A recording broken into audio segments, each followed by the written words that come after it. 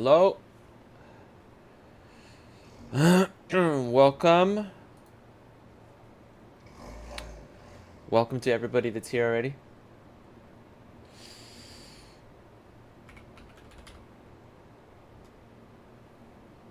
That would be me. A little din din going.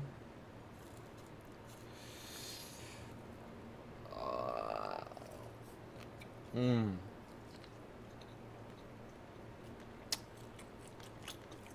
Don't mind me.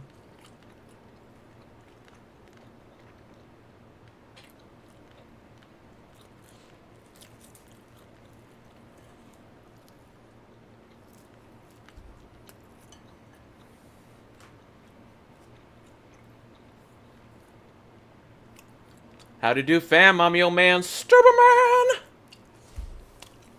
Nobody's here yet, but that's quite alright.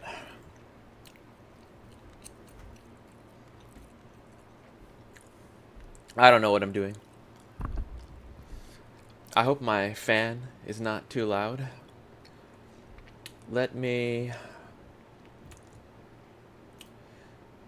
find out if anybody want to join from my Discord.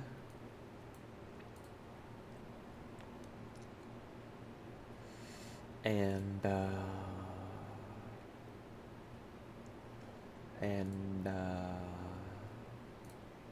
try to get some homies here.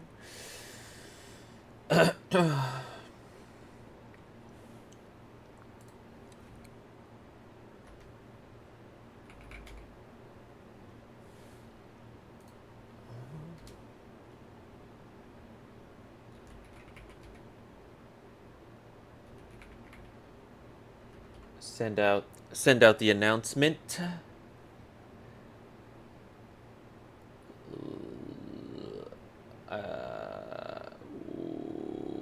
Live stream. I should probably. Where's my link? Where is my link to the live stream? I can't really, I can't really start a live stream and invite people to it without a link. Am I right? So I'll put this over here.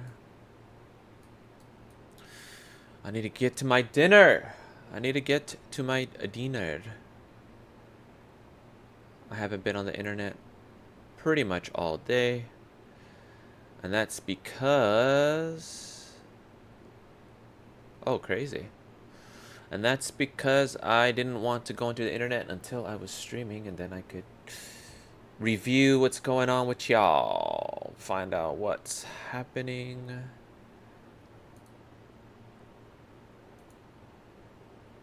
Okay. Excuse me. Wow, that's... Where's my dashboard and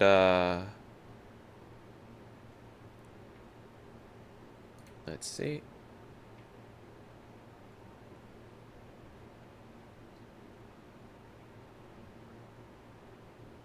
Crazy. This looks like my live stream. I don't know a lot about stuff. And so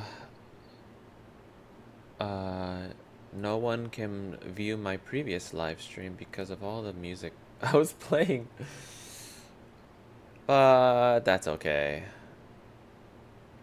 Let's see here. Imagine all I'm trying to do is get a link to my live stream. Here it is. Copy link here. Let me be my first viewer. Let's see here.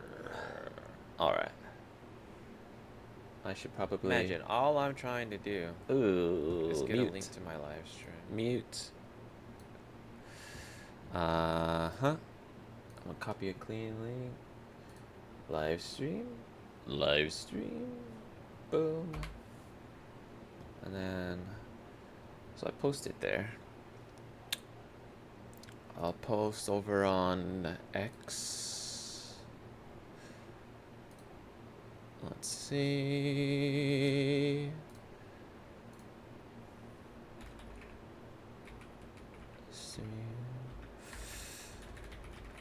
Oh, I forgot to put an important.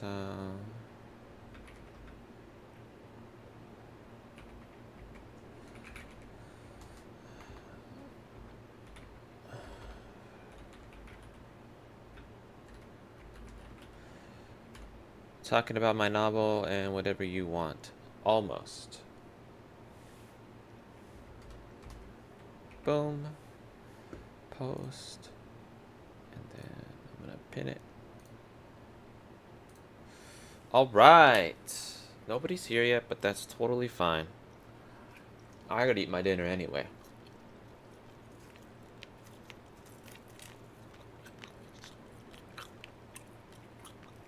Last live stream was kind of fun.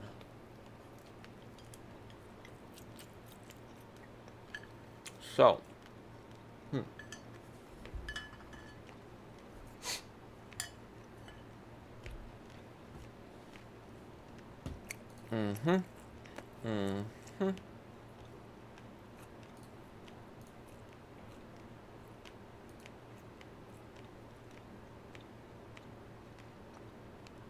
Let's see. All right.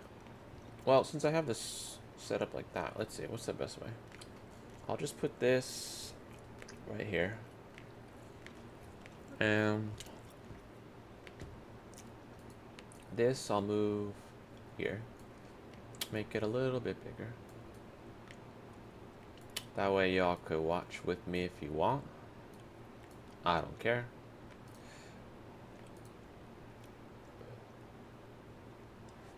Next, I'm gonna tune into my own live stream. And I'm gonna give myself a like.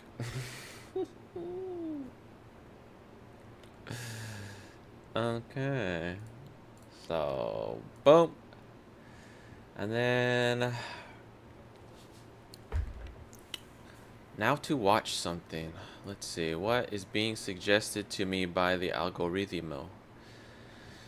Alright. I'm gonna start watching a good... Am I allowed to watch this? Alright. What is this?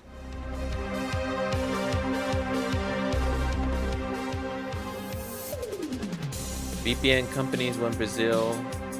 Oh... So X officially banned? X and Rumble. Coming to a neighborhood near you. $9,000 per day to watch these fines fast. simply for using a VPN That's wild. to access X, the free speech platform, along with Rumble, by So the way. both X been and a Rumble are massive banned push in to Brazil. quell the free flow of information, Wild. not just around the world, but right here in the United States. Right now, we're watching it unfold in Brazil, but a lot of people look at this stuff when it's happening in the UK or Canada or now Brazil, and they're like, wow, it's not here. It's coming. This is important. This is a precursor of what someone like Kamala Harris will do if she gets to be president, because they don't want the free flow of information. They don't. And right now, as of right now, the Supreme Court in Brazil just upheld the nationwide ban on X, as well as a massive financial penalty for using a VPN to access X, which is absolutely bonkers to me. That's crazy that you can't. A lot of people have been asking. I mean, I get if you're gonna be like. I'm telling you, I be use like that. private internet access. I've got a link in the description where you can get a huge discount. It's just piavpn.com/TQ, but it'll be linked in the description below. You get 4 months free. So it's 83% off. It's the VPN I use on my computer. It's the VPN I use on my mobile devices. And it's a VPN that I hope a lot of people will use to get around. Do you use this VPN? Do you? Blocking. It also allows you to access all sorts of other video content that may be blocked regionally in your area, and all sorts of other Not you, internet. But it's 100% open source. There's a strict no logs policy. It's super easy to configure. 24/7 customer support. If you don't have VPN, get PIA VPN using my link in the description below, piavpn.com/TQ. You get 4 months, get 83% off. You have no reason not to if you haven't gotten it yet. Let's get into the story, though. Link in the description. Just in, Brazil's Supreme Court forms majority and upholds Alexandra de Ball Sniffer's nationwide X ban. According to Reuters, you see a lot of the replies coming soon to America. Did you say ball sniffer? You know, this is the thing. Alexandra de Ball Sniffer? It's not just Brazil, right? Look at how this will happen in the United States with a Kamala Harris presidency, okay? Brazil gets new socialist leader. How loud They is it? demand Is that it people loud get enough? censored for, quote, misinformation. Remember what that was like? Remember when questioning face diapers was misinformation? Remember when questioning that, there might be some reason to not get the jab was misinformation? Remember?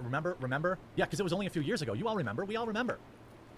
They demand X and Rumble, by the way, they demand them to censor.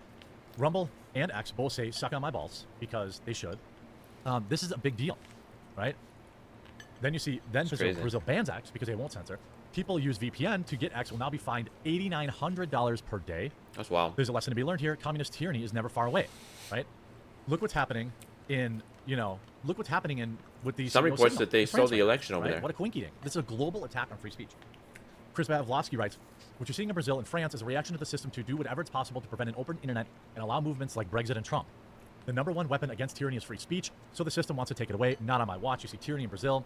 Also, Brazil no longer has Rumble, and from media reports, they also no longer have X. World powers don't want Rumble. They don't want X. They don't want Telegram, which is why the CEO of Telegram is in custody in France. That's wild, too. They want to control all information, and our companies do not allow them to. There's no large companies, other companies fighting for freedom like we are. We put everything on the line in it. For it, one CEO is in jail. Advertisers boycott our companies and try to cut our economic lifeline, but they underestimate our support and among the people. Again, by the way, if you're not using X, great. I'm sure you probably are, but a lot of you aren't yet using Rumble. There's this weird consensus out there. Oh, there's not that many people on Rumble. Are you joking? I have 256,000 followers there. My videos there routinely get 20 to 40,000 views. My live streams get hundreds of thousands of views. Download the Rumble app, put it right next to your YouTube app, and when you can, support free speech. That kind of stuff. This is nuts. Brazil blocks on social network X and Rumble go into effect, joining other countries around the world. With this ban of X, which went into effect Saturday and was upheld today, Brazil joins a small club of countries that have taken similar measures against the social network, most of them run by authoritarian regimes. Gee, I wonder what Kamala Harris wants to do. I got to figure out a better The way. suspension was ordered by a top Brazilian judge after Elon Musk refused to name a legal representative in the country. Justice Alexandra de Ballwasher and Musk have been feuding for months over claims that X engaged in obstruction, criminal organization, and incitement. Namely, the decision said supporting a network of people known as digital militias who allegedly spread defamatory fake news and threats against Supreme Court justices. Market research group eMarketer says some 40 million Brazilians, roughly 1/5 of the population, access X at least once a month. 40 million people cut off not only from unfiltered information. And look, when you have a platform like X or Rumble, okay, and you have kind of this hands-off approach to people's free speech, you are at times going to get somebody who's spreading something that they know is not true. That's true. It happens. I'm not going to pretend like it doesn't happen. Yeah. Also happens on YouTube, by the way. There's all sorts of people selling miracle cures, okay? Look up what people are selling miracle mineral water crap stuff. That doesn't do anything, right? But we self-police, no? Along with that is you have unfettered access to people creating unlimited response content that dunks on it or disproves it. Yeah, Beijing exactly. That's what I mean. Since June 2029. Chinese people have turned to a homegrown alternatives such as Weibo and WeChat. Oh, wow, controlled by the government. How nice is that? Twitter was blocked in Tehran. Isolated Central Asian country Turkmenistan blocked Twitter. Now, some are using VPNs to connect to social media networks. Again, paavpn.com/DQ. Access was throttled in 2021 by Moscow, which complained that the site was allowing users to spread, quote, illegal content, which is, again, any content that would embarrass the government or bring anything, to light. Elon says X is the most used news source in Brazil. It's what the people want. Now the tyrant de Voldemort is crushing the people's right to free speech. He is. Here you have Michael Schellenberg, right? I believe he's in Brazil. Dear Brazilian friends, stay on X. If you leave X for other platforms, the totalitarians win. You are safe using VPNs. Everyone knows that there's simply no way for them to enforce this insane $9,000 a day decree. All the proof you need is the Brazilian government and PT are still using X. There's going to be someone that's going to use that. Or we never give in to be used totalitarians. as Your an friend Michael example. forever. I mean, you have right here. Oh, man. The elected my vice chair governor keeps of the Brazilian slipping. state, Professor Mateus, saying, VPN working, I never imagined myself practicing and propagating civil disobedience, but censorship cannot be tolerated ever. People are standing up against this. They know there's no way to actually enforce this, right? Searches for a VPN in Brazil. I'd say that they would probably try to like search. Searches on Google for the term They would VPN in just Brazil have Twitter open. There are some officials, VPN users allow users to access services and outside then the be country like, by and then making people are gonna rat on each other like communists. But but you can't actually rat on each other now. By the way, this is nuts. This part, Brazil, because you'd have to be on X in order to rat using someone VPN. out. The Brazilian government is issuing a fine of $9,000 per day. I don't know if it's So you'd have to have like a governmental using task VPN as force part or of the crackdown something, on the website. I mean, that is just absolutely bonkers. and then they'll be How would you even surfing enforce that? people that they know are The country's currently blocking access residing from in the Brazil. Judiciary, via Supreme Court Judge Alexandra de Voldemort, has heightened the reactivation of accounts that has been ordered to be suspended by Brazilian courts. And then they would Users just, connecting to because X people, via VPN it's face kind a of like you're self-reporting when you start posting on X, right? $8,900 US per day. So how would you do that Per if you day. wanted to stay CNN under the Brazil radar? begins to block access. Elon Musk feud with Judge deepens. I mean, what? Of course they're making it about Elon Musk. Dude, this guy Bro, looks so CNN, funny, bro. CNN is full of absolute idiots. You see Wait, this? The What's he financial saying about accounts of Starlink, CNN? an internet service provider in which tech billionaire Brazil begins to block access. Elon Musk feud with Judge deepens. Okay. I mean, what? Of course they're making it about Elon Musk. Bro, CNN is full of absolute idiots. You see this? The financial accounts of Starlink, an internet service provider in which tech billionaire also owns through Starlink SpaceX, were blocked in the country on Thursday to ensure payment of fines imposed by part of the legal disputes involving X. Starlink is used by more than 250,000 people in Brazil, according to SpaceX. The service, which does not require any cable Hello, connection, welcome. is particularly popular in the Amazon rainforest and rural locations, and is used daily by academics, tourism operators, public officers in the region, as well as Brazilian army units deployed it. By the way, I also use it, right? Rural in America use it. That's why they hate Starlink. You don't need the government's infrastructure to get access to the internet. I actually think low-key is part of Elon Musk's plan to build an internet 3.0, but that's for a different conversation.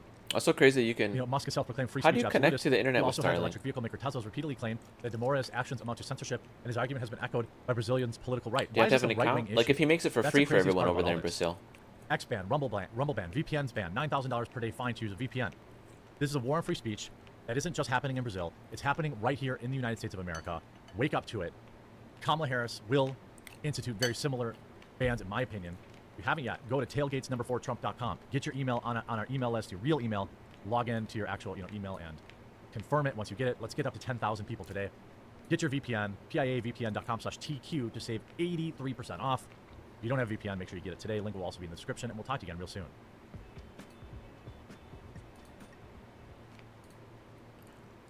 Oops. Alright. Well. Why everyone is...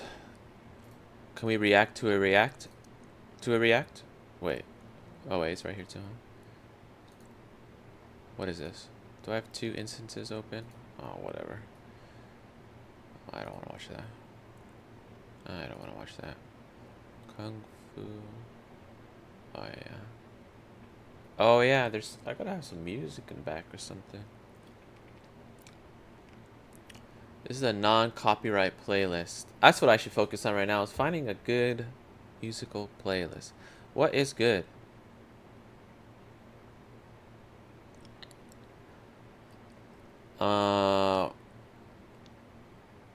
No copyright lo-fi beats, study, sleep too. I'll be chilling. Can I listen to this? If I listen to this,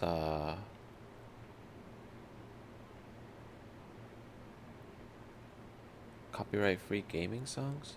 Stream, playlist, no. Blue luck, what the? Might as well try it out. I don't know. Chill Nation, what does that mean?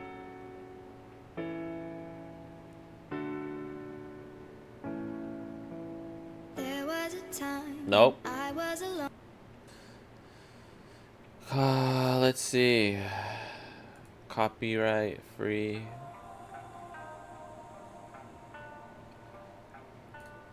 Man, what am I gonna worry about copyright free crap? Here, I'll have this city pop going.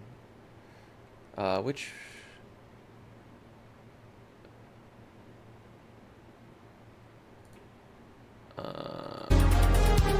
Oh, that's the kind of shit I want. Oh, hold on. Watch this later.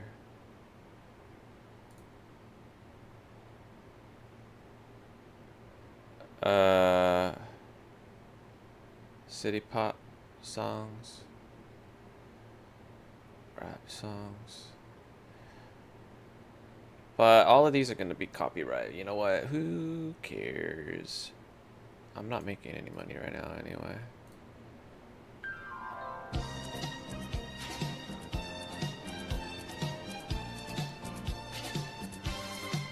Okay.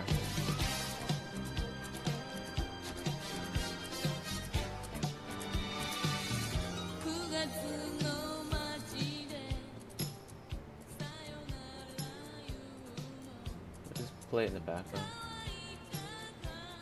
That's fine.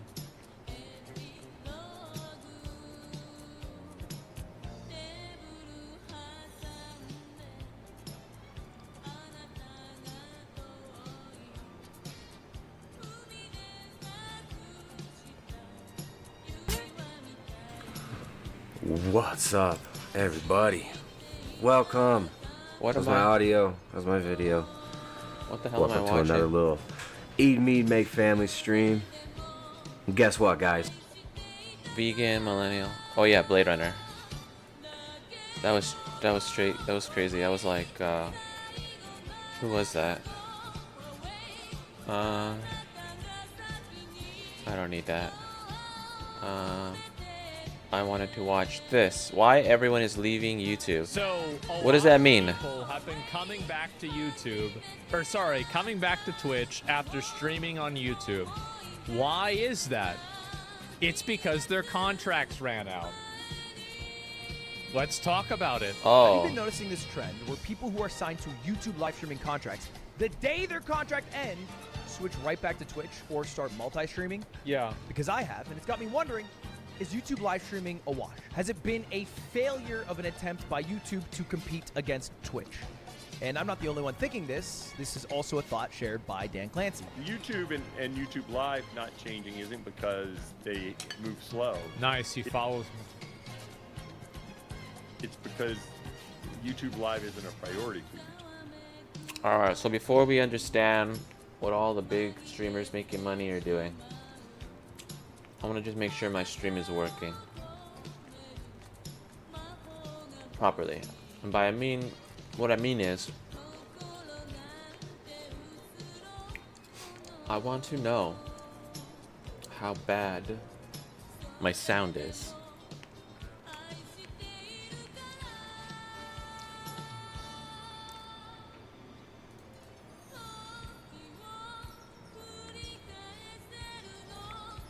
I want to know how bad my sound is. Alright, so I'm gonna have to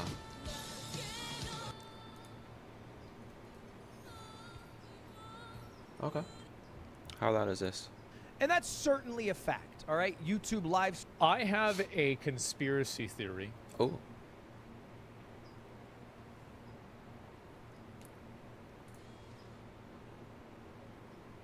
Actually, I'm just gonna go back in time on my stream. Fuck it.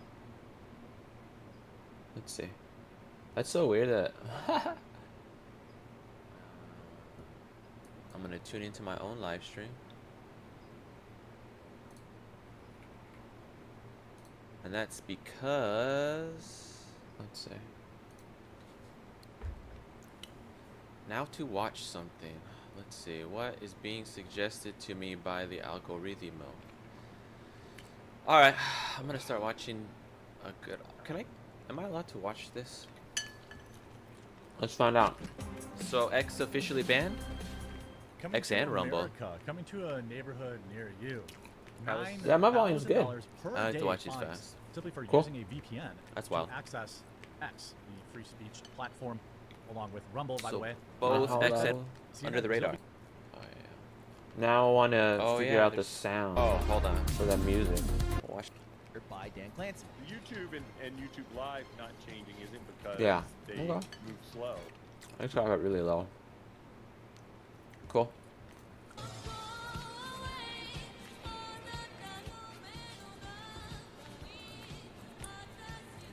Hello. Oh wait, it's probably just me.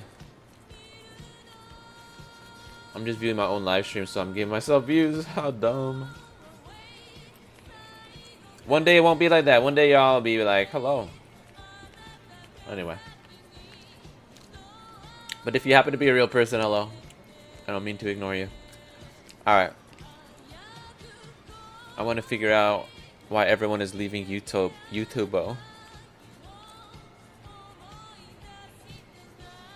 And that's certainly a fact, all right? YouTube live I have a conspiracy theory I love conspiracy theories. that YouTube actually doesn't want YouTube Live to become popular because it costs too much money. And the amount of money it costs in order for them to like send out 8K resolution, 16K bitrate to a bunch of people. Just don't do that. At least for live That streams. guy, the guy's, who's this guy? What's he streaming what's can he doing with only his grow face? as long Yeah. as it doesn't impede on the already Yeah. incredibly successful YouTube video service. Uh-huh. If you grow YouTube live stream and that takes away some percentage of success, right? Like if you Yeah. basically recommend more YouTube live streams and that keeps people on YouTube for less time because they're watching less videos because they don't enjoy the live streams as much as the videos, you have made a failed product. even if it ends up beating Twitch. Yeah. Because YouTube videos make so much money, and they're Yeah, he's saying like if it cannibalizes an existing product. Yeah, true. so popular. That sucks. He goes on to talk about the streamers themselves and says, What's up with that face, bro? Well, your friends that went to YouTube are all coming back, Sushi. Yes. The funny thing is that Dan Clancy is taking the Gabe route. Gabe? Do nothing and win. You're not gonna change anything. You're not gonna do anything. You're just gonna make that. If you build it, they will come. That's it. That's my motto for this Yep, channel. the Gavin strat. Yeah. and you can see someone already adds me in this, but Yeah, he's of not course. wrong, right? Look, you know, when Myth ended his YouTube contract, I believe he took a break. Yeah. So I need to go Stopped back. streaming on YouTube. Lily, the moment her contract ended, switched back Yep. over to Twitch. I need to go back to Absolutely. Twitch Dr. or what? Lupo, when his contract ended, started multi-streaming. I mean, shit, Tim the Tapman today said he was going to start multi-streaming on Twitch and YouTube. And look, his viewership is better on Twitch after 3 years, I think, on YouTube than it is right now on YouTube. Yeah, That's of crazy. course. 3 years. Now we'll see how that lands, how that happens in like 6 months, right? Or Yeah, I have to wait for the. because like obviously he just- just came back to Twitch, Yeah. so there's gonna Okay, be hype. whatever. But I was looking at Tim Find an earlier. Asmund. I don't know if he's still live, but he had like 23K views or something like that. That's well. Let me see if I can find it. He had 23K. But now he has 19K. He's got even more now than he had then whenever this got recorded. That's just Call of Duty. Yeah, dude, Tim's killing it, man. He's doing great. Years and nothing fucking changed. He's literally doing better on Twitch. And you might be Yeah. wondering, okay, why are streamers switching back to Twitch? Well, one might be because they do better. Yeah. They get more viewers. Two, it's because they also make more money. Right. I saw someone say sub count, by the way, earlier. I didn't answer it. I apologize. I'm not making up messages here. We are at 6.3. Crowd, our game's over. If you have an official number, joining up. probably closer to 6.5, if I had to guess. And Tim basically Ooh. says he got 6,500 subs in one single stream on Twitch, and on 6,500 YouTube he had subs. 14,000 subs. So he basically 6,500. So if he's got the 70%, what do we even need a fucking calculator for? 6.5 Wow. times 3.5. That's a lot of fucking money, man. That's like $20,000. That's like 20,000 fucking G's right there in a day. Easy. Well, Tim is a very. got almost half the Entertaining subscriber count in streamer. one day. So he's going to start making It'll die more down, money though. from Twitch subs. It will die down. And imagine how bad it's going to be when he only makes $2,000 in a day. Only? Fuck, bro. Dude, I just want to make I $2,000 think in you're a probably month. gonna have to quit then. You're gonna have to stop. Yeah, it's gonna be over. Fell off. He ever did from YouTube members. And I basically tweeted out Yeah. this exact point, that it feels like, YouTube live streamers switch back to Twitch. And it got everyone asking, am I personally switching back to Right, Twitch? yeah. Is that what this is? And the answer is no, not at all. That's not what my tweet was. I was actually just noticing a fact. I personally have a YouTube contract that is not over yet, and I'm happy streaming. It's like I love what he's saying. He says, "Yeah, no, I'm Basically, not my doing shit's it not because over yet, so I still have can't a do that." contract." Yeah, okay, good one. on YouTube. Uh-huh. But I do have a contract that allows me to stream on Twitch. Yeah, he And I renegotiated enjoy it. multi-streaming Oh. in Well, then he's the set. only circumstance where I find it good, which is for my events, aka Yeah. like for Lubbock Streamer Games. If I just stream that on one platform, it would do a lot worse in terms of viewership than if I streamed it on Oh, multiple also another reason why he's doing this. So like, just this is like another like meta game thing that a lot Meta of people game might inside not really baseball? know because you're probably not selling events for like live streaming events or anything like this. But like, exclusivity is not really the factor. It's hours watched and viewers. Advertisers are going to pay based off of these numbers here. So if you can have two platforms that have these numbers, you can get higher returns for your advertising. So that's going to be worth more to them than almost anything else. Keeping that So in mind. that's the main reason. platforms, and also Hopefully let I don't other people forget it rise. Yeah, I mean, of he course. peaked at 20 175K minutes. and averaged 134,000 viewers. That wouldn't happen if it only was on YouTube or only on Twitch. Exactly, And for- because he's adding these up. And like, I guarantee you what probably happened, like this is probably some form of Speed like up a little bit. PowerPoint presentation deck that Ludwig or his team has made to send out to advertisers so he can sell his next product. Damn, So dude, it they just got this makes shit sense for him to down wanna to do a it on both science. platforms.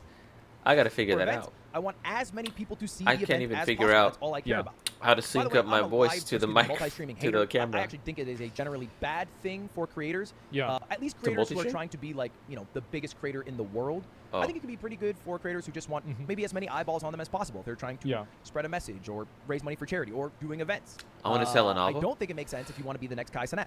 You don't become the next Kai Cenat if you have 50,000 viewers on YouTube and 50,000 viewers on Twitch.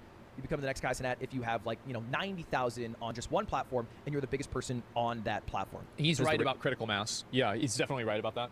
Critical Like mass. if you're trying to grow a lot, like for me, like I feel like personally, would I multi-stream or not? I think it'd be annoying dealing with two different chats, but I don't really care that much about it. Like my focus right now is just getting my content wonder what I out would- to as many people as possible. Maybe I should And just I think that if I multi-stream do that until for a I see long which enough one period of is time, doing more. that it will grow my channel in like a general sense, and I think that's what's happened. It's just Oh, the what did he more say? people I that was see your content talking. for longer, the more people will get used. Definitely right about that. Like Okay. if you're trying to grow a lot, like for me, like I feel like personally, would I multi-stream or not? I think it'd be annoying dealing with two different chats, Okay. but I don't really care that much about it. Like my Okay. focus right now is just getting my content out to as many people as possible. Yeah. And I think that if I do that for a long enough period of time, that it will grow my channel in like a general sense, and I think that's what's happened. Wait. It's just the more is he talking people about his that see your YouTube channel content or for his longer, Twitch? the more people will get used to it, and that's it. I only play numbers. Like I'm all about playing the numbers game. I want to play with Ignore numbers. YouTube chat, they're too woke. I've seen the opposite. Yeah, that's get richer yeah. on that platform, right? You'll grow and grow and grow and grow. Your peak viewership will be insane. Yeah. It'll be a moment a lot of people talk about. It'll Right. all be drawn to you. He's right I think about when you this. fracture your audience, you also fracture your peak growth, Yeah. which I think is a bad thing. Hello, This is if my you're take here. on I don't it. know. This could be Somebody wrong. here? By the way, if you're new to streaming, I also don't think it's a bad thing. If you're new to streaming, you should try out both platforms. Don't marry yourself to a platform. Good. I Don't know won't where get your married audience yet. Is going to come from. I'm gonna do some But I dating. find multi-streamers to also be bad at multi-streaming. They usually care about one chat more than the other. Anyway, Yeah, I exactly. digress. Multi-streaming hater. I'm not going to start multi-streaming when my You're a contract's done. multi-stream I don't know hater, what I'm huh? going I to do can't trust what exactly this guy yet. says. Holy But this shit. goes back to our initial question. Does this mean YouTube live streaming has been a failure? Is it bad? Is it a flop? I don't think Should so. They quit? Did they fell off? The answer, no. No. I don't think so. vehemently No. If you Honestly, look at the most watched major yo, streaming what's up, platforms, Tofu? by hours watched of live broadcasts, Q2 of this year, Yeah. YouTube gaps. I like some not tofu close, right 3 there, times but bigger, 15, I had of chicken. YouTube is So. massive. I don't think people understand. How the are you, respect Tofu how big driver? YouTube is. Like, there's kids in Africa that don't even barely have internet. to Oh, know what what's YouTube up, is. dude? If you go to Walmart, most people probably don't even know what Twitch is. Tofu driver, dude. That's very nice. Is that a hours watched an on anime YouTube versus reference 5 to a billion certain hours watched racing on Twitch. anime? Yeah. However, that That's doesn't pretty cool, exactly tell the dude. full story. Because if you look And at it's this, also like, look at these numbers here. Twitch has been losing Watching like viewers. Twitch has actually been interesting going down video. and shrinking in the last 3 quarters. This is up 20%. This is down 11%. The basic lesson I'm learning from this video is don't get married to don't get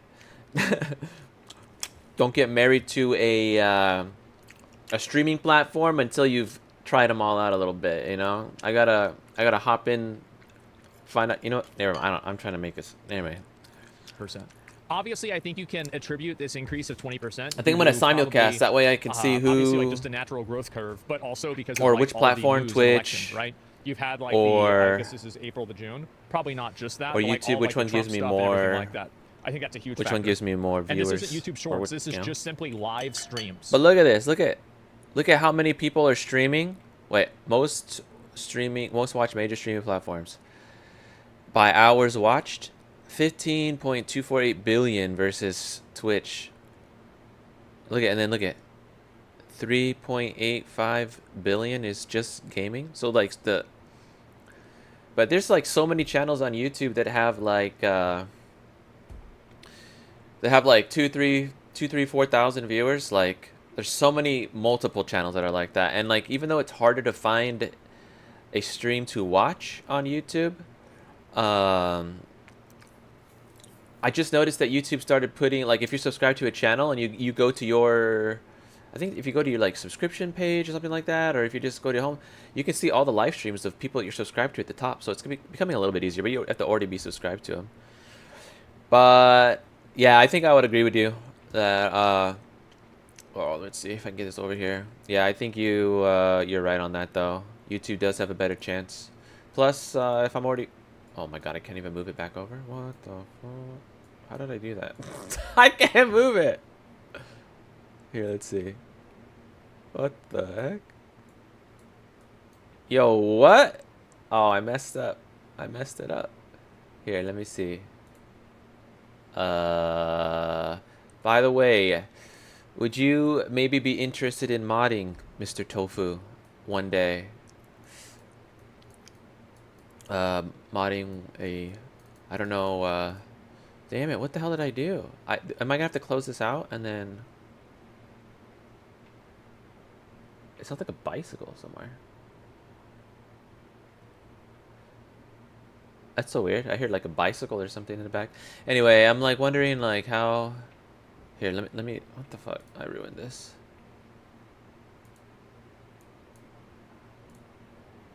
Okay. Some technical difficulties. Nah, you're chilling. I was just wondering. It wouldn't be now anyway. It would be later when I'm if there's more people to even manage. Okay, hold on. I gotta pull up something.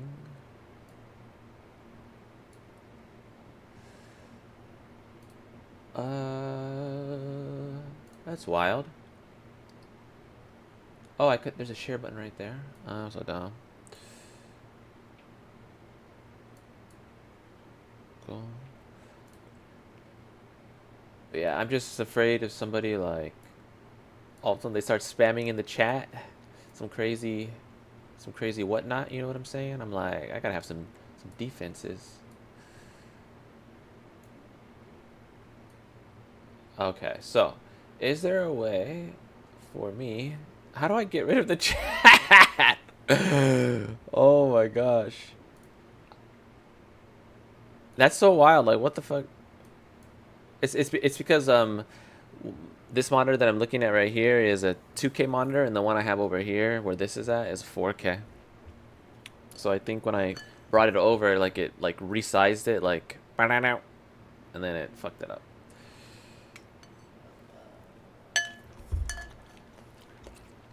But yeah, later on I'm gonna... Oh my god. Live chat? I don't even know how to like... How would I reset that? That's a pain in the butt. Live chat? Oh man, what if... Okay. Let's see, hold on. I wonder if I were to... I'm going to change my display settings real quick. Show... And then see if I can just grab it real quick before the timer goes. Okay, yeah. Oh my god, it's... Oh, there it is. I got it. Okay. And then revert. Let's see.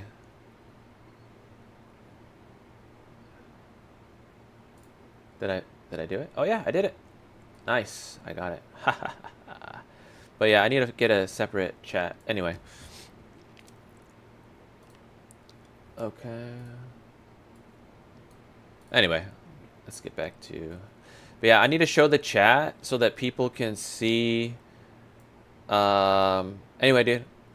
Alright, for sure. I'll see you in a bit. Peace. Tofu. These are live streams on YouTube versus live streams on Twitch. You also have to include, you know, some people like YouTube's biggest live streamer by hours watched, which is not iShowSpeed. It is Lo-Fi Girl. Yeah. Lo-Fi Girl is Girl. the biggest streamer in the world on YouTube Live. That's she wild. Day with 15 to 25,000 average viewers. I guess maybe technically she's a VTuber, but it's also weird if you are including, you know, that is literally just someone like to put up... Lo-Fi Girl or videos playing. I think that 24/7 That's not a broadcast real... streams that are like they're just rebroadcasting VODs. This is not really live content. No, I was gonna say, yeah. It's not really the same thing. Hell no. On loop, or what there's a bunch of on YouTube Fake Live, Elon Musk. which is scams. That's right. In fact, one of the biggest Scams? live streams right now on YouTube is Tesla. That's Except right. it's not Tesla.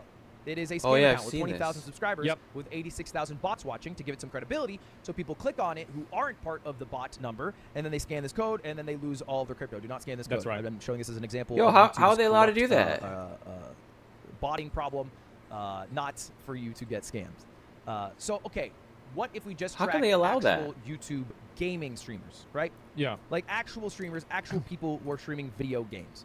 Well, then the contest becomes a lot more fair. And there's still a lot of huge streamers. I mean, look, Steak right now is live with 41,000 viewers. Jesus, That is that's a massive. lot. That is a huge stream. He's Steak.com absolutely steak? killing it. Yeah. Right? I don't tell you Oh, guys it's like about dude iShow's named speed. Steak? Arguably one of the, if not the biggest streamer in the world. Maybe, Yep. maybe Is it because he has a high, I don't cool know. wig or Top two what? for sure. Like, why is everybody if you watching look that at guy? Well, that's what Stream Hatchet does. It becomes a lot more fair. All right. You can see that Twitch is still the big dog with 5 billion hours watched. This is still quarter 2 of 2024. Oh. And YouTube is at 2 billion. Yep. However, that is still an increase for YouTube Of over 50%. That is massive. Huh? Twitch. They're gaining market share over Twitch. Okay, And again, I this can't is see what's just going on YouTube in this. Gaming. This is not any of like the political stuff Yeah. or the 24/7 channels Yep. or the videos that are playing on loop and acting as live streams. This is just gaming streamers. Yep. And it is Oh, growing gaming fast, strictly. Right? Oh. This is a bit of trouble. Twitch is on the down in a year. I actually think the reason why Oh, if it's Twitch just gaming, has that gone makes down sense. is because a lot of people have moved over to, because obviously Twitch got rid of the requirement of only streaming on Twitch at the same time, and you Yeah. can only stream on Twitch. So because they got rid of that requirement, But they had to, no? what ended up happening is that people could watch on YouTube. The video quality was better. There were less ads. Yeah, people are going to go to fucking YouTube. So what caused I welcome. think, such a big increase in actual YouTube viewership actually has nothing to do with YouTube. It has everything to do with Twitch. And it's because Twitch now is allowing people to multi-stream. So there's tons React of people that content. are streaming on YouTube and Twitch at the same time. And so the 5% are the people that were watching on Twitch and chose to watch on YouTube instead now because of a higher quality. That's the reason why. But chat is boring. Chat Most is what makes people- it. I need to chat get some cool people in here. enhances the stream for most people, but most people do not engage with chat. Most people don't? Okay. Here, Okay. where live streaming is back, baby. It peaked in COVID. All right, we had 9.8 billion hours watched. Just Quarter crazy. 2 of COVID. This is 2021. It went down, and now we are coming back. In the next couple years, live streaming will likely be bigger than it was during COVID, and Yep. YouTube is part of the reason Probably. why it is growing, along a bunch Yeah. of other sites. Not so much Twitch. Twitch is not really growing, which maybe isn't what you think Even of. Kick is growing. That's what's really I surprising think about it, it. I, honestly, you know why? Yeah, it's Politics, Kick is yo. growing massively. Pretty sure it's a woke politics. Because culturally, everyone leaves YouTube or all these other sites like Kick to go to Twitch. Yeah. So where are these viewers coming from? Not America. So if I were to rephrase the question, Oh. is YouTube live streaming a failure? In America? In English-speaking countries? Kind of. Yeah, maybe a little bit. They're not doing as Oh, well as people thought they interesting. would. Across the world? Fuck no. Does They're this doing mean I amazing. gotta They're learn a crushing. new language? And you know this is true if you watch VTubers. This is VTubers. Yo, what a great what? example. This is so fucking perfect. Absolutely, he is completely fucking right about this. So I need to VTube it. Yeah, I never thought about it like this, but this is such a great example. Yeah. Crush on YouTube, man. HoloLive, they fucking run that shit, bro. They run YouTube They are live crazy. streaming. That is a big section of it. In fact, all of Asia seems to prefer YouTube for a live streaming platform. There it is. And it makes sense. All right, one of the countries that did accept Twitch and did become talking about huge Korea. Yeah. in terms of like Banned. including Twitch into their culture was South Korea. And then Twitch abandoned South Korea. Oops. Yeah, so, why? you know, not a lot of money being put into Asia for Twitch or by Twitch. Yeah. But YouTube, they crushed it, right? So Vietnam Interesting. is one of the biggest countries for YouTube live streaming. Indonesia is one of the biggest I have countries. no idea about this.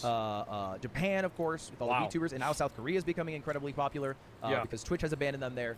And when you think of the biggest live streamers in the world, if you're so America-centric, look you who might it think is. it's one of these four, right? Maybe LCS right now, maybe Asman or XQC.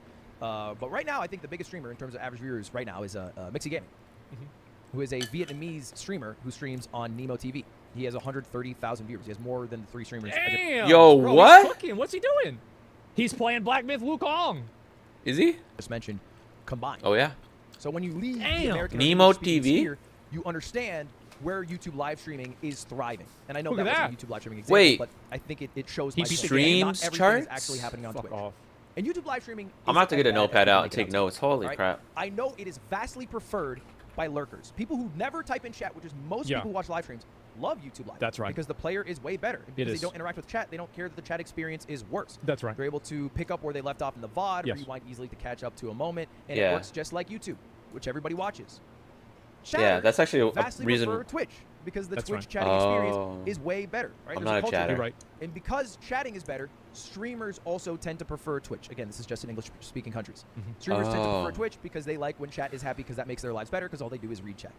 Another big buff YouTube Because all live they streaming do has, is read though, chat. is peak viewership. That's the It's goal. crazy that these other guys from the other parts of the world are popping off. Like, I always thought this was cool. Like, That's seeing, wild. like, people from Japan, like Pecora. I remember she had, like, over 100K viewers, like, playing Final Fantasy. Like, whenever that first started popping off, like, that was nuts, That's wild. man. Like, it's good to see it happening because, like, again, it's about making it the World Wide Web, right? I feel like it's one of the best things about the internet that, you know, we all forget. Is we're all in it together, but you can go watch this guy if you want, right? You can be part of another culture just like that. It's insane. That is cool, man. I should, Talk about that. I should go find some and learn some Japanese or some Is that shit. a plushie behind the chair? Yeah, it is. Big moments, big cultural moments, things that you had to be there for, Yep. things that you want to fucking talk about the next day, oftentimes happen on YouTube. All right, Larger because there's an critical algorithm mass. there. Once you Yeah. start to gain viewership, it gets recommended to a shit ton of people. Yep. And if you look at the channels with the highest peak viewers, it is not eBay at number one. It is one One plus India. Yo? Uh-huh. Yeah. plus India during the I bet. Indian elections last year, peaking at almost 10 million viewers. Kaze TV peaked at 6 million a couple of years ago It's all on bots. YouTube, right? Apple, Yes, you're right. The country with 1.2 or 3 billion people couldn't manage to get 10 million people watching there at 1.4. Okay. Couldn't manage to get 10 million concurrent viewers for their election. You really think it's bots? Do the math. They announced a new products, I don't 3.6 know. million. Law and Crime, I think it's might have been the Johnny Depp trial with 3.5 million. Sidemen with a charity match, 2.6 million. In fact, These are most records, peak right? Viewership all time in live streaming space comes from YouTube, not from Twitch. Fuck, I'm not even a top Right? Because Twitch isn't 100. good at getting a huge amount of people to watch one live stream. We at need one to start. We need to do an event Yeah. on YouTube. We need to do some kind of crazy shit. We need to have like a. Oh man, fell off. I know. We need to have like a. Maybe we should have. We gotta do something real crazy. Maybe a human sacrifice. Something like we got really talk to Mr. Beast, figure something out. Yo. Yeah, that's my best idea. Bum fights? No, it's got to be a sacrifice or something like that. Coliseum, yeah. Clean a house. Yeah, yeah. Play moment. Dustborn. They are Ooh. good at getting people a high average viewership for a long period of time. Yeah. Which You also make more money on Twitch, by the way. This is like a fact. I don't know if Ludwig's going to talk about this, but like per viewer, like you make way more money on YouTube. Or sorry, on Twitch. honestly Interesting. isn't a bad thing. It works for most people who do more chill streams. But if you are a streamer who does like big events, 2-hour Yeah. streams that a lot of hype shit happens, people like I Show Speed who go to a country and you're going to watch because some crazy shit's about to go down, Yeah. YouTube is a perfect place to be. In fact, just last week, Minato Aqua, who is a VTuber, Yep. had an insane amount of viewership. You might think the biggest live streaming of the past week was Kai and Speed doing their Nah, Mi- bro. Like, you think Kai and Speed can go up against an anime girl? No. Minecraft run. I think they peaked at like 700,000 viewers Yeah. combined. Aqua with her graduation stream from HoloLive peaked at 735,000. Graduation. Dude, I is don't know when they stop anything pla- about they live stop stream. I don't know streaming. anything It's about like any them of quitting this. streaming. That's so I know wild it that there's doesn't that make many sense, people. so- Yeah. All right, and that happened on YouTube. I do not think that would have happened on Twitch. That's I do nuts. not think she would have had as many viewers peak Huh. if that had happened. Yeah. This does not mean that YouTube live streaming is better than Twitch by any means, but there are Nah. pros for There's it. pros and cons. okay? Yeah. There are pros for it. There are also cons. That's there right. are some big cons. All right, actually. taking notes. One of them being the fact that you cannot stream longer than 12 hours. It is pretty apparent that we are in a marathon meta. All right, people stream for very Wait, long on periods YouTube, of you time can't because you build a stream bunch longer of than viewers in a 12? category. Yeah. More people end up watching you. You get more peak viewers overall. Fuck and that, It's something that by I've the been doing way. for a long Fuck time, that. but it doesn't work as well on YouTube. And when Kai has started doing it, it fucking crushes. Wait, how the did- Minecraft Yep. thing I just started talking about? He peaked at 381,000 viewers. All right, That's a lot. but he was doing it with Speed. Speed peaked at 351,000, which is not too far behind. That's right. But you might They're notice it's just throughout the the people stream, watching the this same marathon stream, I there's bet. just severe drop-offs in viewership. And the reason for that is because YouTube does not let you stream longer than 12 hours. So all these VODs are Oh, cut so they at would keep 11 going, hours, but they'd have to 20 restart the Yeah. stream. Basically, after 12 hours, if you continue to stream, So Speed's getting nerfed, basically. the stream is no longer available to watch. Yeah. You can never watch the VOD back. In fact, you can't even download the VOD back. I That learned meta's this horrible, to be honest. firsthand Oh, when I'm very much not a fan of the long stream meta. No. I like the idea of a really good, high-quality 3 to 5 hour stream, and then you're done. Like with maybe like some gaming tacked on at the end, where it's like you just get Yeah, to at hang the out with end. everybody later on. Very, very much a fan of that. I think Eventually that's a I'm much gonna higher evolve. quality experience. This ain't gonna be healthier. what it's always. Yeah, obviously I know a lot of You guys. just need Queso people. does that. Yeah, he's definitely making the right call. Queso only does 4 hours. Yeah, smart guy. Very smart guy. I still Tried need to stream figure Elden Ring in out one sitting, and my local recording failed, and I asked YouTube for the VOD, and they said you can't a get it. basic Eventually understanding got it of to the me algorithm. After like a lot of fucking tech behind the scenes in like 720p or something. Thank you to the YouTube tech people Yeah. for that. But that shit sucks, man. That shit sucks. All right, I streamed 58 hours, and the viewership falls off a cliff. I will never get another viewer, not one more, for that entire live stream that I did. Yo! That's a lot of money. 58 hours? Just from... Wait, what is... Oh, was he playing a game right here? Final boss? Was he... So he's trying to do a particular game all in one sitting? Clip, I will never get another viewer, not one more, for that entire live stream that I did. Yeah. Even though Yeah, I noticed. I don't... Wait, so he's saying that he had the live stream going, and then when it cut it off, and then he kept streaming after, like restarted the stream, the whole previous 12 hours, like, is gone? That's it? That means you need to actually record it while you're streaming. But imagine, like, damn, you'd have to some big hard drives, some 8 terabyte hard drive or something. No, you can Hello, upload 24 welcome. hours of a fireplace. Why can't I stream 13 hours, but a fireplace can stream? I think Ludwig brings up a really good point here, and it's like an unnecessary L that YouTube is taking. And I think the only way that you could explain why this is happening is that YouTube is doing this to avoid having to pay server hosting for a longer period of time, because having this filter stops people from rebroadcasting over and over. That's the only way I can logically assume that YouTube is doing this, other than the fact that maybe they're just lazy. It's just That's expensive the as only hell. way I can guess. 24. I don't get it. You can also have a 100-hour timer video. Why? Why can't I stream? Let me stream longer. Maybe just verified creators are What allowed is to stream up that? to Can 50 you make hours? money doing That's that? smart. See, that's what he should do. That's perfect. Yeah, Stream up to 50 hours? that's smart. Why can't I stream? Let me stream longer. Maybe just verified creators are allowed to stream up to 50 hours? That's smart. See, that's what he should do. Oh. That's perfect. Yeah. Something like that. All right? Do you know how big Speed's stream would have been Yeah. if it didn't have to be broken into 10 parts? True. The final video would have like fucking 40, 50, 60 million views. That shit Absolutely. would be crazy. But YouTube doesn't let you do that. And I think YouTube is still technically too far behind Twitch for it to compete with English-speaking audiences. And Interesting. it is making a lot of streamers in the English-speaking space switch over back to Twitch. And elsewhere in the world, they're crushing because Well. Twitch is not competing in those areas. Yeah, they're not that big. They're struggling in those areas. I'm or gonna have to leaving them entirely. simulcast until I But as figure far as out English what do speaking people world, want to see. Yes, YouTube live streaming a bit of a flop. Or where What do will I people when wanna it's time for my watch contract this to end? today? Well, stick around to this channel and you'll find out. All right, thank He's y'all gonna for go watching. back to Twitch, guys. See you later. Goodbye now, everybody. Once- Goodbye. once Hopefully his I didn't contract see you. is All right, up. see you later. Goodbye. Goodbye. Subscribe. Goodbye. I think that what he's gonna Enjoy. do, if I had to guess, what's Ludwig gonna Have you been do? noticing that? He will probably multi-stream. I think that's what he'll do. He'll probably multi-stream. That's what I'm gonna have to Smart. do. He'll go you think he's gonna go to Kick? Bro, By the way, if you Ludwig want to ask ends the me YouTube about my sponsorship novel, something and like that, immediately that's goes to kind of Kick why to I'm start streaming. gambling. Essentially. Slot streams for 25 hours straight. Man, that's a good idea. He's spoken against multi-streams too much to do so. Well, he's just spoken chilling against it tonight. inside of context that might not apply to his situation. Finish So, with like, my I mean, dinner. there are a lot of times, like, yeah, he said it's bad, but there's also instances where it's good. I mean, it's the same with anything else.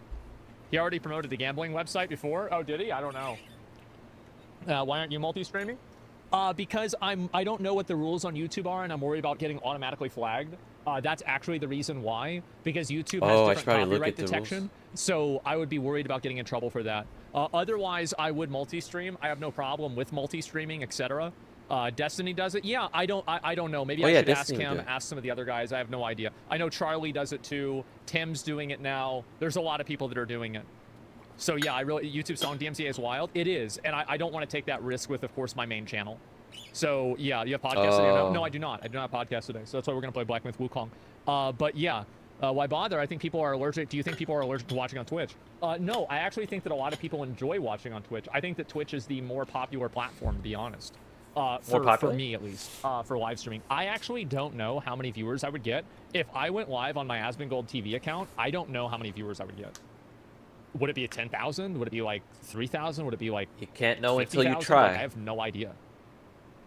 Like, I really have, I have no clue because By the like, way, the it's channel my is really, really second like, we stream get like on YouTube I'm not ever. gonna try to like fucking like, So but welcome. the channel is like extremely fucking popular. Like there's a reason why everybody's talking about me on Twitter all the time. It's because I put out videos. I put out like 5 videos a day. Multiple videos Yeah, get over 500,000 that's views. pretty much where I watch Like, we are Asmongold. fucking farming, and that's In on one fact- channel. We have multiple channels. We have three or four channels. So yeah, that's the biggest one. To be fair, but still, Yeah. yeah. I'm gonna have I to. think 150K for first time. We dropped to 50K. Maybe you're right. Yeah, I don't know. I'll have to Hassan and Pokey rewatch tried, my- and it flopped massively on YouTube. my 6K streams and and 2K make average, clips and shit respectively. like that. Yeah, but it takes time to build that up. Also, Hassan has a different YouTube strategy than I do, right? Hassan still does my old YouTube strategy. I got plenty more and he ideas hasn't for really, live his- streams, I don't know so how, but like for whatever reason, just like need to he get didn't my have the feet same wet problem that I and had, where like get my editors comfortable, were you know getting what I'm saying? demonetized, and so I had to make an official channel because Hassan just says, I don't want to fucking deal with this. Upload whatever you want from my channel, make money from it. That's great. I'm good. And like that's fine. Like that's what I used to do too. And let me think about for Pokimane, I don't know like really what she uploads on YouTube and like what her content is. So like Hassan doesn't have like a centralized like base of operations on YouTube in the same way that like my streams do right now at least. And so yeah, shorts are probably going crazy. Well, like you can look at some people that do really well with shorts. Like obviously like Thor a does mix, insanely well with shorts. Like he has, I think, some of the best shorts on the entire fucking platform. Right? It's not even a question. He's so good Unfortunately, at I don't know who it. that And is. so Do you there's know who that definitely is? I know I But don't. also you have people like Imru is fucking farming with shorts. Oh, She yeah. does so well with shorts. And you know who else is doing it? Is Nick. Nick does so well with shorts. He even does well. I get recommended Nick Instagram Nick. reels. And so yeah. Kai has really good shorts. See, I don't get recommended Kai shorts. I don't know why.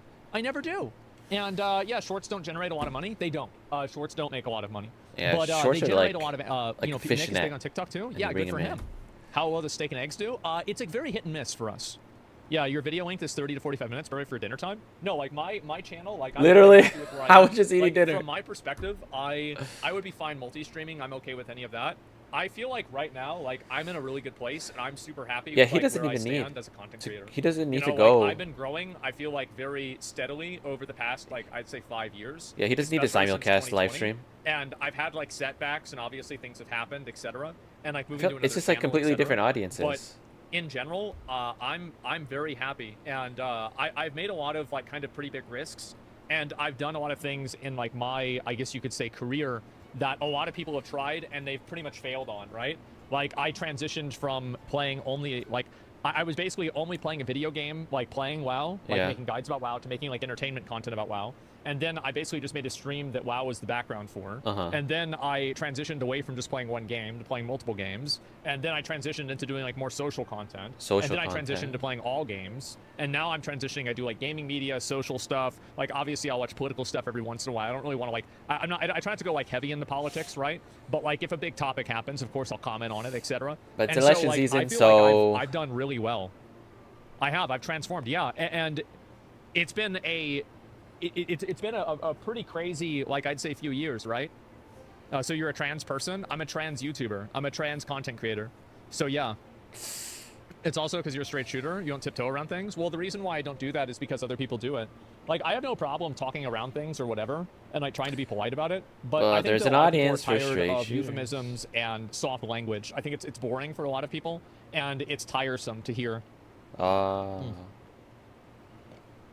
It's very diverse. Well, like my YouTube channel too, like here's another big interesting thing, is that like if I actually look at my YouTube channel, the amount of actual subscribers that I have for my YouTube channel, for the amount of views that I get on my YouTube channel, is extremely low. Like if you look at like my average viewership, But that might be I just have be very because low there's so many subscriber to videos that viewer he's ratio. uploading all the time. And the reason why, I'll tell you why. What is that problem? Why is that? It's because I cover so many different topics. Oh, okay, yeah. Like there are so many different things that I'm talking about, whether it's like, you know, this is politics, Well, that's what I mean. this There's is so many- social stuff. Yeah, this so is a many different video types game of thing. videos. This is a 3-hour playthrough. This is some fucking DEI garbage game. This There's is some something hype for game. This is a everyone. million views, right? And so, and some of the videos are like, this is a 3-hour video. It's got 600,000 views. So it's like people that are watching for a Star Wars Outlaws playthrough might not be watching for my opinions on the trial that's happening in France with like the guy in, what's it called? The guy from Telegram. And so because I create such diverse Pavel content, Durov, and I there's think. so many different things that I cover, guess what happens? a lot of people subscribe for one thing, but they get things they don't want, and then they unsubscribe, but they keep watching the videos. And that's what matters. Oh. As long as they're watching. I'd rather have 100 million viewers than 100 million subscribers. Yeah. So that's how I see it. Well, that was cool. All right, so I think now I'm going to talk a little bit more about my novel. I think I even made a little, let's see here. I'm going to go back here. And then I made a little notepad. All right. And boom. There it is. So y'all can see my notepad. And then we'll do this. Hello. All right. Okay, so with this notepad, it's cool because it doesn't matter where I have it, so I can just put it right here. So with this notepad, I want to be able to talk about my novel's progress. All right.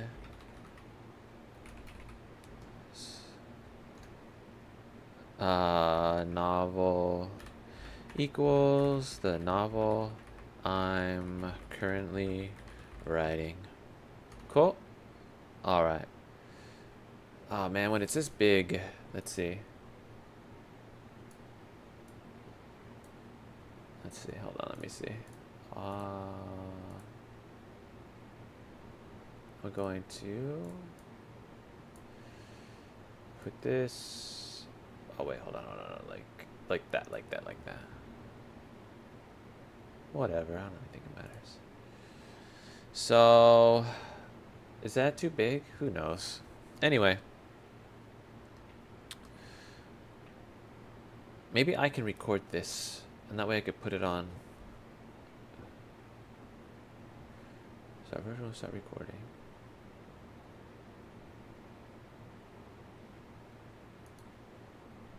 Alright, cool. I'm recording now. And so I'm gonna do a little sync up for the audio. Cause I don't like this thing, so anyway, alright, so in this video I'm gonna be talking about my novel progress, and pretty much every time I do a live stream, like I'm live streaming now, I want to update this.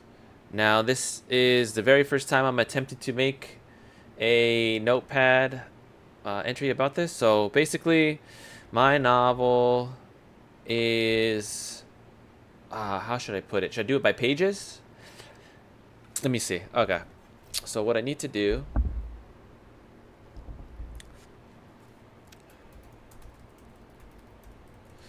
so I write on a MacBook. Anyway, all right, so right now, all right, novel is on draft. Here, let me move this over. Yeah, I'm gonna put that down too. Cool. Novel is on draft 6 currently. Part 1. Oh no, part 2. All right, so I'm on draft 6, part 2. Story is complete. And this is six revision. Okay, so we got that going.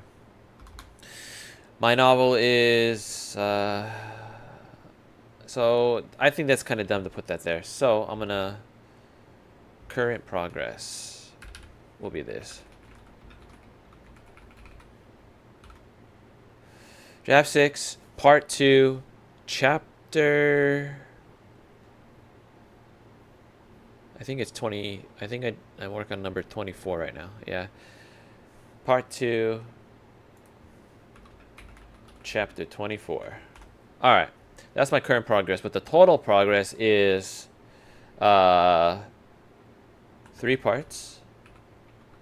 And let me see, I gotta go to my 5th.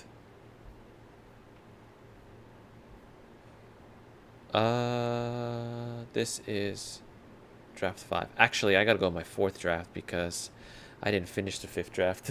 But I was only like 100 pages off from it. So let's see, is this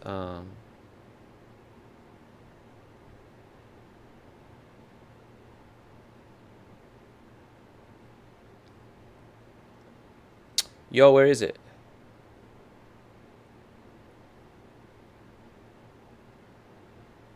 Draft 4. Okay. Gonna find out right now where we at. So draft 4 it has 200. All right, so draft 4 is 221 pages, or 221,267. Yo, that's a lot. Damn. Okay. So the novel is 3 parts and how many chapters?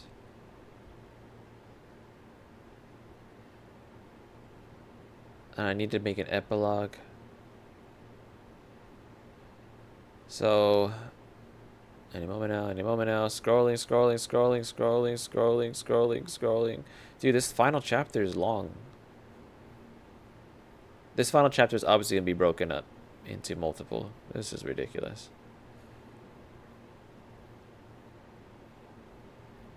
Yo. What did I... Oh, maybe it isn't... Maybe it isn't broken up into chapters. Maybe I didn't put chapters. So I think it's, if I remember right, 66 chapters.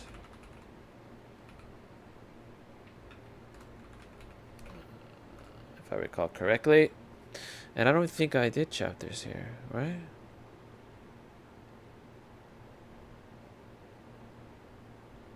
Wait, so are the chapters anywhere else?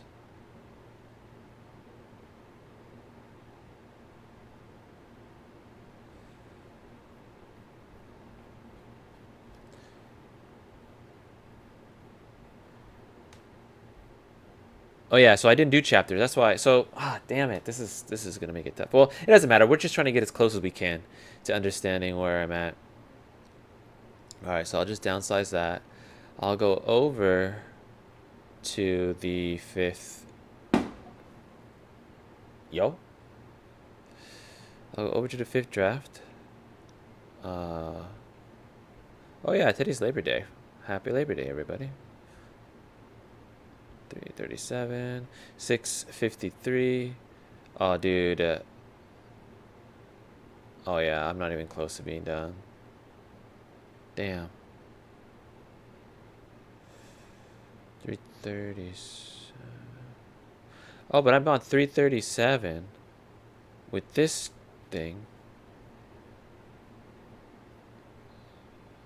And I think what I realized why it's my 4th draft or my 5th draft seems so long is because I like,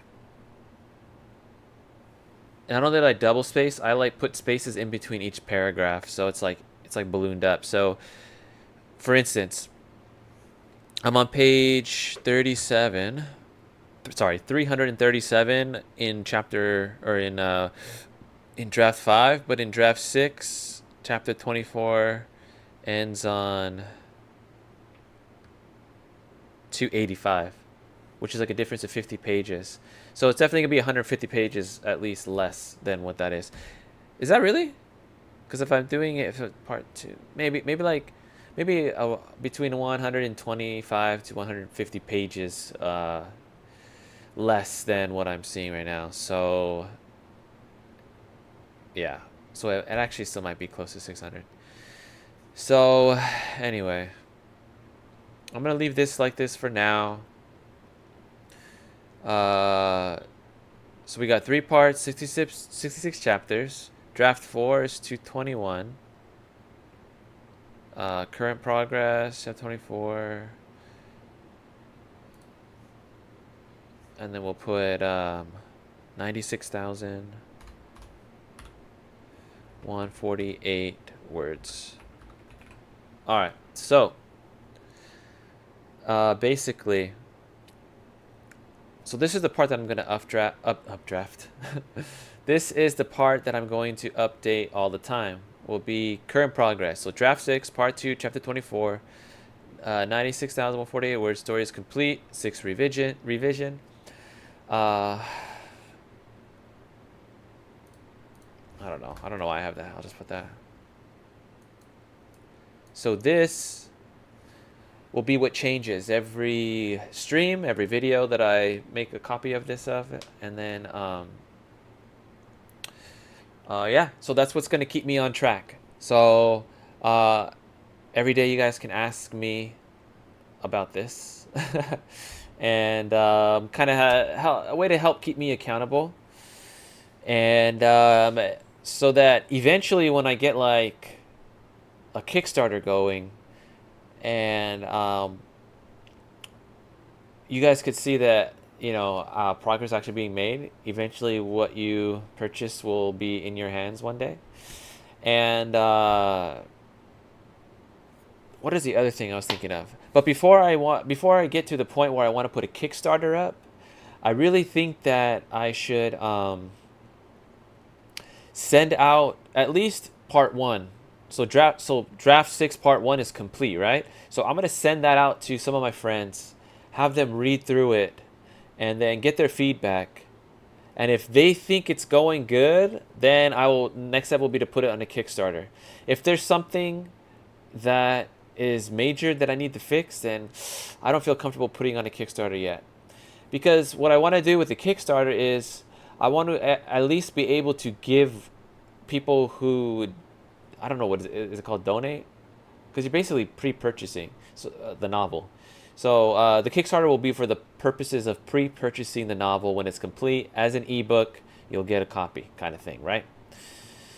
And so what I want is to kind of give you something in the meantime, right? So you can get like when you can pre-purchase, and then you can get a draft, I guess, an early draft of several chapters, something like that. That way you can kind of whet your appetite. Or maybe I could just do like specific portions. I don't know how I'll work that out. I'll consult either with you guys and also with some friends and figure out what to do. But yeah, so that's the overall progress report for this. Once I get some feedback for draft 6 part 1 from some friends and stuff like that, and I feel confident that it's something that I can let just more people read, that's when I will start a Kickstarter or something equivalent. I don't know if I'll use Kickstarter exactly, but I need to figure out what my options are. And then from there, I'll have viewers be able to donate, and then I will continue updating you guys with progress reports, and so that you know how close we are to being complete with the story. Yeah, so hopefully that works. Anyway, and I think that'll be it. You know, one thing that I like to do when I start every live stream or every video is, hold on, let's see. Let me do this. Like that. All right. Then we're going to do, howdy do fam, I'm your man, Stupid Man. And in today's video, we're going to talk about the progress of my novel. All right, so yeah, there you go. And then I'll do a little outro. All right, that's it for this video. Thank you so much for tuning in. I will see you guys in the next video. My name is Stupid Man. Peace. All right, there you go. That's the end of the video. So tomorrow or something, I will edit that video and put it up on a live stream, or I put it up on the channel. Nobody's viewing right now, so they probably wouldn't be able to view this later anyway, because this live stream will just get taken down. So I'm also seeing that I could just record in the meantime. Let me see what it looks like when I save Where is that saving at? New YouTube folder live stream. Today is 9. I wonder.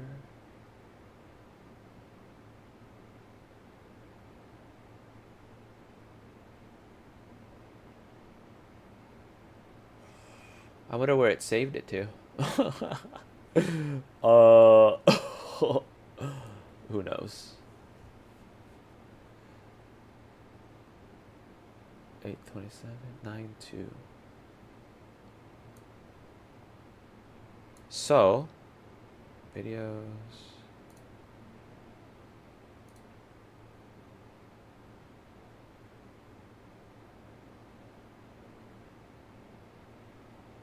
I wonder, where did my video go? Did I actually? Maybe. Oh yeah, it went right here for some reason. I wonder, can I remux a video while I am streaming? Let's see. Well, it'll tell me right now. This one. Oh, I hear noises being made. Okay, remuxed. Cool. So, there it is. Also, what is my storage like? I bet you this is so full.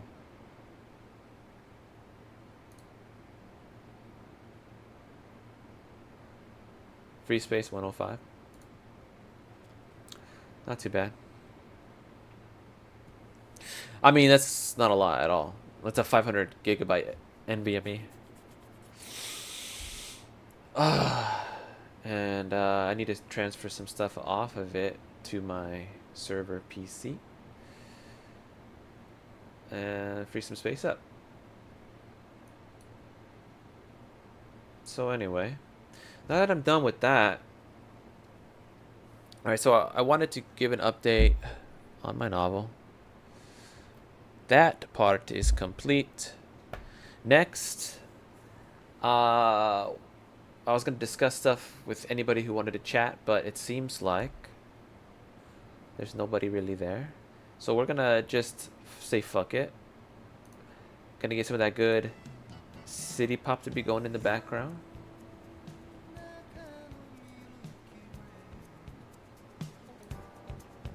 Yeah. We just chilling. We just chilling, dude. The other thing that I want to do, actually I should probably save this. File, save as. Oh no, you guys can't even see this anyway. Cool. What am I gonna save this as? Novel progress. Novel progress note. I'm just gonna save it to the desktop. Yeah. For live stream. Also, I think I will. Also, I think I will. What? What am I gonna do? What am I thinking right now? My brain is thinking that I want to update you as well about what the novel's actually about. So yeah. For instance, it's 3 parts, 66 chapters. Draft 4 was 22,000 words, right? So you can see that we're a little bit less than halfway, but I also cut a lot, so we're actually might be further along. Cut a lot in the beginning, I think. But I feel like I'm gonna need to cut more, and that's what I want to ask people for when they show up. So yeah, we just chilling tonight. After that, I do want to do some gaming. So, and I can record that as well. So let me just go ahead and do a quick little gaming sesh. That way we get a vibe for it. You know what I'm saying? Oh man, I got seaweed on my pants.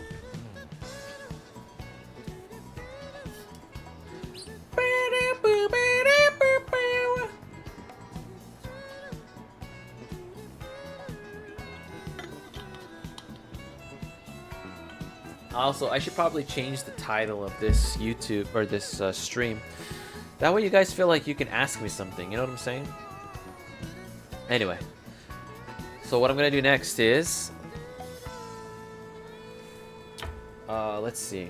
If I just turn this on... I wonder if y'all can see it when I do that. Oh, there it is. Hell yeah. I don't know if this is the way I should always... I don't know if this is the way I should do it. But it's the way I'm gonna do it right now.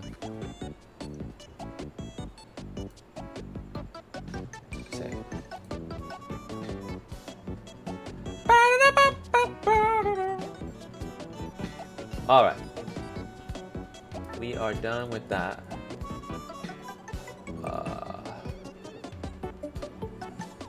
So, what we're gonna do next is...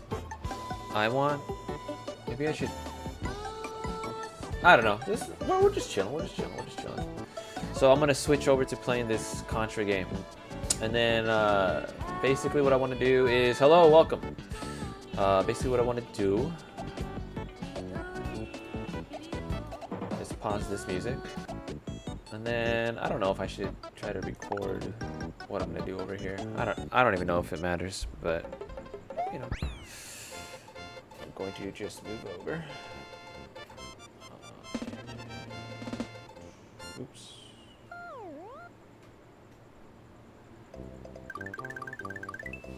I think you guys can hear that, right? I'm just gonna double check the stream to make sure y'all can hear that. Unless you're watching right now and you want to let me know. That'll be fine. That would be fine.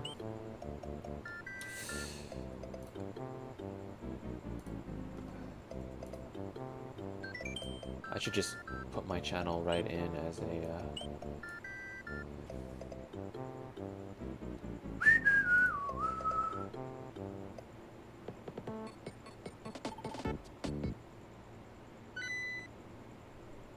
Alright. Let's see. YouTube. My channel. Where's my channel? There it is. And let's see. Alright. Let's see.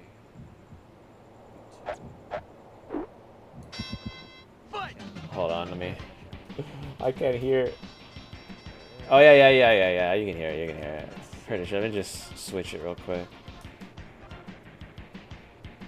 How loud is it?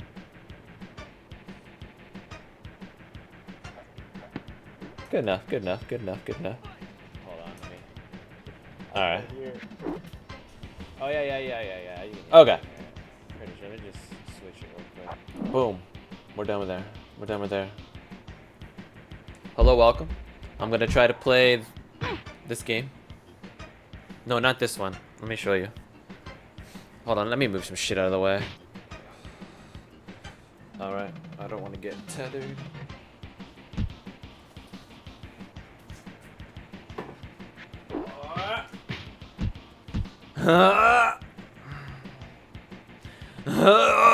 I'm just kidding, I don't know what I'm doing.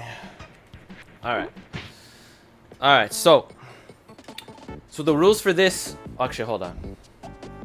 I'm gonna pretend like I'm starting a video to make. Alright. Hold on.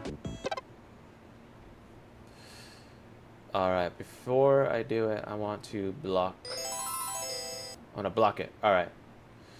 I'm gonna start recording. How to do, fam? I'm your man, Superman, and today we're gonna see how far we can get in Contra before it's an official game over. Anyway, maybe I'll explain more what that means later, but I don't know what I'm gonna do. I'm probably gonna die. I don't know what I'm saying anymore. Basically, the whole point is I want to play Contra all the way through. I want to try to beat the game in one sitting. But if I can't do it in one...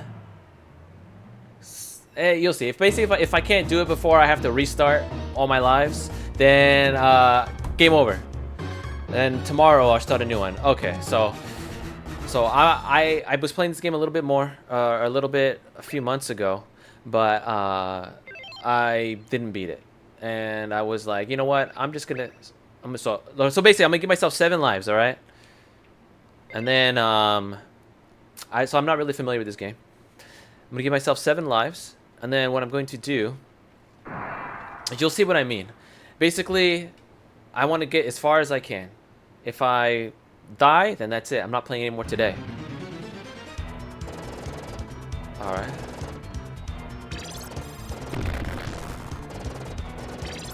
That's it. That's it. This guy.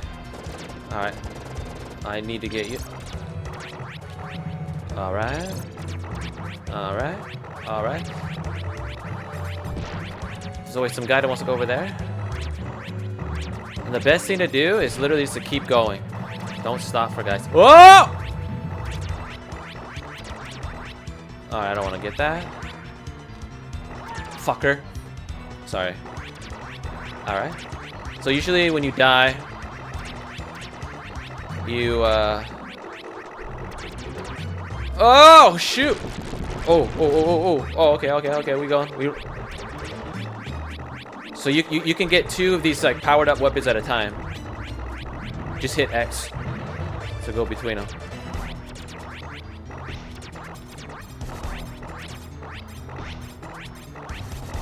Suckers. It's taking longer than I thought. Alright.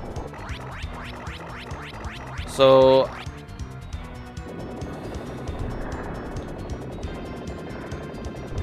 take it in the booty.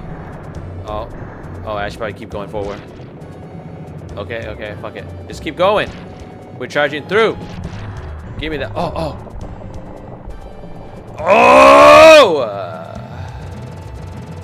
That was bull crap. Oh, wait. Yo! There was like... What? There was a glitch in the Matrix, man. No way. And I think it's a shield? Yeah, so we're just gonna charge through.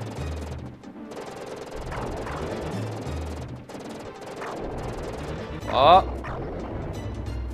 Alright. Oh, shoot. Okay, this... Oh, wait. This guy's usually really easy. Yeah. We're just going. Okay. There we go. Look at that one. Oh, hell yeah. Okay. And if, so we're still on the first level. This is also the first level. It has like 3 phases or some shit. Okay. You don't want to... These things will kill you.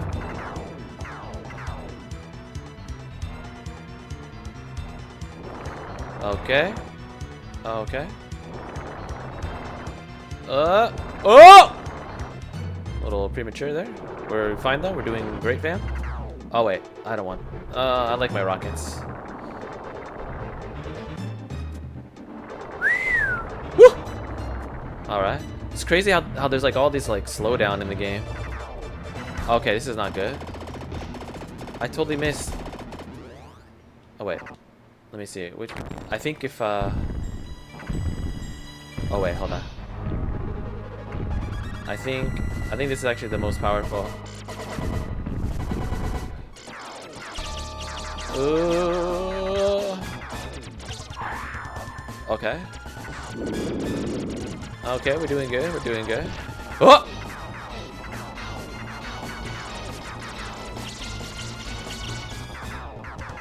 And then. Oh, he's mad. There you go. Yeah, this is definitely Noxy. Hello, welcome.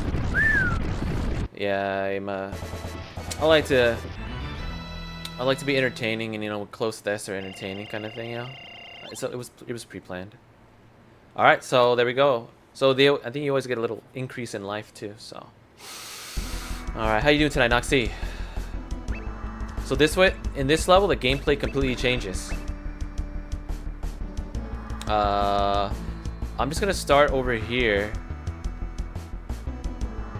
Actually, I'll start right here. So we're gonna, since it's so far away, and then I'll just route back the other way. Alright, alright. So this one, you use R and L. You use R and L to like... Oh. Aw. Okay, I don't know why... Okay, yeah, there we go, dude. There we go. Oh! And so I'm ducking right now. Look at that. Oh, bruh. Come on. There we go, there we go. Alright, so the next one was... Whoa! Oh yeah, those are mines. Alright, dude, alright. I gotta keep it together. I gotta keep it together. And those arrows are telling me where I need to go next. I don't trust them. Oh, oh! Fuck, that's what you get for trying to show off and things. Oh. I feel like it should be the other way. Whoa. Anyway, alright, we're going. Push it forward, push it forward, push it forward.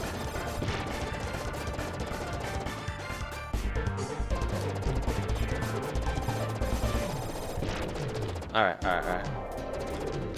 Going up here, if I remember right. Oh! Yo, I was supposed to be ducking. Damn, my brain is not functioning properly. I used to have this down. But we're gonna get back into it. Whoa! Alright, I need that. There we go. We'll get back into it. Oh, maybe not. I'll save that for a boss. Woo! Alright. And I think the next one was... Ooh. Alright, fuck it. I don't... Oh! Here, let me... And then, boom. Alright.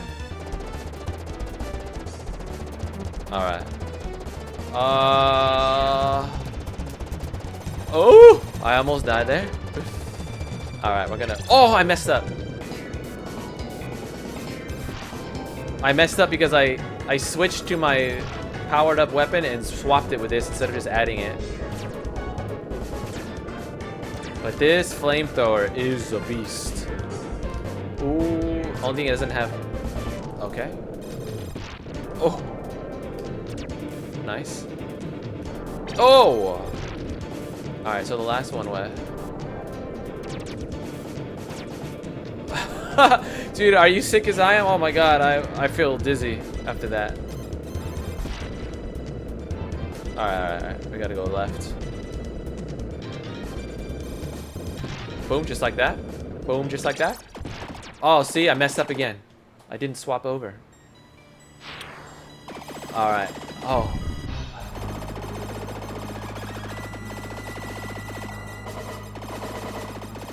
Dang it. I keep hitting right to go left and left to go right. Ooh.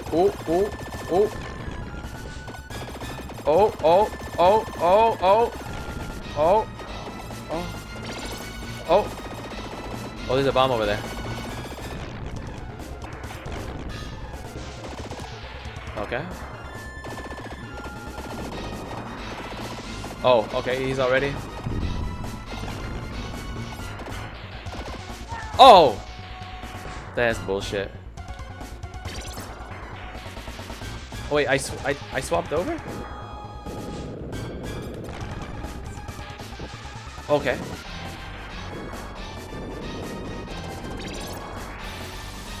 And then this is where they... Okay.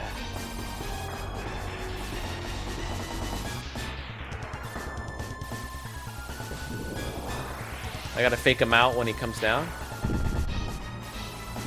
See, or else you won't get it. So I go left, and then right. Oh, got him a little bit. Left, then I'm gonna go Oh, oh, the laser's actually really good.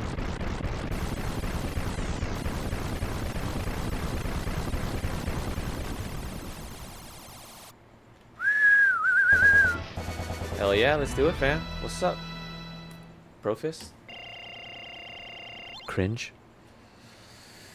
Oh, man. So rest, that's what it is. So even though you lose 7 lives, if you... Oh. Okay. Even though you lose 7 lives, you can still get...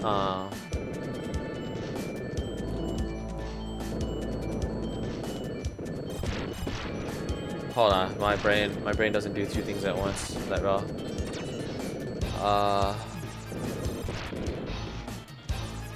Oh. Alright. Yo! Why wasn't it? What? I don't know why I didn't touch him. Yeah, so basically you get 21 lives is what I'm trying to say. With the rest. I think that's a way. Oh yeah. This one, I used to try to stop and fight all these guys. There is literally no point. I just hop all the way through. They end up dying right here anyway. They end up dying here anyway. And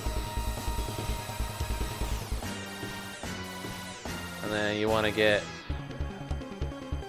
Okay, so there's the little thing that comes out. Alright, here we go. Okay, I'm not going to use that one there. Uh-oh, so yeah, that's when you want to get on here. And then boom. Oh, I missed. Now you want to get on here.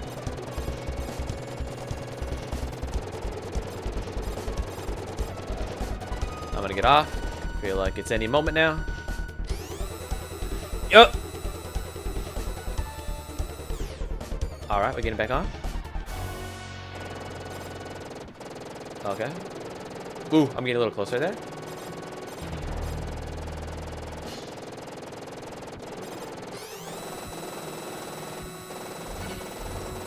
Get over here.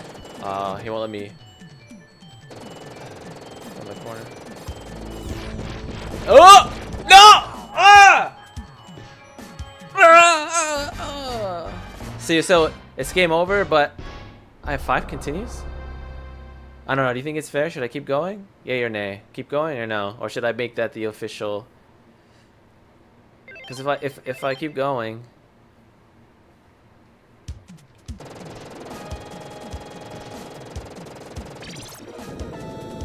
Let me know if you think I should keep going or not. Or do you think that's cheating?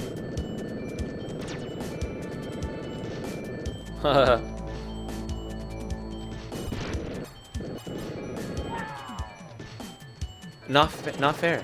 Not fucking fair. Uh-oh. Dude, now I'm just throwing my lives away. I think it needs to be just 1 game over. I think it just needs to be 1 game over. Keep going? Okay. Alright, just act like I never died. 0 deaths. 0 deaths, as a wise man once said.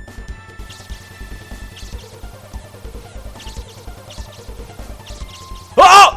Bro, okay, that kind of shit don't, it doesn't usually happen. I'm telling you, I promise, it's not usually like that.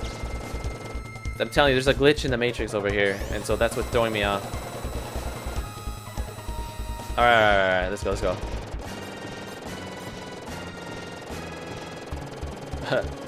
None of these are, there we go. Okay, I'll get off. I could probably stay on a little bit longer, huh?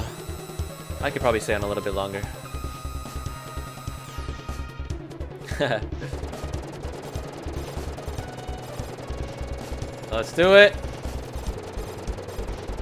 Alright, one more spin, and then... Uh-oh, he's gonna go backwards? Alright, I'm getting off. Oh, whew. So I luckily had until right then. I had time. Oh, yo, what? There we go. Woo! Woo! Get out of the way! There we go. Oh, yeah. Okay. Yo, not cool?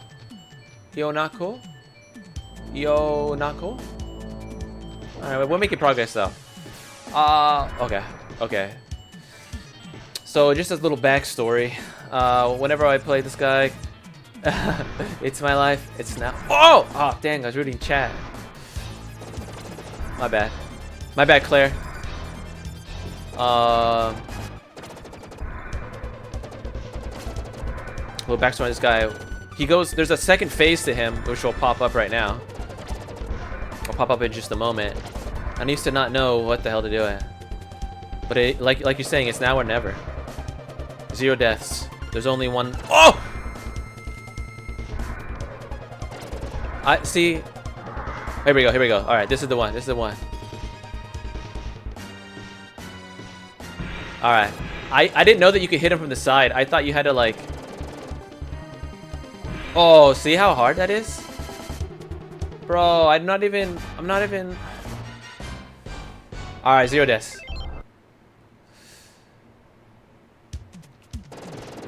All right, we got this going. Here we go, fam. This time, you can just see a professional gamer at work right here. We're gonna have to speed run it. We're speed running. We're speed running. We're speed running. Oh no, we're not speed running. Oh, that's all right. That's all right. It never happened. Never happened. Never happened. Look at look. Here we go. Nothing's gonna stop me. It's my life. It's now or never. Oh! Let's do it. Let's do it. Let's do it. Let's do it. Let's do it. Let's do it. Let's do it. Let's do it. Oh. Boom.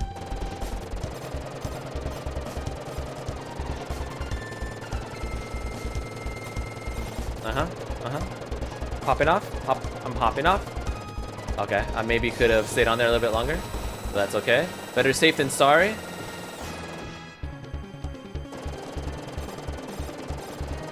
There we go. There we go. Why? I made it lower for some reason.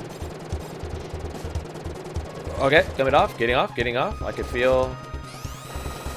Here's a razor. Oh! Mistake. That's okay. That's okay. No need to freak out. Oh, I could have stayed on. We will. We're getting back on. Here we go. Little. Oh! Oh! I did it! Sorry about that. Okay, I need some of these. I hit both of them and don't grab any of them. Great. All right, this time I gotta stay focused. 2 little missiles. Easy. He's not even gonna hit me, dude. He fucking sucks at aiming. Look how bad he is at aiming. Dude, he can't touch this, bro. He's just spamming. He's hoping he hits something. He can't actually hit me. He freaking wishes, bro. This guy wishes. He wishes. You wish. Look at 0 deaths. You gonna try to get all fancy? Nah, you're just a little bitch. We got this, Sam. It's in the bag. We're definitely here. Over here. Oh! Oh! Look at him, bro. Oh! Oh, he thought. Oh, he's trying to fake me out? Nah. No. No, I don't think so. Oh, I don't think so. Oh! Oh! He thought! He got faked out! Oh, okay. I almost said that time. Look at him, look. Oh, you're lucky you're low. You're lucky. Here he comes. Oh yeah! Hell yeah! Oh, let's go. Okay. There's literally like 50 parts to this level. Oh, hold on. Let me get this guy. Because then, Okay, did we get a laser? Wow, laser's fine. This little spot right here is a UFO invasion. It's a UFO invasion. All the little aliens come out right here. Okay. Let's see what happens. Okay, I think you could spam right here. Yeah. Oh yeah, told you. Little spamaroo. Pushing through. Oh, missed that. Oh, shit. Alright. Okay, missed. Okay, sniped. Oh! Oh, damn. The moment I looked at chat, bro, I gotta stay focused. I gotta choose opportune times. I gotta make sure I choose the opportune times. Okay, that's fine. That's fine. Yo! Okay. Oh, my God. It's alright. It's alright. We push it forward. We push it forward. Okay. I can literally die if I jump off right now. So it's kind of like old Super Mario games in that sense. We good? Just a little platforming action. Little platforming action. No problem at all. No problem at all. Alright. This is very good for what's coming up. Oh! Oh! Yo! What? The game's cheating, dude. Oh! Oh! The game was cheating. Like, what? Okay. At least we got this. At least we got this. We got these crazy Terminators right here, dude. Alright. Oh wait, I was alive again? Oh, I'm so down. Here, I'm gonna use one of these. It would probably help if I was actually good. Alright, well. Is that it? Damn, there's a lot of continues, huh? Alright, yeah, I think I'm gonna... Alright, so I don't need 7 lives. Luckily I don't have to start all the way over. See, that's the perk of giving yourself a lot of lives. Oh wait, hold on. Gotta go to the spam spot.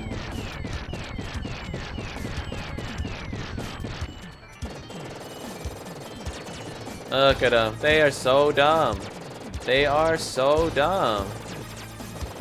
You guys are so dumb, bro. You have to be better than that. Holy dude. Oh wait! I thought I killed them already. I was counting my eggs before they hatched. Or counting my chickens before they hatched. There it is. Okay. That was close. So I think I should do only 5 lives and see how bad that is. Because it's like a lot of continues now that I think about it.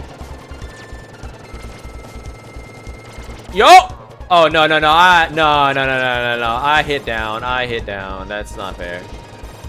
Spam it. Oh, I got it. Yes. Okay. What do you think? Should I just do 5? Okay, this is where... Yo! Man. Alright, never mind. See, this is the only way to deal with this, is just to go all the way through. You gotta speedrun it. Speedrun. The only way to do this is a speedrun, I forgot. That was the secret. Now we got this one. Alright. So one of these guys wants to jump up in just a moment. No. Alright, I'm gonna keep going. Yo! I was hitting down! Alright, look at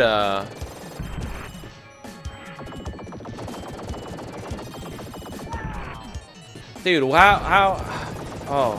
Oh, wait, this is a spot.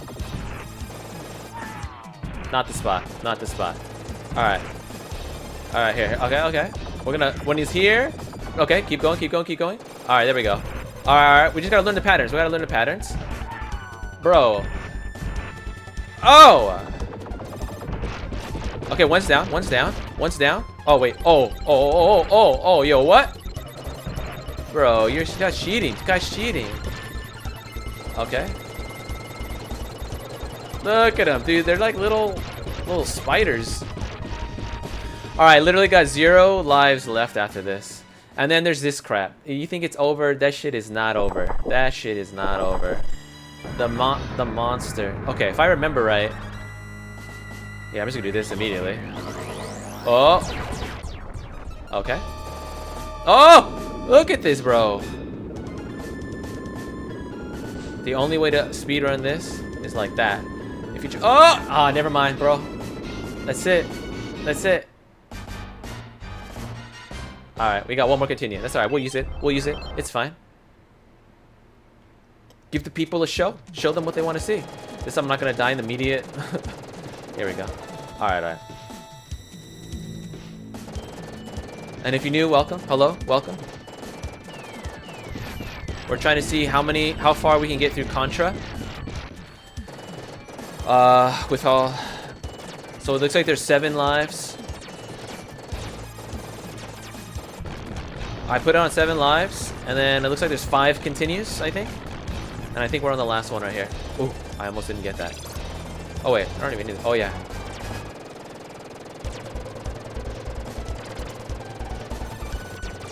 See, the key is a speed run. I think that's just what it is. It will always be a speed run.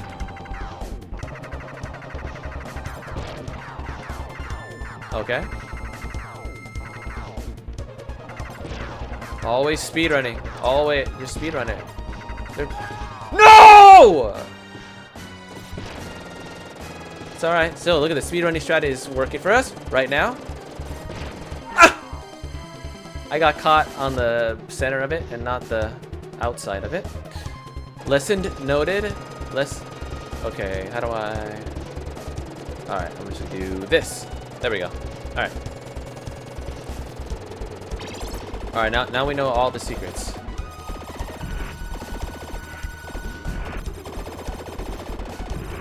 Alright. He's gonna try to get up right there. And this guy's gonna try to do that. Okay, okay, we're good, we're good. We're learning the patterns. We learned oh, he's gonna try to look at him, he tried. This guy's the hopper. Okay. And then he's gonna try to oh! Yo! Okay, so far. Okay. There we go, there we go. Okay, I think he's going to try. Okay. Okay, get on this side. Okay, that's fine. Oh! Okay, now that they're low, they can't get up this high, so we just... We got this mapped out. We got it, dude. We got it, we got it. Okay, okay. Okay, okay, okay, okay. This next one, I'm gonna stay right here. Alright, let's see what happens. Let's see what happens. Alright, he's gonna start, and... Oh! Yo, I am literally going slow. So I gotta do it faster. So I just gotta go faster. Look at this, like that. There we go. Oh, oh. He's fucking cheating, bro. Oh, oh, oh, oh! Got laser sperm coming at me. Oh, look at how fast he's trying to go. Oh, I messed up.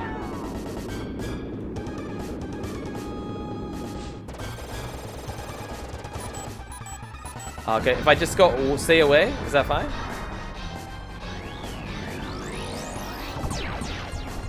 Oh, oh, laser sperm! Oh, wait. Oh my god, no!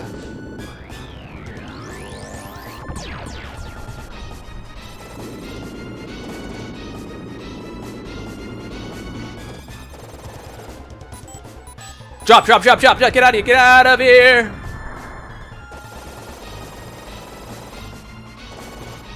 Okay, okay, keep going, keep going, keep going, keep going. Keep going, keep going, keep going, keep going, drop. Keep going, keep going, keep going, jump, drop, and then we're gonna go like this. Okay. Oh, I think I'm jumping too early. That's alright. We're gonna keep firing, we're gonna keep firing. Yo, yo, yo. Oh man, those fucking laser sperm, bro. Here, like this. And then we're just gonna keep going. And there. Uh-oh, uh-oh. Oh, shit. Oh, I gotta get closer. Okay. Wait, when you pause it. No, no, no, no, laser sperm. Okay. Okay, we're gonna keep going. We're gonna keep going.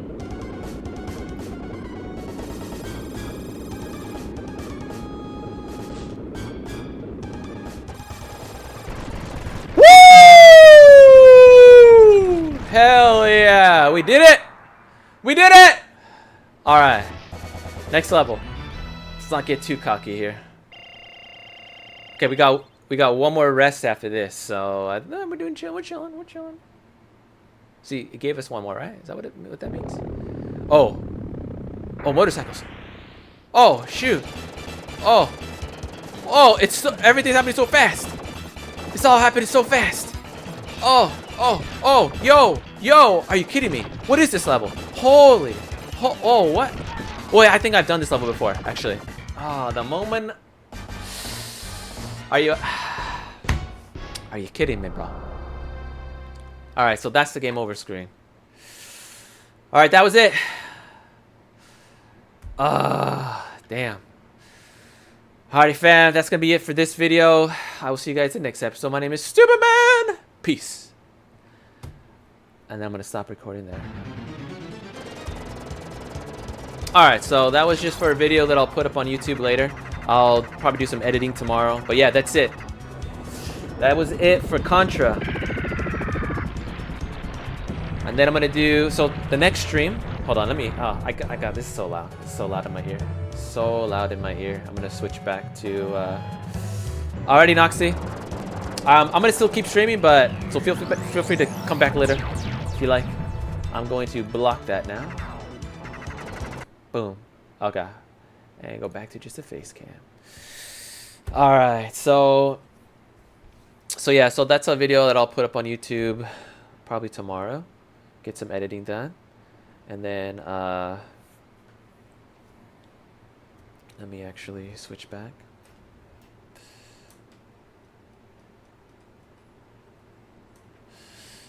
There we go. Cool. So Noxy, how are you doing tonight? I hope you enjoyed a little Contra. Have you ever played Contra before?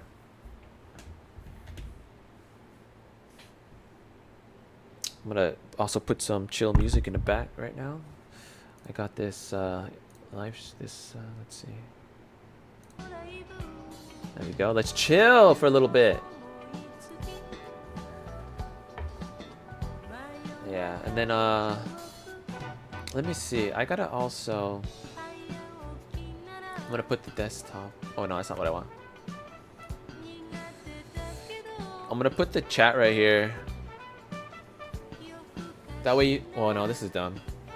I gotta figure out a way, because I want you guys to be able to see the chat. Because sometimes there's a delay. And if you guys can see the chat, you can see where your message is in relation to, you know what I'm trying to say?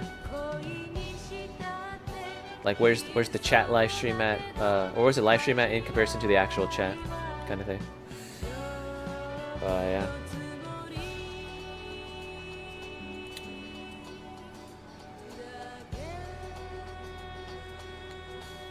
But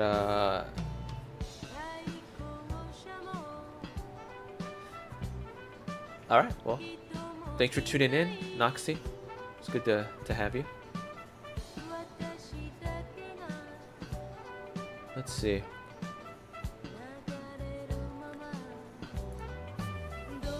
Find something good to watch. Find something good to watch on good old YouTube.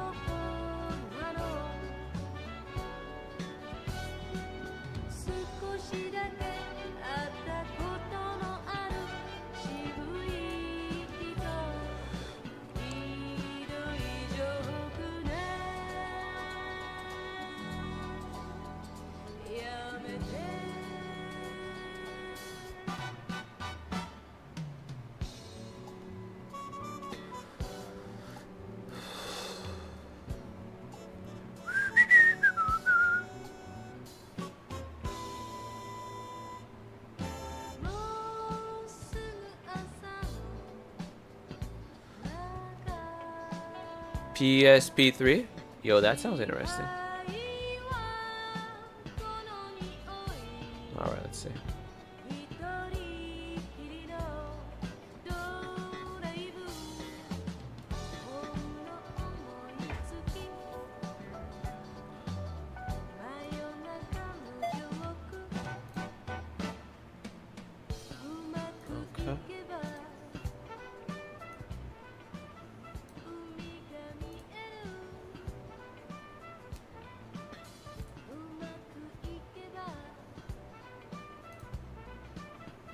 So Sony Santa Monica's multiple titles in development, and new PSP 3 is more likely coming, and this is the week for Astro's launch, and maybe more. We'll talk about that. And those are the stories we're going to cover today, and if you could hit that like button on the video, thank you to those that do it, and as always, it's very much appreciated. First, from 1 to 10, what is your hype level for Astrobot dropping later this week? The game drops just days away from now, and I'm wondering where everyone's hype is at. So comment below from 1 to 10, what is your current hype level for Astrobot actually looks pretty fun. Now diving into the first story of the video, this is the week for Astrobot's launch, and maybe more, emphasizing maybe here. I like the little the first week of September, Astrobot is finally tech going demo. to get released later this week on Friday, September 6th. The hype Oh, it's people this have week? had for this game online has put a smile on my face. I just hope this translates into a lot of sales to show Sony that yes, we want more games like this. No one can blame Sony. Unfortunately, I because it can't doesn't buy sell any well. games They right put out now. a great product, I would assume. They've Not given out until several I gaming trailers. It's been at get a new multiple gaming job. events, and Sony has been marketing the game left and right. So support this game if you want Sony to make more games like this. It's really as simple as that. I hope that if Sony sees a success here with Astrobot, they'll maybe give other games a chance in the platformer genre, like Sly Cooper, for example, which is still standing in limbo and needs another game to close out the story at least. Ratchet & Clank obviously is still getting games, and another Ratchet is coming according to leaks, so we're good there. I don't know about Jack and Daxter, only because I don't know if Naughty Dog is really going to let another studio take on the IP like Sucker Punch did with Sly Cooper, but we'll see. Beyond that, this is the first week of September, and we could, emphasizing could here, finally be getting the reveal of the PlayStation 5 Pro. I'll talk more about that on Wednesday if nothing happens by then, but that's also a possibility for this week, which is exciting, and also a bit worrying because I'm wondering if we're just going to get a random blog post from Sony sometime this week and then we move on with our lives. Hopefully that's not the case and we get an actual,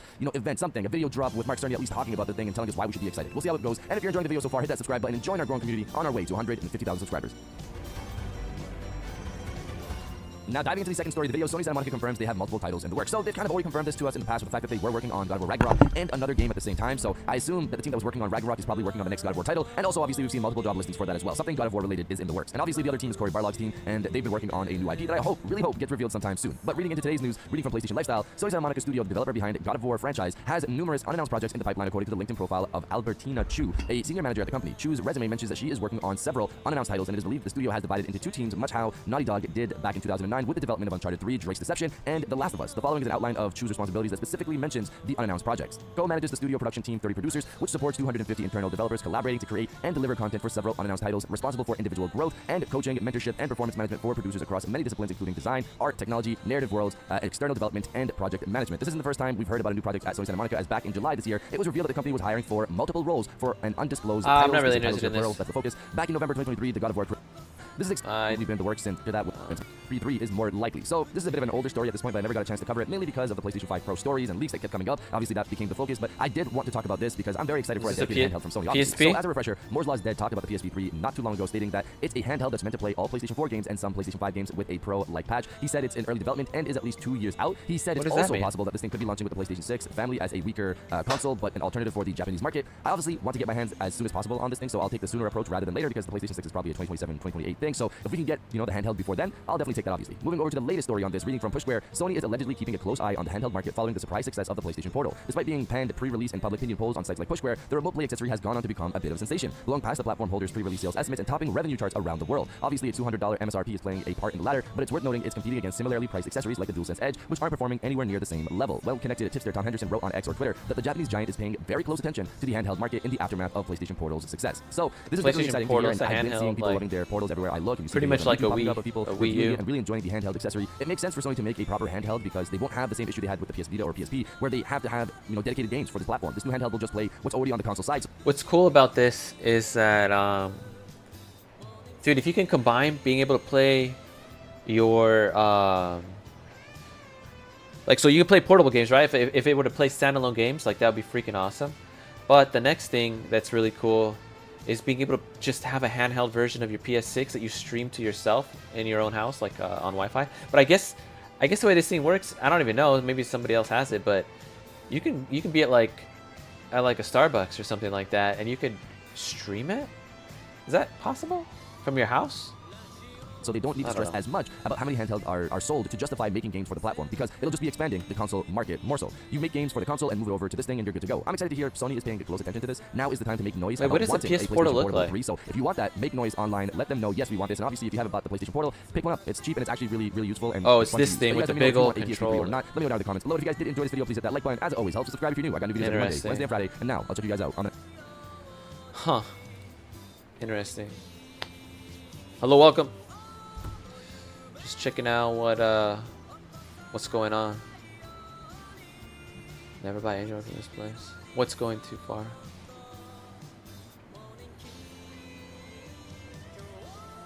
Uh-huh. Uh-huh. Iconic Calisonic Skyline. Interesting.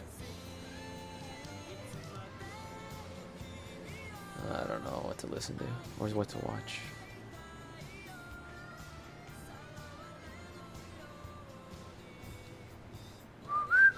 I'm gonna go to subscriptions. Sometimes.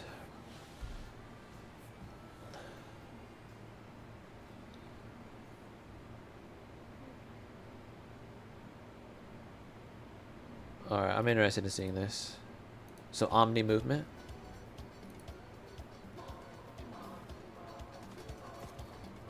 XQC smile. Wait, what?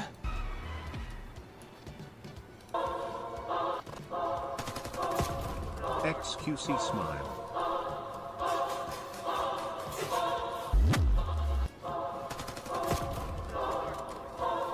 "26 months, let's go so close to 30 XQCL. Jesus. I'm Marie Ump's egg bite. Yo, what? Mr. President, no! Get down, Mr. President, no! It's wild.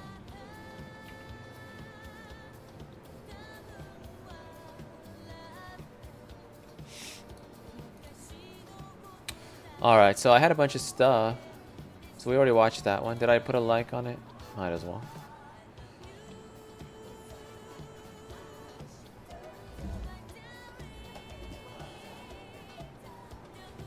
This person said no one is leaving YouTube, but I... Hold on, let me do this. There you go. No one is leaving YouTube, but I am finding myself more and more on Kick than, say, Twitch, simply because of all the countless ads being played. Twitch messed up hard the second they aggressively push ads on us. It's expensive to do this kind of thing. I'm a YouTube Andy. I go to Twitch occasionally. Then I get 2 unskippable ads and YouTube sucks, so I close it and go back to YouTube. Interesting. Twitch has more ads and more invasive ads, and you can't rewind live streams. That's like the biggest reason. Biggest reason I personally watch YouTube over Twitch most of the time. All right. Yeah, that's because they want you to purchase stuff, I think. Can you even see this? You probably can't even see this. Yeah, I'm gonna check out my live stream right now and see. All right.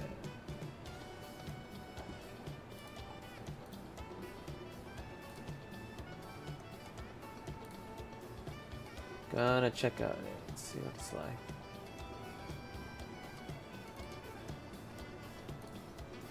Now let's see. Alright. No, you can't.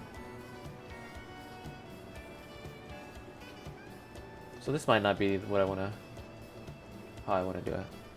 Gonna check out. How does that look?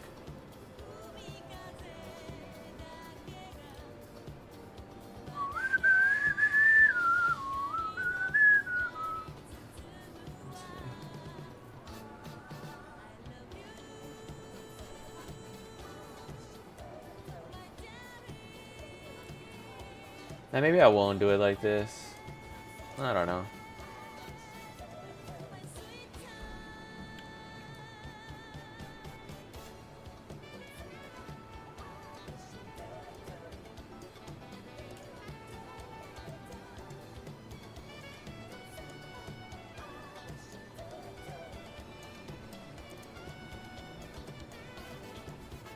Oh, big should make it.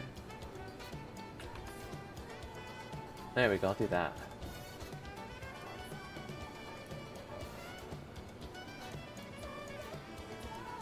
Hello, welcome. Just trying to figure out a good size. I'm gonna have the channel in the corner.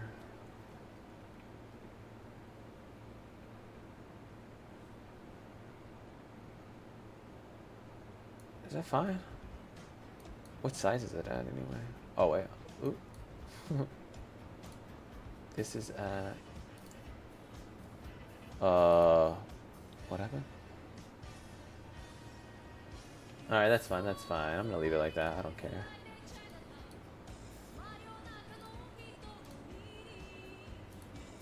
Oh, I think it was my own self. Anyway, alright. I don't know if this even looks good. Let me know if it looks good. Twitch sucks. You watch for 7 minutes and get 10 minutes of ads. Either Twitch is like asking, would you rather have less friendly user interface or constant ad bombardment? I'm surprised people even consider the latter. Sounds like an annoyance. Good. No one is going from YouTube to Twitch. Twitch is cancerous to us because of all the ads. Interesting. I don't fuck with Twitch. Ads are crazy. What about you? Viewer, do you happen to be on Twitch or YouTube more for live streams? Let me know. Let me know. YouTube has the biggest streamer. Civil Gamer is bigger than anyone on Twitch. The Hollow Live girls? What? VTubers, 6 of 10 people streamers. Is this true?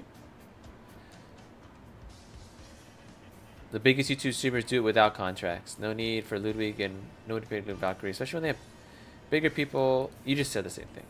Oh wait, who what? Anyway, whatever. To be honest, I'd rather have more edited and produced content than unproduced raw live streams. It's more quality for time to watch. It depends. Sometimes the less edited stuff is enjoyable. Like XQC. Anyway. I'm done watching that. So what happens? What is this? Kung Fu Master challenges Tyson and finds out. Alright. When a Chinese Tai Chi master challenges Mike Tyson to a boxing match. 泰森是抡圆了胳膊，而你是用腰去对付他，他永远不可能打到。身体这个关节是相对薄弱的。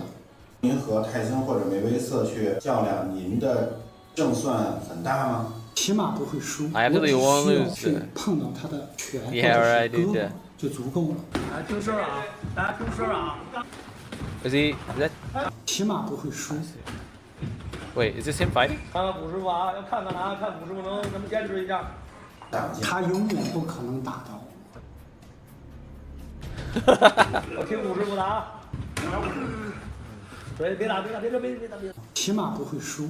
Wait, that's not even Tyson, bro, and he's already getting smacked around. Yo. So why would this guy have this crazy idea that he could beat Mike Tyson in a one-to-one match? Well, I was kind of confused. I'm pretty sure you guys are confused as to why this guy would have this ridiculous idea. So I got a Chinese martial arts expert to come and talk to us. So everybody, I'd like you to meet my friend. You may know him. His name is Byron. He's an absolute master at wushu and kung fu and everything that's got to do with Chinese martial arts. I mean, you'll find out through this conversation. But today, we're talking about this absolutely ridiculous situation where a Tai Chi master challenged Mike Tyson. Before we discuss this ridiculous situation, a quick word from today's sponsor. Wouldn't it be nice to trick somebody who thinks you're going to be somewhere into believing you're somewhere else? Well, that's what a VPN does. When you've got a cybercriminal who's out to get you, he's expecting you to be at a certain IP address. But your VPN masks your IP address and puts Surfshark you with things like cars cheaper than if you were to order them from your own country. It's weird that way. Surfshark VPN is awesome though. Check it out to get some peace of mind, give yourself that extra little bit of security, and take advantage /serpentza of Surfshark. Back to the show. Can you maybe fill everyone in? All right, so once again, this has been an ongoing thing. We spoke about this last time. In fact, I was on your show because there was another gent who was a Tai Chi gent. Now, this, again, please don't take this as a blotch or a bad mark on Tai Chi. It's more a blotch and a bad mark on these individuals, and that's what I think gets lost in the discussion. But it was a similar situation, and in fact, it involved a similar guy. In that case, it was a Tai Chi master called Ma Bao, and he was, prior to that, challenging Xu Xiaodong, who had kicked up a holster and made a whole lot of problems when he beat, initially, once again, yet another Tai Chi master in a couple of seconds, and since then a whole bunch of people have been challenging him. Wait, is the same dude? I think I've seen that before. Yeah. Sorry to interrupt you, but for those of you who don't know who Xu Xiaodong is, he's an incredibly well-known MMA fighter, correct? Yeah, so he called himself China's first MMA practitioner. At that time, MMA was very underground here. So he is a pioneer in the sense that he started transitioning and introducing concepts and studying other concepts into it, but he himself wasn't in, like, there was no professional leagues and things like that for him to fight in. What you were talking about earlier, the thing that really made him famous is he called out these Tai Chi and these Kung Fu guys who were pretending that they were so powerful and they could beat anyone in a fight and that their Kung Fu was so great. And he called them out and beat them in seconds. And that was his kind of rise to fame, correct? Yeah, well, his big rise to fame was, and what he called it was called Dajia. But he used to say Dajia. He wants to fight frauds. So he wasn't against martial arts, Chinese martial arts per se. These people, and they started off with a particular person called Wei Lei, were making claims that were utterly ridiculous. In fact, the night before he fought that Wei Lei guy, I was at his gym and I was talking to him about this issue. And I didn't even know anything, but nobody knew anything about this issue. So he's like, I'm going to fight some Tai Chi guy. I'm like, why? So the guy made a whole bunch of false claims. I called him out. He said he'd show me, so we're having this match. They're just ignorant. They don't know what they don't know. Like, they think they actually are supremely powerful. For some reason, and maybe it's a mental issue. Maybe these people genuinely have some sort of psychological issue. Well, they drink the Kool-Aid. I mean, think about it. Middle grade practicing syndrome. This martial arts and they, read all this stuff about it and they learn all this stuff about it and things get passed down. And I guess they just never challenged it, really, and they just believe it. They believe, like, hey, they've got supernatural powers. But yeah, definitely a lot of fraud. And that's where Xu Xiaodong came into play. Is he really exposed the level of these frauds, And it was kind of interesting to see. So, I mean, what's the deal with this guy challenging Mike Tyson, though? Because that's ridiculous. He's just another guy who obviously is deluded and got delusions of grandeur. And he thought that, he can generate an immense amount of power. Now, how you quantify that realistically would be to go in and actually test it. Like, the only way I would open my mouth and say that I can help somebody improve with something is that I've genuinely tested it in an environment or a setting that is related to what we're talking about. And that doesn't mean just even punching a bag is not enough. So if you're striking a bag and you're hitting it really hard, maybe you could say something like that. I don't even think this guy did that. He just had these ideas on body mechanics. Now, to be clear, Chinese martial arts, in particular internal styles, which are classified as internal styles, of which I do too, I do Xing Yi Quan and Fa Guo Zhang, they are heavily focused on the refinement of body mechanics, and they do have body mechanics that are very good for understanding whole body power to generate more power. So this guy obviously thought, well, I can show Tyson a thing or two. Mike Tyson's the wrong person to even think about this, because Mike Tyson's striking style is whole body. He was literally, he used a peekaboo style, which is a style that comes up very close with huge rotation when he strikes. He had massive body rotation. That's obviously whole body power. He can hit very, very hard. So to say this just shows that this guy was deluded, had delusions of grandeur, and he didn't actually know the reality. And he thought, I'm just going to open my mouth and say this. But this guy, once again, went to try out on Xu Xiaodong, who's very reluctant because he's basically not allowed to fight. They made that very clear. His old gym that we were training at was shut down for odd reasons. We won't get into that. After all of this, he's moved to a new gym. He embarrassed the whole drama, propaganda of Chinese martial arts. Yeah, there was a lot of propaganda going on, very deliberate at that time with that goal. And I think they could have done this a different way, because Chinese martial arts is, as we discussed before, immensely valuable. I think it's a practice that is hugely beneficial to anyone who does it with a real teacher, not with one of those frauds. With a real teacher who's got a good so they could have done it a different way. There was a lot of fakeness going on, and I think he exposed that, and it kind of stopped since he did what he did. So that's the positive that came out of this. Yeah, good. But this guy went recently to Xu Xiaodong, and Xu Xiaodong didn't even challenge him himself. He said, you fight one of the guys that's here, one of my junior coaches, or one of the guys that's there, and he got just, the video is out there. He just got hit once or twice, and that was the end of that. So it's like Mike Tyson says. In fact, it's very apt what Mike Tyson says in this situation. Mike Tyson says, everybody's got a plan until they get punched in the face. Yep. And that's exactly what happened here. That's one of my favorite quotes. Literally one of my favorite quotes. You can apply that to literally one of my favorite quotes. Yeah. Yeah. Now, I've got a question for you. One of my favorite quotes. I watched the video of him talking about how he's going to beat Mike Tyson. And I'm curious about this technique he was saying. Does Mike Tyson actually show up? And, grabbing Mike Tyson's fist or arm or whatever.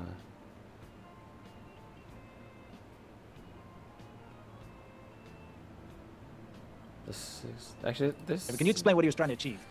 Again, this is coming back to the ideas that are incorporated within what we call internal styles heavily, although internal stylists also seem to forget that so-called external style. That's why I don't like the differentiation between the two. But anyway, refinement of martial arts requires you to use your body in the most efficient, holistic manner as one unit. In other words, driving from your foot, torquing your knee, twisting your waist. That's a big thing in Chinese martial arts. To generate the motion that travels up, creating a continuous whole body action to utilize your waist to strike, as opposed to just using your arms. Now, beginners in any martial art have a tough time not just using the extremity or the limb alone when they're trying to strike, and it just becomes something very robotic, utilizing the power that you can generate with your shoulder, your upper back, and your arm itself. When you add to that the motion of your whole body, which is heavily reliant on the motion and twisting of your waist, you generate a lot more power. And this is a key concept in these styles, including Tai Chi, Xing Yi, and Fa Guo. And it's something that you constantly try to refine. Now, what has become a type of a meme in Chinese martial arts is that they kind of sometimes try to think that they're the only ones who do this. Right. They think that everybody doesn't know this, and they're just, they've got hundreds and hundreds of years of boxing in the West, and in fact, Europe had its own martial arts system, including weapons that have just kind of been, fallen away due to practicality purposes. They don't seem to fathom that other martial artists probably came to the same conclusion. And if somebody's boxing every day, you'd imagine that at the highest level, when it's a professional sport, they'd figure this out. This guy just assumed that nobody knew this, and he's going to help teach or use this superior body mechanics to beat Mike Tyson. Meanwhile, Mike Tyson's body mechanics, especially in his prime, he'd take your head off. Absolutely. So, yeah. Nobody ever wants to be on the receiving end of Mike Tyson. I literally watched I think all of Mike Tyson's fights. There's you can find playlists on YouTube. I watched all of Mike Tyson's fights through when he started to lose and stuff, after coming back from prison and stuff like that. And the ridiculous Evander Holyfield crap, biting his ear and shit. Like, what the fuck? But anyway, dude, the way he would, especially when he was younger, he would just charge forward, like just walk up to guys. And the downside to watching, like, so yeah, so he could definitely take your head off, but it just seemed like once people realized you could just tie him up, like, man, it became so boring to watch Mike Tyson's fights. Like, just so much tying up. Anyway. Tyson's punch, that's for sure. Exactly. Let's see who fists are the fastest. Let's see who fists are the fastest. So again, it's just self-delusion and ignorance. You know, that's one of the things that I think we've heard of this Chinese saying, 井底之蛙, which means the frog at the bottom of a well. Oh, yeah. So that's very apt to the situation. A lot of these people, for better or worse, they don't have access to a lot of outside information easily, etc. So they've made assumptions based on what they don't know. They're like the frog at the bottom of a well who looks up at the sky and thinks that's the entire heaven, right? Oh, they only see that little that's a portion, cool they think they saying. know everything. That's so, right. yeah, that's the issue here. And a lot of the times it's by situation, but a lot of the times it's by them being deliberately ignorant, you know? Correct. And that's a character issue. Well, okay, that explains it. So I think everybody can understand why you saw this guy getting the absolute bejesus, beaten out of him by somebody who's much shorter than him, by the way, and smaller than him as well, which I think kind of really adds insult to injury here. But that guy wasn't high level, Lou. Look at him, he's out. Some top tier guy. I mean, I know that guy. He's pretty cranky and awkward. Anyway, yeah, so it explains it. So he put out this kind of challenge saying he could beat Tyson, and then he went to Xu Xiaodong, and Xu Xiaodong said, okay, well, how about you just fight one of my, trainers over here type thing. That's kind of how it went down, right? Yeah, and to be honest, that's how it used to go down in his gym a lot, even before the whole thing, because it wasn't the first time that they were challenge matches. He was getting it throughout his life. I got you. And a lot of the times they come into the gym like, I want to fight you, and Xu Xiaodong's like, you don't really want to fight me. Just fight one of my instructors here, all right? Let's see how you do against him. And if you give him a hard time, sure, then you can challenge me. But and then he'd ask them the next question, what rules do you want to use? Because that's the other complaint people have. Like, I couldn't do this killer technique, touching this point and punching him in the groin and poking his eyes. And a lot of them would say, all rules. Like, you're kicking the groin and everything, yes. And she's going to be fine. You want to wear gloves or no gloves? Sometimes they say, let's just put on MMA gloves, pistol grabs, just for safety so you don't get cut. And that's how it used to go down a lot of the time. I must say, he was very more mild-mannered, though, in this latest interaction. It seemed to be that the follow-up, they sat and they had a productive discussion and they were very cordial. There wasn't this animosity and, I hate this style and you guys are all the same kind of rhetoric going on. So. That is. Oh yeah, I watched this the other day. It doesn't get better than that to me. That's so perfect. I'll be right back.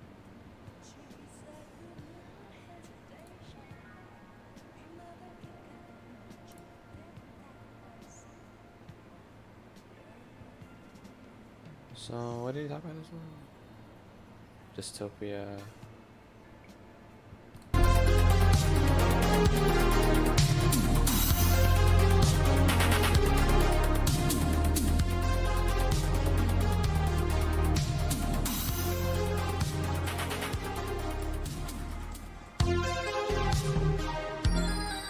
We got Blade Runner.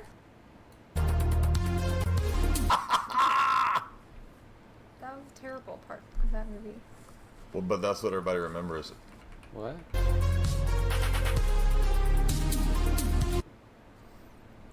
I buy that for $1. That was a terrible part of that movie. Well, but that's what everybody remembers. I know. This is actually a pretty good satire because they're making fun of dystopia to a degree, and Paul Verhoeven does a lot of almost satirical things. Some people think that Starship Troopers might be satire. So, in the dystopia, he predicted that we would be inundated with horrible comedy. So you're experiencing it right here, right now. Yeah, Idiocracy comedy. Yeah. Where the movie was just ass. The top movie. Welcome everybody. This is Jay and Jamie, and we are doing our episode 2 of Dystopian Films. Tell us what our films are tonight in the first half for the beloved public. Tonight we got Blade Runner, classic movie, The Island, Snowpiercer, and RoboCop. Which watching RoboCop made me want to add Starship Troopers to the dystopia list because that happens in the future. So. Yeah. Do we know the date? I think I looked it up. Yeah, we do. 27th century. Yeah. Obviously 2700s. So, this is a kind of a low. It's a Friday night at 9 p.m. Is everybody out getting their stabbies tonight? Is it a stabby party? Are they getting butt swabs? I mean, what the heck, dude? I don't think we've ever had 75 concurrent viewers on a live stream. So I'm thinking that we've been put maybe into the Tristan bin. Well, this is. Lol. Huh? This is YouTube. We've never had 78. So. I know we've never had 78. You don't understand what I'm Yeah, saying? people are leaving YouTube, right? I don't know about that, but thank you, Vibranium. 3 years ago. He sends a little bit of a donation. We'll get to these donations in a moment, but maybe some of these nerds will pop. Anyway, let's get to the good stuff. Right. Starring Tristan. Everybody's request. Up to years ago, like. You're not gonna be in rehab. Yeah. That's a free Quentin, everybody.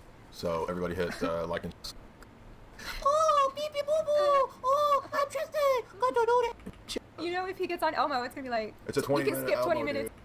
dude. Shout out Tristan. Made in 1982, and they thought we'd have all these things by 2019. We'd have replicants, we'd have fake animals. Oh, hold on. Tristan does do an show. By the way, we love Tristan. I'm still recovering. Tristan's 20-minute Elmo.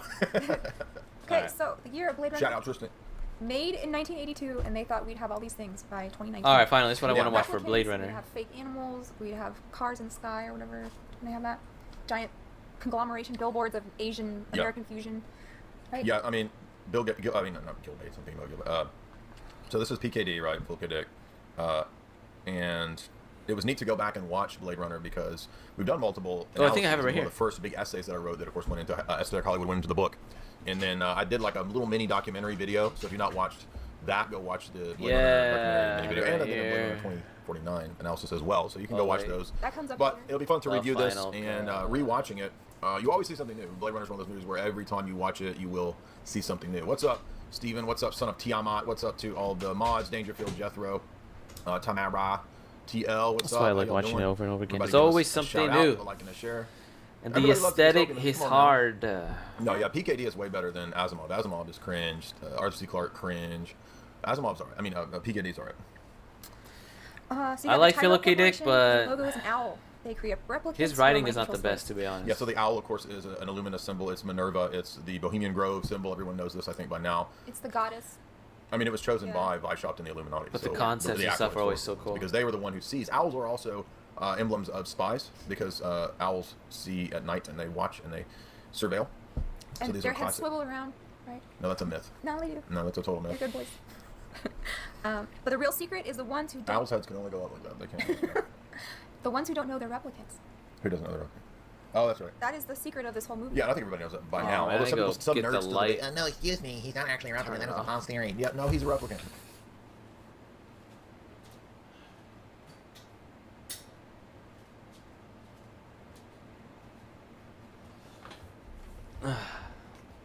There we go.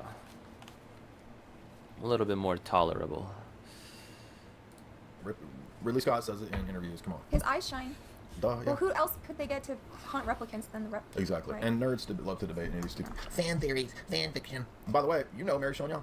I do, and Yeah, she did y'all a are great friends. job, and yeah, she's a good friend.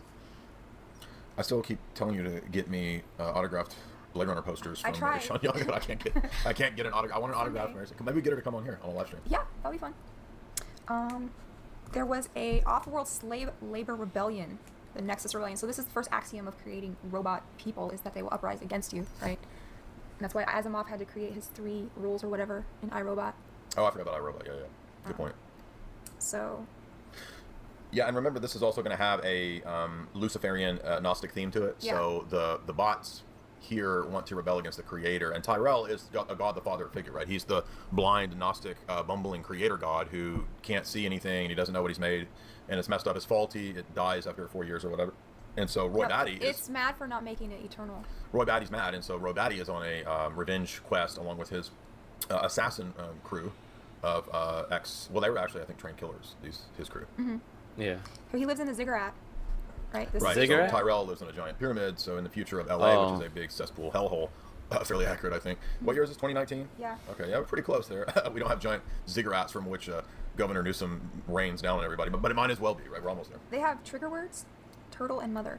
Right, so when they give the Voight comp test to, what's-his-face, it makes him snap. I don't know for sure that that's an intentional trigger word, but the Voight comp test is supposed to see if the replicants can pass the test, right? To see if they can fool everybody into thinking that they're human, and even fooling themselves to believe they're human. That's, of course, the big story with Rachel and with Deckard. Mm-hmm. And then you have them advertising off-world colonies. If you need to escape Earth, they've got these other places you can go, and it's always like Shell Beach, like it's better than here. Go colonize. Yeah, Shell Beach is this recurring thing. Bro, too, right? what if... It's actually in quite a few movies. What if there's like a story where you were told that there was off planet, this, that, the other, paradise, whatever, you know? And that your whole goal on Earth was to get, like, I don't know, a certain amount of credits, right? In order to be able to get on a spaceship that will take you to one of these, like, these amazing worlds, okay? But then, what you end up finding out is that it's all a lie. And you basically go on the spaceship and then there is no destination. They just take you to some other part of the world and kill you. Yo, that would be terrible. So the whole point is that you have these, like, what do you want to say? What do you want to say? Or maybe you could use them for propaganda purposes or something like that, like blackmail. I don't know. But basically they die. But so the whole point is to, you know, it would be like a very cynical take on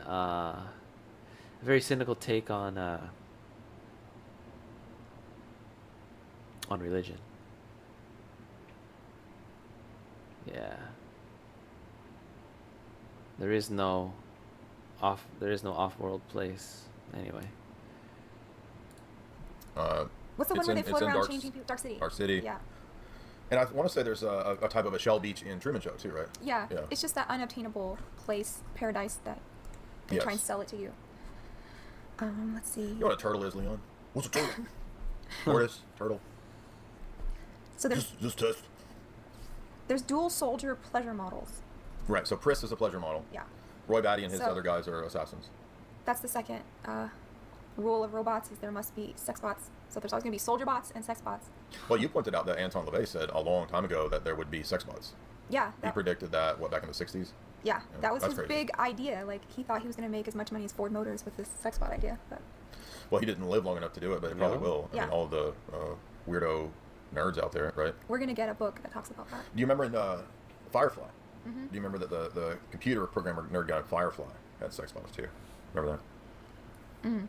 And then the other girl was like a geisha too. Right. She's a sex operative, and then there's the main girl is a programmed MK Ultra assassin. Oh yes. What up, Noxie? Welcome back. The little one. I forget her name. Me too. Okay. I'm more than human is the motto. I'm watching this like little, I don't know, like a little look into these different movies, like film analysis. I was mostly interested in the Blade Runner one. You like stuff like this, or watch a lot of movies? And Rob Zombie. Shout out Rob Zombie. They implant memories to make the replicants think that they are human. And wow, how ahead of the times was this, given the fact that DARPA now claims to be able to implant memories. So they, not just through microchips and all that kind of stuff, but also DARPA claims to be able to sort of sever areas of the mind associated with certain, memories or motor functions, right? I mean, I guess I've known how to do that since lobotomies, but now they claim at least to be able to kind of implant memories. A lot of troops have undergone this kind of experimentation, and we've covered that for many, many years. If you guys have heard the summation analysis that we did of Annie Jacobson's 500-page History of DARPA book, I read that whole book, and then we did a big analysis, so go listen to that in the Global Elite book series. Mm-hmm. We get into some of this, like Terminator stuff here. And Los Angeles is all Asian fusion now, just like in Firefly. They all speak Chinese. Right, yeah. Which is interesting because they all swear in Chinese. Yes. So let me know if the speed is too fast. I'm watching it at 1.5, which isn't too bad, but let me know. To what degree? Hello, Clee. Welcome. How are you? The people like Ridley Scott, PKD, they were kind of the leftists of the time, and so it's odd that PKD is Philip K. Dick. At that time are predicting, in the dystopia you're going to have the big sort of melting pot. But these are the very people nowadays, these so-called, these leftists are the ones who promote the very things they were critiquing 20 or 30 years ago, which is just an interesting turn of events, isn't it? Yeah. So the replicants are in search of their maker because he wants a longer life. This is just like Prometheus. Yeah, right? Roy Batty is a Promethean character. Yeah. He will even Roy Batty is a Promethean William Blake poem, character, which is the most fascinating element of the movie in an esoteric sense. I'm doing pretty good overall. Was a Gnostic, just chilling tonight. The whole thing is about rebelling against the Creator God, and there's all these weird. It's a poem about America, and the orcs versus the king and this kind of stuff, and it's fiery the orcs fell and this kind of stuff. It's really weird, but it's clearly a Gnostic reference to both America as a revolutionary nation. I like sci-fi stuff that has Gnostic influences and whatnot. I mean, I'm a religious person, but I still find stuff like this pretty interesting. I don't know. And Blade Runner's the revolution. I don't know. Have you guys seen Blade Runner? Against the Creator God, represented by the Tyrell figure. Either the old one or the new one. What they did get right in this was they put TVs in cars. You remember that? And they have digital billboards. So the future does kind of look like that a little bit. So it sounds like so far they're just kind of seeing like how much these like movies from like the 80s, 90s, 70s, 80s, and 90s kind of anticipated the kind of technology that we would see nowadays. Patterns of symbols in this movie that I went into great depth in my. But it sounds like Jay wants to talk more about just patterns and symbols. Illumination, you could say. There's an alchemical journey that goes on here with Deckard, where Deckard comes to self-realization. It's actually the Edward James Olmos character who's leaving the symbols along the way, because we basically get the impression that Edward James Olmos knows the whole time that Deckard is. Yeah, plus I really like movies that have a bunch of symbolism and shit like that. Like, what are they talking about? Replicant. Oh, because he's leaving those little Because he's leaving those little things, and so he's a kind of a Mercury messenger figure. He even carries a staff like Mercury. He's pictured like Mercury. So there's a lot of these alchemical and esoteric elements in Blade Runner that I went really, really deep into in my essays. It's always dark. That's because this is neo-noir, and so the whole style is dark. Neo-noir. But did something happen to the atmosphere in this? Well, in Blade Runner 2049, yes, the whole, it's just clouds all the time because of, I don't know, smog, and they've messed everything up. Or Bill Gates turned the sun Bill off. Gates, Bill Gates turned off the sun. Why would you turn the sun off so we can have a Blade Runner dystopia? Matrix was like that too. Right. Exactly. And so, speaking of Gnosticism, you've got the weirdo toy maker, who is like a blind demiurge kind of. No. I mean, an Archon maybe? Or? Yeah, so there's Tyrell and his many other powers that make the different things, right? So there's the Asian man who builds the eyes. What do you do here? I just make an eye, right? And there's the redneck dude, the southern guy. Well, I just make the toys. Basically, in Blade Runner, like there's this kind of like sequence where the androids in it. Let's see. What was the time? My brain not right now. I see. He's talking about like there's basically a bunch of different people that built like different aspects of the android's body, and when the androids come back from whatever planet they're on, they break back into planet Earth. They're going on this like journey to kill their maker, basically. And so Rick Deckard, Harrison Ford's character, is supposed to like stop them from basically killing human beings and eventually climb to kill their maker. So part of the human beings that they're killing are like the different creators of different aspects of their body, like their eyes. Like there's an Asian guy that made the guy's eyes, and then there's made the eyes for the android, and then there's like a kind of like a dwarf kind of midget kind of guy who I think he might also have some kind of like developmental disorders. I think he like looks older than he is. Like he has that one disease where like you age faster than your body ages faster than you do, and so anyway, he's the one who actually created the bodies for all of the androids. So they end up killing, well, I'm kind of spoiling, so but anyway, so it's fun. It's like they're basically killing the creators of all different aspects of their body until they get all the way to the ultimate creator of them. So that's what they're. I made your legs.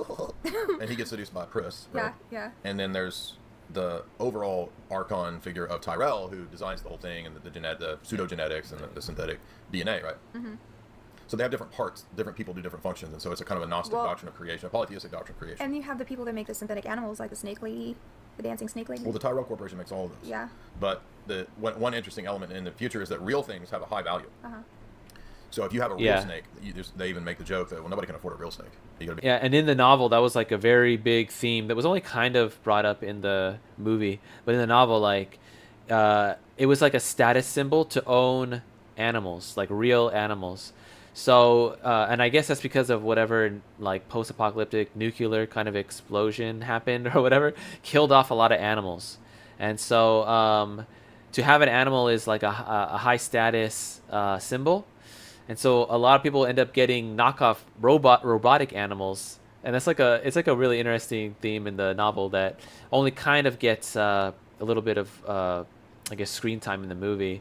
So one of the large snakes that one of the androids has is actually not even a real snake. It's like it's a created one, like a machine kind of snake, and you could tell by its like its scale has like a barcode or an ID serial number on it. It's kind of interesting. It'd be like a zillionaire. So everything that you own, people that they have, is synthetic stuff. Right. But yeah, it's all synthetic because that's cheaper than getting the real thing. Yeah, that's scary. In this dystopia. Well, speaking of dystopian things, okay. The toy maker has Methuselah syndrome, Methuselah. Oh, I forgot about that. Remember that? The southern guy. Oh, Methuselah. I forgot about Yeah, Methuselah. yeah. Who was that? Grand old opera. Philosophical figure? Hee-haw. He's The hee-haw toy maker. okay. So this was gross when the guy met his maker. He squeezed his eyes out. Oh, yeah. Little Daddy. Yes. Right. This. Yeah, because he says, I can't picture you, and Tyrell is blind, almost. Mm-hmm. So he kills him by, poking out his eyes, and that's all the more relevant given that the Tyrell logo is the owl. Right? Oh, right. Oh. So then what? So he's the blind creator. Yes. Which is The Gnostic blind Elder Deus. creator. A Gnostic There's also quite a few, trope? esoteric and occultic images throughout. There's the unicorn. Oh, yeah, and that the was the unicorn unicorn. dream has to do with, I think, him coming to realization of his own implanted memories. Yeah. You said the unicorn is his desire to be free. Yeah, and it's also something Ridley Scott puts in other films too, because the unicorn plays a central role in Legend. Uh-huh. Which I wonder is what the actually unicorn an esoteric means. Gnostic Like, what is the movie. symbol? If you listen to the end, the song at the end of Legend. I heard it wasn't bizarre, If good. you listen to the lyrics, it literally starts mentioning like the Luciferian Gnostic duality. It's crazy. How does it go? Can you sing it? There's two different versions. There's like a theatrical release. Jay pop will version, and definitely there's a sing it, redone dude. orchestral version. No, I don't remember how it goes. Oh, I wanna hear this now. If Well, he we knew can- it, he go would listen sing to it. the, That's how that guy the theme is. song of Legend, and you'll see that it's literally a Gnostic, dualist, esoteric allegory, and so hence the Mia Sarah character. There's a lot of sexual stuff going on with her and Jack at the beginning, the Tom Cruise character, and she loses the ring. And I did a whole essay on this one as well. Well, it's you not got Blade that Runner. Nail What? in the hand symbolism. Oh, yeah, yeah. Roy That's Batty towards is the a end. Christ figure, right? So he's like, one of the twists everybody knows is, of course, that you think Roy Batty's going to kill Deckard, but Roy Batty realizes that Deckard is one of his own, and so he saves him. He awakens him. He awakens him. There's a process of illumination. Roy Batty is that sacrificial illumination figure, and so he is a kind of a Lucifer figure here, but he's a Christ image figure in the sense that you see him with Four the other pierced, hand, androids. the blood, and you see the dove. He holds a dove and he sets it free. Yeah, White Dove's crying. Because right.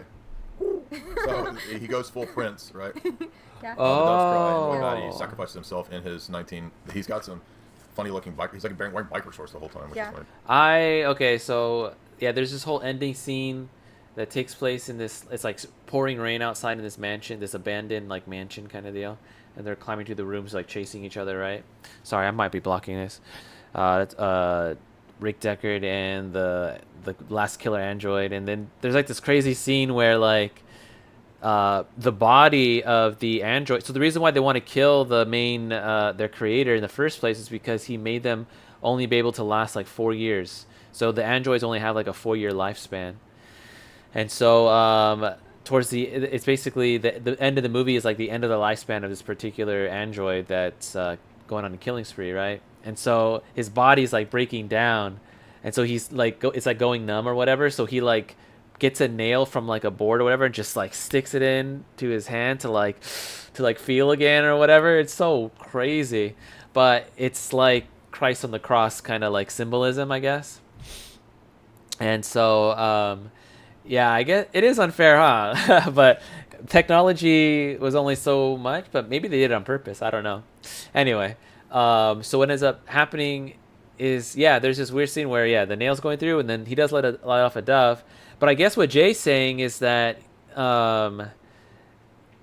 he doesn't end up like killing Rick Deckard, even though he's like chasing him down. Like, that's true. He's more trying to like awaken him to his own. So Deckard thinks he's a human being. At least it's the movie doesn't actually say yay or nay, but I guess it leaves it up to the viewer to decide. But what Jay's saying is that, yeah, the whole point of Roy Batty the android is to show Deckard that he's actually an android or something like that. So I don't know. But in Blade Runner 2049, you know from the beginning that Ryan Gosling's character, Officer K/Joe, is definitely an android, and he's an android that kills other androids. And he's hired by the LAPD. Literally, it's kind of cool, futuristic LAPD. Anyway, but Unicorn escape. he dies to save Deckard, so he saves Deckard's life, right? And Yeah. I think that's one of the reasons why he does. Ryan There is a point, finds yeah, this but such these are all a a bunch of powerful film. spoilers. You Even see though the it's movie for Gnostic, yourself. it still has that kind of self-sacrificial Christ figure archetype going on. Yeah. What do you think? Well, so Roy Batty is the Now- Jesus Christ of androids, you could say. Well, I want to ask you because you had not seen it in many years, and you weren't sure that you'd ever watch the whole thing. Yeah. So what do you think about it now that you've seen the full sort of in-depth analysis? It's definitely a slow movie. Yeah, I liked it. Like you said, it was neo-noir, so it had that Neo-noir. old classic Hollywood feel, but sci-fi, so that's a cool blend, I think. By the way, you can support us by donating to the so Tom Coombe fund. We're not going to say what we're going to do with that money, but basically it goes into a hedge fund of crypto that then Tom Coombe can draw from for a new yacht. So basically, everybody if you want to help Tom Coombe get a new yacht, please donate and help via the super chats. And he's trolling. Yeah, that's it. Nice. Okay, that was Blade Runner. And if you do donate to the Tom Coombe Fund, you will get a cocktail.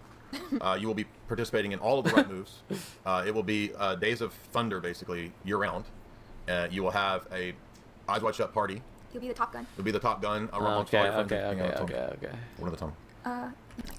Have you guys seen any of these other movies? Have you seen RoboCop, Snowpiercer, Terminator? Dystopia. The what? What's the next movie? Haikun.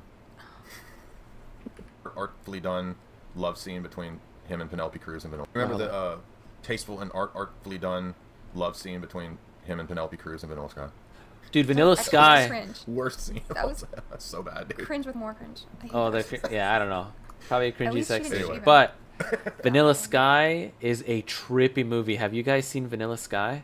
I think it's from like the late 90s. But Vanilla Sky has Tom Cruise in it, and I think Penelope Cruz is in it, and then Cameron Diaz.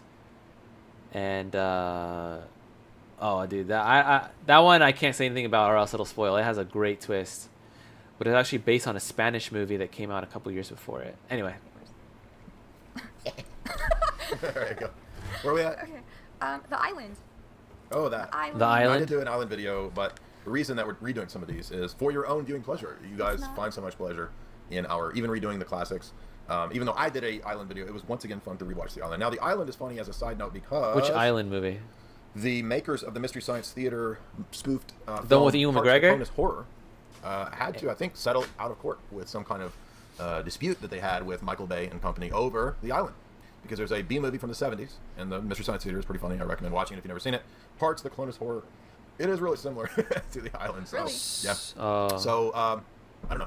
But, you know, Michael Bay, he likes to make things blow up, and he likes lens flares a lot of lens flares. The lens flares have lens flares. The explosions themselves blow up into more explosions. This is Michael Bay. And even though the Island is absurd and pretty goofy, and it's basically all the dystopias into one, there's something about this movie that's actually enjoyable. I remember, I think I know watched it's The Island in a crazy, movie theater when it but came I out like back that. in the It's not a bad movie. 2000s. It's not. It's all the dystopia. It's Brave New World and yeah. like every dystopia. Logan's Run. Yeah. It grips you. Oh, I've seen and, Logan's Run. I it watched that doesn't last lag year. in anything. It's constantly changing. You think you might be in this weird base forever, but when they bust We out... should do Final Sacrifice, by the way. I know you guys in the chat. I'm sorry. I know you guys in the chat are talking about Rouse Tower. Rouse Tower. Yeah. All right, kids, shut up. Right, the Final Sacrifice, definitely a classic. They made I love the a Final video game about that, remember? Yeah, somebody made a Rouse Tower video game. It was pretty awesome. He refuels with like 6 packs of obscure Canadian beers. That's pretty awesome. Yeah. Rouse Tower. Oh yeah, I got the old prospector, right? Mike Pipper. Mike Pipper, I think, is the dad of the skinny kid, but the prospector is an awesome character. Rouse Tower. What's the kid's name? I don't. It's either Mike Pipper or the dad's Mike Pipper. Oh, Mike Pipper, you see? Well, the slogan for this movie is, "You're special, you're chosen, the island awaits you." Now, remember, the island is about clones, and it's about eugenics. It even comes up later Oh, on. right. mention the eugenics laws that are passed. And so since there's laws against experimenting on humans, which is weird because the Senate, Congress just passed a few months ago. Do you guys remember have you guys seen The Island or anything about that? So, if I remember right, the premise of The Island, I think it's, if I remember right, Ewan McGregor and Scarlett Johansson, maybe? But anyway, basically, I think they're all clones, and I don't even know if they know or not. But everybody that's on this particular island, it's like they live in like a big old dome, like a bubble, and each of them is a clone of like famous people, and so whenever the famous people are like disease or like about something bad happens, like they can just use transplants or like I think they can even swap the body or something like that. But anyway, it's just like they find out they're just like insurance. They're clones that are the insurance of movie stars and celebrities and whatnot. It's kind of crazy. Anyway. relating to cloning and That might be the cross-species spoiler. engineering. That this is cool now. Sorry. It's cool now. Mm-hmm. We're going into the island. I guess the island is going to be where How we does are, it- and the island is about cloning for the purpose of organ trafficking and harvesting. Wait, So how does it really rain? rich dudes What do you mean? get a clone, Like and in then real they just life? harvest whatever organ they need. Two things. The I don't know. island is not real, just like Shell Beach. So there's another correlation to that. Other How world. does it rain? Yeah, like Logan's Run, they live in an enclosed society based around a lie, and that's a recurring theme. They're being advertised the dream of freedom. Right, so they control your dreams and your hopes and your freedom and your ticket to Valhalla, to the Oh. Paradise Island or whatever. And They control Maybe your they have like so-called sprinkler state, systems. just like Yes. Snowpiercer. And just like in Logan's Run, you get killed. Mhm. So haha, be sure to. You Like a greenhouse don't or get- something. You just get sliced up, dude. Right? Yeah. So this takes place in the same year as Blade Runner. 2019. Yeah. And made in 2005. I went to in the theater. I remember that. He wakes up in a smart room, and Yeah. everything monitors his bodily functions and his sleep. There was and a, his food and This is health. where we're going, by the way. Yeah. Where we're going to have smart houses that are going to analyze our Ah. PPE to tell us He can't have how bacon. much Black Mirror bacon episode we that was have very today. much So like this the is island. preposterous. Right. So And it's amazing they're selling everybody on the he's got a technocracy. Fitbit Yeah. that he has to wear. But they're selling everybody on technocracy out of ease and simplicity, and everybody's going into their own Technocracy. enslavement. There's Put the Apple big Watch on themselves. That's a Schwitzgebel buzzword. machine. That's the kind of stuff I like to learn It's a about. machine that comes out of the prison system. I've covered it for like 7 years, which is Do where you they guys know track what prisoners and all their technocracy heartbeat, is? And that's what the Fitbit and Apple Watch is. Oh, It's a Schwitzgebel machine. okay. That's so creepy. Gross. It's people don't understand that the technology literally comes out of the prison system. Mm-hmm. Literally. Everyone is the same. They all have the same clothes, the same routines. I see that same there's jobs. Well, that's because they're kept in a childlike state. So it's Yeah. a perfect society of Anyway, people kept in a I think perfect there's a health, delay with the chat. whatnot, and they're And all I kept wondering why they're acting so dumb, but that's part of it. You don't learn till later that they have the mentality of a 15-year-old. They said. right because they don't want them to figure out what's really going on. Right. And likewise with all of you, Arrested Development, not you guys in this audience, because you guys in this audience all have 1,000 IQs, but for the average NPC normie person, the Arrested Development low IQ state is so that you don't figure out how the world works. Thus, this channel helping you figure out how the world works. And please, if you would, support us via the Super Chats. That's how we keep going. You can also support us via the Streamlabs, or not just Streamlabs, but buying the books, and our sponsor, Chalk.com. Right? If you want to maintain that mojo, order the She Legit mushrooms that Chalk.com offers in the link in the show description, and use the promo code JAY, and you get a discount. So support us there. Also, the second half of the show, if you're watching it, will be available in the next few days to the subscribers at jaysanalysis.com. It's over 9,000. For your health. So there's this lottery that chooses who leads the compound to go to the island, which they call Or- nature's last remaining pathogen-free zone. So there's keeping the people. Oh, man. All I did was pick it up, and it like shot out. They're keeping the people. Tom Koof. Tom Koof attacked me with Koofy. Coffee. Coof. Tom Koofy. There's a little Tom Coon demon that like flung a bunch of coffee at me. So a tiny little Tom Coon. Anyway, go ahead. Oh my Got you. For your health. Yeah. For your No, health. they tell the people they can't go outside because there's pathogens outside. Whoa, where have we heard that? Yeah. So you have to stay in the. Yo, you have to stay inside for all the pathogens Literally, I heard around. a This woman is, talking about by the way, this was medical recorded professionals were telling her that the coat she wore was covered in Koofit. 3 years ago. And by the way, Michael Bay 2021. made Songbird. We forgot to mention Songbird. I watched Songbird, Goofy. which was crazy, dude. Like, you know what I'm talking about? Songbird. That one about the. Koofid 25, not Koofid 19, Koofid 25. Yeah. The later variants. With the pokies. The variants. And she couldn't do prom with the boy until she got the pokey. Right, Was and- Matt dad bod in that? No. Who was the dad bod in that? Of the daughter? Just no, don't worry about it. Look, Okay. it's Michael Bay, Yes. and he at the beginning of the movie, there's Koofid floating around everywhere on everything. This is so dumb, Spores? dude. Oh yeah, I remember them floating through the air. The little goof spores. They were cute. But see, people believe that. They think that Yes. that's what's That's why how it all works. they keep their This is windows so dumb, dude. shut because it's all floating in the air at all times. So Demi Moore's in it, and you have to get your food through a little hole in your front door. Yeah, You yeah. can't go outside, and literally everybody's wearing Wait. hazmat suits. But you remember Contagion? Excuse me. I'm Wait, drinking what too movie are much. they talking about? Yeah, I did an analysis of the movie. Yeah. So Contagion. Okay, and Songbird are similar. Yes, I did a whole video on it. I don't even know what movie they're talking about anymore. Go Where was I? They He still has talk- to eat the talking slot about because the computer said so. Island still? So he. This is all his 19. pee This was is too all from salty. 1984. Yeah, and the computer's like, you eat oat milk. Right. They have to social distance because of the rules of proximity. Mm-hmm. Remember that? They can't get close Oh. to each other.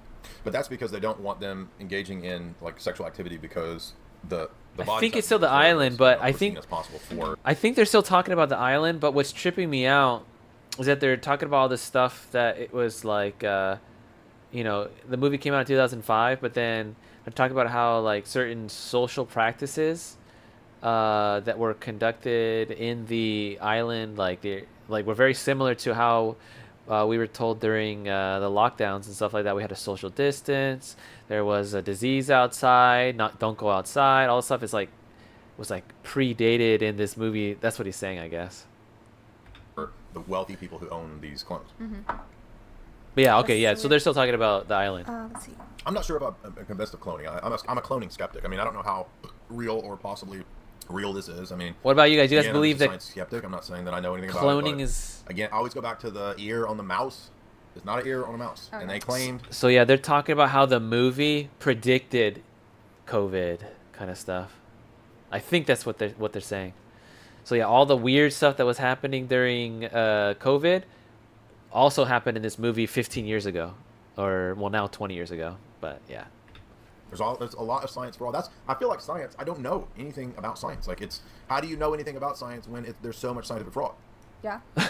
A lot of the scientists are just con men with grants that just. And they fudge the controversial research and the opinions. data. Joe Rogan's done even tons of shows on this, so pretty much everybody knows this now. So it's kind of amazing that all of the normies are like, trust the science. I trust the science. While they're on an oxygen machine. I trust science. I got Venus, but I trust the science. Right. But isn't that the point of science? Is you don't have to have faith in it because it just is, or supposedly is supposed to be like a observable thing, a truth that you don't have to believe. That's what normies think is smart. Okay. So facts have to be interpreted. There's no such thing as brute facts. You don't just look at an earthworm and know everything about it. You have to interpret things. And the people in this domain think that this is still 1750 or 1845, where the that's world going to was be the under best this when you could delusion just of enlightenment, put your positivism, mind not into what a it's clone and have him go do everything for you while you chill at in home. The domain of the normie, scientism sphere. So people who believe scientism don't even know that scientism is a worldview that has fallen and collapsed at least 150 years ago. But they don't know that, and they're too dumb to know that. That's actually and why. And they think all scientists are what did he altruistic. say? Yeah, and that's why Neil deGrasse Tyson says don't study philosophy. Literally. Famously said that 3 or 4 years. I wrote a little essay against that, just how stupid that was. So the island also is about the ethics of this. I'm trying to study philosophy. He thinks he can cure all the diseases and elongate life, just like in Blade Runner. Oh. Elongate life. Yeah. This is a whole history. There's 9 or 10 Somebody volumes says of this that I have. Make up neologisms, so I guess I'm barely halfway through this one. Elongate their lifespan with extendovite. Extendovite? I saw a picture of a boomer. Noxie, what were you up to today? With a face shield and a mask, smoking a cigarette. Are you tired? I saw a video of 2 boomers with masks that had opened with your mouth so they can eat. Have you seen the symphony But with they the hole look in the like mask? Muppets. Yeah, they look like Muppets eating. Yesterday I was dead tired, yo. Really? Or what, 2 days Okay, ago. he puts nanobots in his eyes I wanted to scan stream on brain. Saturday night, but So, Sean Bean's a Mad Hatter scientist who. Fagando! Yeah. Sean Bean! Fagando! We should use Jay's so fucking funny. Fagando! He's just The last time I goofy. did my Sean Bean, I did it good. He starts to notice that Ewan McGregor's It is a gift. character is advancing. Sean Bean is always a bad guy. He's like always the smooth CEO bad guy. Well, ever since. Oh, really? The Pierce Brosnan.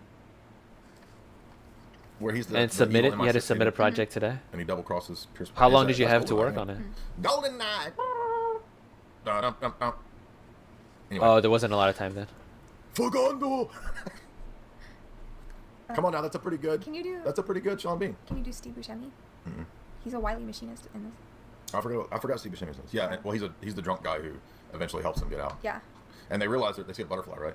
Yeah, because they're so naive and childlike and obedient. Steve Buscemi kind of feels bad and gives them a little alcohol and stuff like that.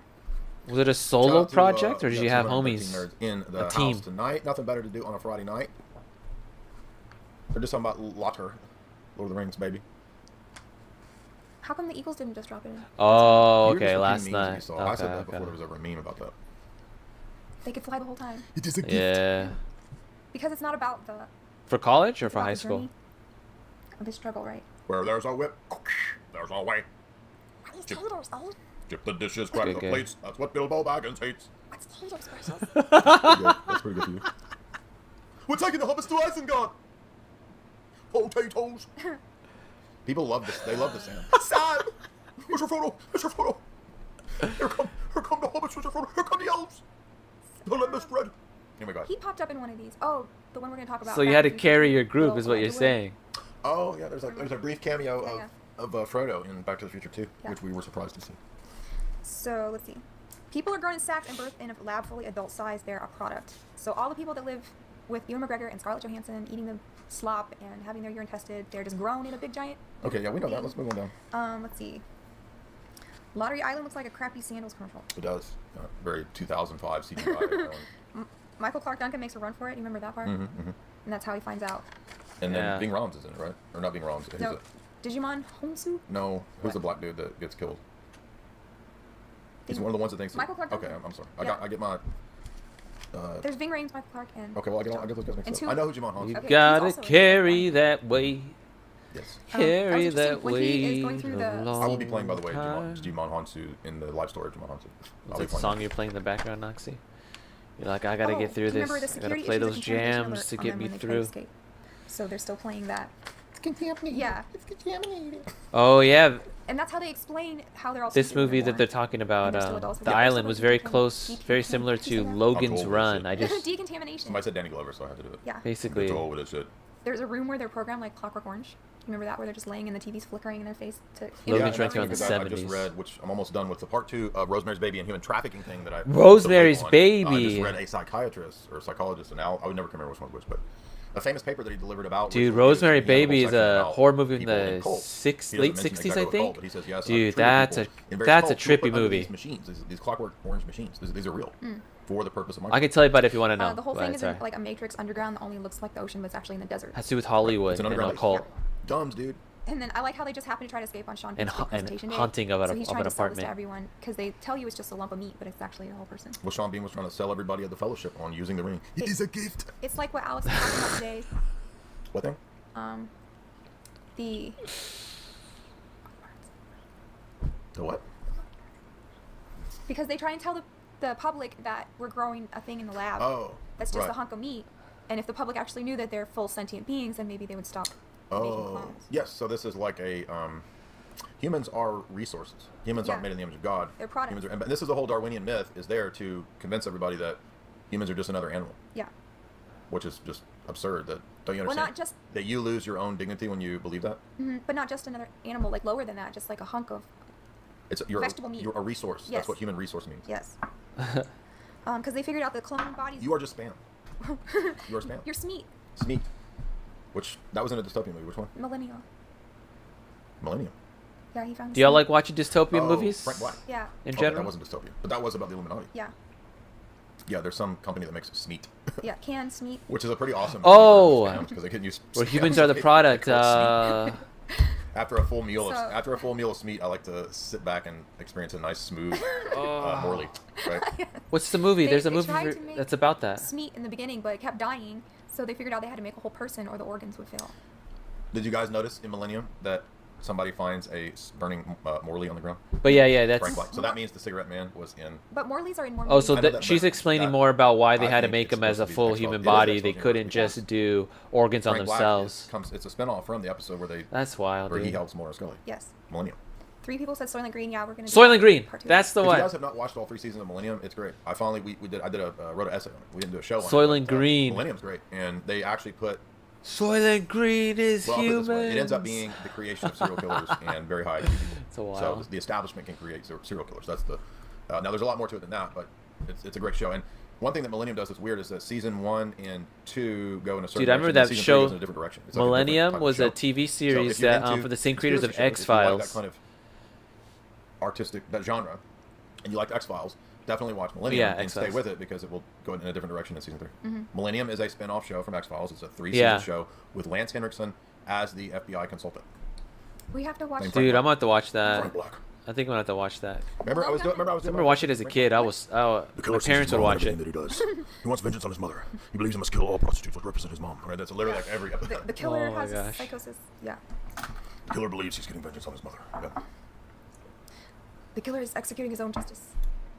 There was actually an episode where a judge was a killer. That was pretty awesome. Mhm. And the judge was crazy, and he was like executing judgment on everybody. Do you remember the killer who liked bombing things that turned them on? Yes, That's what it was, and yeah, it was dirty. Back to the island, which they are totally innocent because all of their media is controlled. And they're reading things like Dick and Jane, and they're. Did you remember that? Because they have to grow up. All. What is Dick and Jane? A comic book or something? I don't even know No, what it's that just like a Dick little and Dr. Jane. Seuss book, like Seed Spot Run type of. Oh. baby book. Okay. So this is the kind of media that they're given. Yeah. Oh, they're giving media that's like well, they're very actually when they get out and they try to do a credit card, non-sophisticated. They find them right away. Right. So they have to find the people who bought them. They think if they find their sponsors and if they get the word out that they're actually human beings, then things will change, which that never happens, right? Yeah. So he has to do it himself. He has to go take down Sean Bean and Right. the entire enterprise. And this is where the Michael Bay of it really comes out in its fullest when he's like destroying this facility, right? I think the Pentagon should hire Michael Bay for war, because Michael Bay just wants to blow stuff up. So if you get Michael Bay to figure out, Michael Bay could just blow stuff up, and then you could show people that, and then it would be like the ultimate FFO, fake flag operation. Yeah, exactly. And people be like, dude, this is we don't mess with America because look at what they do. But it's just a Michael Bay. The next war will be directed by Michael Bay. That's what I'm trying to say. Yeah. World War III, executive producer Michael Bay. All right, are we done? Yeah. Well, I mean, they have a big scene about bioethics and all that stupid That's stuff. the key point, and that mentions the eugenics laws. Yeah, and he has to go about how he's the genius who's going to solve all mankind's problems with science. And his science. Look at that. Tom Coom on screen, baby. I'm gonna keep doing it. Oh, Ewan McGregor, this was interesting. The guy that made his clone, his sponsor, they call him, the rich guy who bought him, he is about to die from liver failure because of a sex disease. Yeah. So, so this poor Coomer's making a clone for himself. He's got Tom Coom syndrome. Yes. And he needs the body parts to be fresh and healthy. Ewan McGregor. Island. Why? Sorry? It is what it is. It is what it is. He gets 5 explosions. You'll like it. Island was a good movie to watch. And say RoboCop. No, let's do RoboCop. Well, let's move a little faster because we got to get through these before we Halt. take too much time. Citizen. Halt, citizen. Oh, that's RoboCop. I'm here to protect Halt, you. citizen. RoboCop in 2028. Vanna White was a news anchor? Yeah. RoboCop. So this, Paul Verhoeven likes this style where he does fake news clips and commercials and fake TV like. And he David Lynch was does. excessive on violence. Like Paul Verhoeven would have the most ridiculous violent scenes. So if you watch Starship Troopers, if you watch Total Recall, and if you watch RoboCop, it's just so over the top. It's crazy. So RoboCop was made in 1987, and it takes place in 2028. So we've got 7 more years before we're talking about nuclear neutron bombs in South Africa, and you have the apartheid war there. By the way, this movie is one of the most accurate as to what's going on and where we are. And I know people have said this for many years. I watched RoboCop many times, but only this time around did we really pay attention and analyze it. And so everybody's right. This is powerful predictions in RoboCop. But yeah, whatever I've seen the chat, whatever actor that Ewan McGregor's character was the clone of, he was a guy. Yeah, he had sex disease, something to do with his kidneys or some shit. I don't know what kind of sex disease you get from your kidneys, but whatever. So he got picked, and so they're gonna take his kidneys from the clone and put it in the original. You have a commercial for the Artificial Organ Institute, the Family Heart Center. So there's more. Have you guys seen RoboCop? Right, humans are just meat. And you can buy a new You're just heart. spam, dude. Yeah. And this one is really Wild revelatory movie. because Omnicorp buys the police force. So privatized police. And this is Detroit, so a crumbling city. Right, the whole, corporations come in. where the big, motor city has now collapsed. I don't know if Detroit had fallen apart and collapsed by 1987. Liver cancer, Probably yeah, did. I yeah, don't remember when. Remember, who's that goober? Michael Moore. Remember didn't he make that documentary about? No, he made the one about Flint, Michigan. Yes. Never mind. But I feel sure that the collapse of Detroit was by design, and it was a bunch of shenanigans. I don't know the whole story of that, but what isn't corruption and shenanigans? I mean, come on, everything, right? Yeah. So. Like, it's because they took all of the jobs overseas. Right, I know that. Right, Yeah. so that also NAFTA. So prior to globalism, NAFTA, prior to all of that stuff, yeah. Then they talk about the Star Wars orbiting peace program, and the supposed president's up there, like, doing Right, a so photo this shoot in is space. right around the time of SDI and Reagan. Yeah. So that's why that's in there. Although, I guess we're kind of at the point where SDI and all that's. I mean, if you look at it like the Neuralink and Skylink and the satellite internet systems that they're building, I guess that's accurate. There's a crime boss at large. What's his name? Kurtwood Smith. Kurtwood Smith. He hates cops because cops hate him.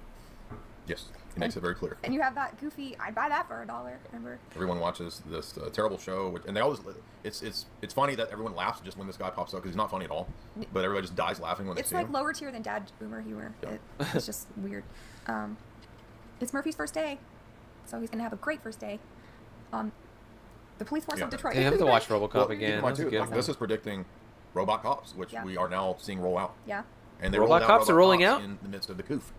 So they want to build a new city on top Where they of got the robot crumbling cops Detroit. at? They want to make it Delta City. So it's gentrification, Yes. destroy the existing thing and rebuild. They can't build it until the crime is. And privatize police. This Yeah. is key. Yeah, so they're trying to eradicate all the riffraff, So they can start over, and they want space exploration and this smart city. But they also want to foster crime. That's an amazing insight that this movie has. Right, we'll get to that in a second, because that's a whole scene right. by itself. So you have the corporation, the evil Monsanto mega Omnicorp, right? Your Tyrell or whatever, all these. Yep. What's Every that? dystopian The Umbrella movie. Corp, right? Umbrella, Tyrell, Yeah. Wayland Yutani in Alien. Yes. And they make this giant yeah, Wayland Yutani. I just watched that they're gonna have patrol the streets. Alien Romulus. Right? But it's like what an enforcement droid, this big thing, and it growls. And Good it's movie. like, stop, drop your weapon. I like when he squeals when he falls over. Yes. I mean, a robot has to squeal, obviously. It growls and... It's like when they make, in horror movies, they make spiders squeal, too. He malfunctions on his Humanizes first trial them. in front of the board and or he wastes the dude. creaturizes them. I don't know. And so they have to find something better. So, I mean, we're going to see DARPA roll this stuff out, right? Yes. So, I don't know if it's after the World War III or what, but they're going to roll out the AI, bot. It'll probably look like that thing, the Special Ed 3000 or whatever. Or the DARPA dogs that chase you. So, you'll have DARPA Ed dogs. 209 and a DARPA dog after your A ass. mini at. It is a mini AT-AT, exactly. Yes. Leland is a robber with Kurtwood Smith. Yes, Ray Wise pops up as one of the enforcers of this gang, which is pretty funny. Yeah, and of course the gang, their hideout is an abandoned factory, like it has to be. When is there not stuff going down at a factory? Why don't police if you live in if you're in movie world, if you're in any fictional movie world, just go to an abandoned factory. There's literally like 20 gangsters doing shit there. Just go They there. sublet like spaces and rent out partitions to different criminals. Every abandoned factory is just a hub. They should basically just get rid of abandoned factories, and there would be no more crime in movie world. That's what I've been saying. No, that's what I've been saying. Have you been listening to the bad guy hyena laughing in this movie? Is over the top. Yes, every bad guy has the most ridiculous hyena laugh. Mhm. So I like how Murphy survives like 100 shotgun blasts. that's Paul Verhoeven. Yeah, including one to the forehead. Stop. Special Ed 209. Well, when his life is flashing before his eyes, he remembers his son watching this cool cop, the TJ Laser that he wants. Yes, TJ Laser. He's TJ Laser. Yes, he's the real TJ. What if it's all in his head? Dude. Uh-huh.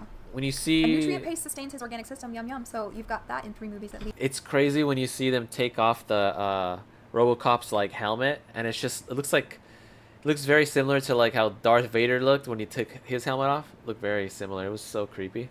Remember me as a kid, I was like freaked out. I was like, "This is the good guy." I was like, "Hell no, that guy looks scary." We've been saying that it's all here. I know. Yeah. Go ahead. Eat the paste in this movie. What's the pace? I don't remember. A nutrient paste sustains his organic system. Remember, she has to feed him baby RoboCop food. has to eat baby food. He eats Gerber. Which is kind of ridiculous. He serves. I kind of wonder. I mean, watching this again, some of it was so kind of absurd. I was like, "Is this a satire movie?" I mean, because Starship Troopers is supposed to be. Yes, that's his. I think that's just his personality, though. Is Oh, like Paul Verhoeven did sarcastic and. No, Paul Starship Verhoeven. That's what Troopers I as mean. well. Yeah, Paul Verhoeven with the Starship Troopers and the weird stuff in there. He's got 3 directives and then a private 4th directive. So there's something going on they've programmed into him that he doesn't know about, right? They have this commercial for a game like Battleship, Baby like, food. Nukem, like a He's family probably board game. joking around. Remember that? Let's see. RoboCop cleaning up the city, getting triggered by things. He has a USB spike port. Yep. His fist. Which I think he take care of Kurtwood Smith with that. Yeah. At the end, yeah. So he goes to see his family, but they're all gone. And what was I don't remember the explanation of that. What happened to his wife and kid? they thought he was dead because the police told them. So he's RoboCuck now, like Yes. she's remarried. RoboCuck? Citizen, stop. That is my wife. He goes clubbing, and that's where we find Leland. So remember RoboCop walking through the. Did he go to the pink room? Because that's where. Wait, what is your How come it says your message rejected? I didn't do that. That was one of the funny things in the island is like in the self-contained place that they have to live and do all of their work. At night, they turned the lights down and did club scenes, and they could order like drinks and stuff to make it feel like normal. It's funny. Well, somebody said, did he, is it maybe waterproof? he Yes, deleted because it? he fights Kurtwood Smith in Dude. a bunch of muddy water, and another guy gets covered in toxic waste. Oh, so, yeah. so there's just a giant vat that's conveniently called toxic waste. That comes out and the he, truck? And he wrecks his truck into it. No, he wrecks into the vat. Oh. And Did it you not burns see him? that scene? That was what I I was just talking about. remember the splash coming out Chappie? of the truck. Because he wrecked into a vat. I called think toxic so. waste. That was about a robot, right? Toxic waste doesn't just splash out of trucks, Jamie. It doesn't just appear Africa? out of nowhere. It will- Like spontaneous combustion. It or will turn you into instantaneous creation. Joker. That's If you fall into toxic waste, your hair will turn purple or green. Okay. And how are you doing, Amanda? Where we at? Good evening. He's on a mission to get Clarence Butler. Dick Jones hired Kurtwood Smith to kill his rival. Clarence Butler. The crime boss works for the guy who owns the police, so there's one of the big. This is a big, great, yeah. So the corporate leader guy owns the cops and is working with the organized crime. That's so crucial. Yeah. Oh. Organized crime. Yes, and the cops. So the Tries to sweeten the Oh deal wait, with what? Kurtwood Smith What am I saying, doing when here? we're gonna build this Delta City. So the corporation owns both the police and he owns both sides. And the criminals, the mob, or We're whatever. gonna have all these workers come. And you sell drugs to the workers. Yes. Amazing. RoboCop's secret fourth record. He can't arrest a senior Oh, officer. okay. The corporation. He's a product with no free will. And then he has to fight ED209, who can't step down steps because his 3 codes don't work like that. Remember? Yeah, and he falls over and squeals. Yes. Robo Tantrum. Yeah. The robots all squeal, sure. The cops turn on RoboCop, That's right.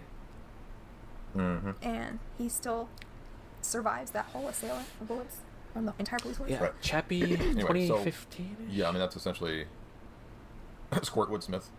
That was my joke, because he gets stabbed in the neck and blood. Squirtwood Oh, yeah. Smith. That one's SUX.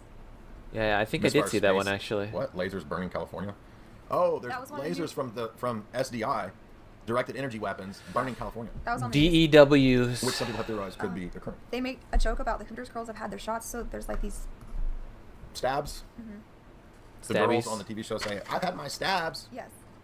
Wow. Oh, these are the stuff that. So that's RoboCop. He gets them in the end. He kicks their. When did RoboCop come Strong out? I think in human the guts, early 90s or late explode 80s. Now there's that part 2, but I don't remember it being very good. If you would, be sure to hit like and share, and also support the show via So Super all Chats this crazy through Streamlabs. stuff. Streamlabs is the way to do Super Chats now, and we'll read those here in a moment, if you would. And now we come to a movie that I think is pretty good. I wrote an essay on it back at the time, many years ago. Which it was an movie? early Jason analysis essay, just like a lot of these others that you've seen, like Blade Runner. So Snowpiercer. Oh, Snowpiercer. I think it's a Korean movie where they're on the train, Scary one, right? Because I hate snow and It was ice big on and Netflix frozen a few years tundras ago. of Nothing. So, in 2014, there was climate change. Well, what's interesting And is that- that it mentions the geoengineering to change weather, and this leads to a messing up the entire biosphere, and the CW7 that's sprayed ends up freezing the world, and we have a new ice age. Right. So the CHEMTRAILS, they I said show them that, geoengineering. Dang it. and the survivors live on a never-ending train that just Yeah. goes through the snow. So there's this That was perpetual a big motion one. machine that is the Society. it's right, but it's the train is an engine, and it's the perpetual motion machine that is now the new compacted civilization. So this is an allegory for many things, for society, for Crazy. structured society. So because it's so for, cold, for God, because they had to Wilford create this planet is a kind or of this Gnostic planet. demiurge once again. Yes. So you have the military class and the poor class. This and train that never There's a bunch of stops. different Luxury classes class. right there. So there's like every else car everybody on would this freeze. train has a class or a kind of a gradation. I of like where you ice can be. cream. Right. So the poorest people are at I mean, the I end, the prefer caboose, ice cream. the booty of the evil caboose of the train, and then the Wilford is in the engine room, the very front, the most elite. So there's a revolution to get to the front of the train. The Curtis Revolution. Yeah, I was gonna say like And it's each even Led by Captain America. led by Chris Evans. car Even of the trademarked, train Ed is Harris like at a the end different says, the Curtis rung of Revolution was a society. great story that we planned. Now, That's again, the twist of it. right, and I'm sure these people know, but what's amazing I'm about sure this these is that people this is a know. movie about controlled dialectics. It's a movie about revolutions being run and controlled by the elites, by the system, by those that run the system. They know how to manage Oh. and engineer revolutions. And that's ironic because John Hurt plays the co-conspirator with Ed Harris, Wilford, right? In arranging and staging and handling Curtis in this revolution. Right.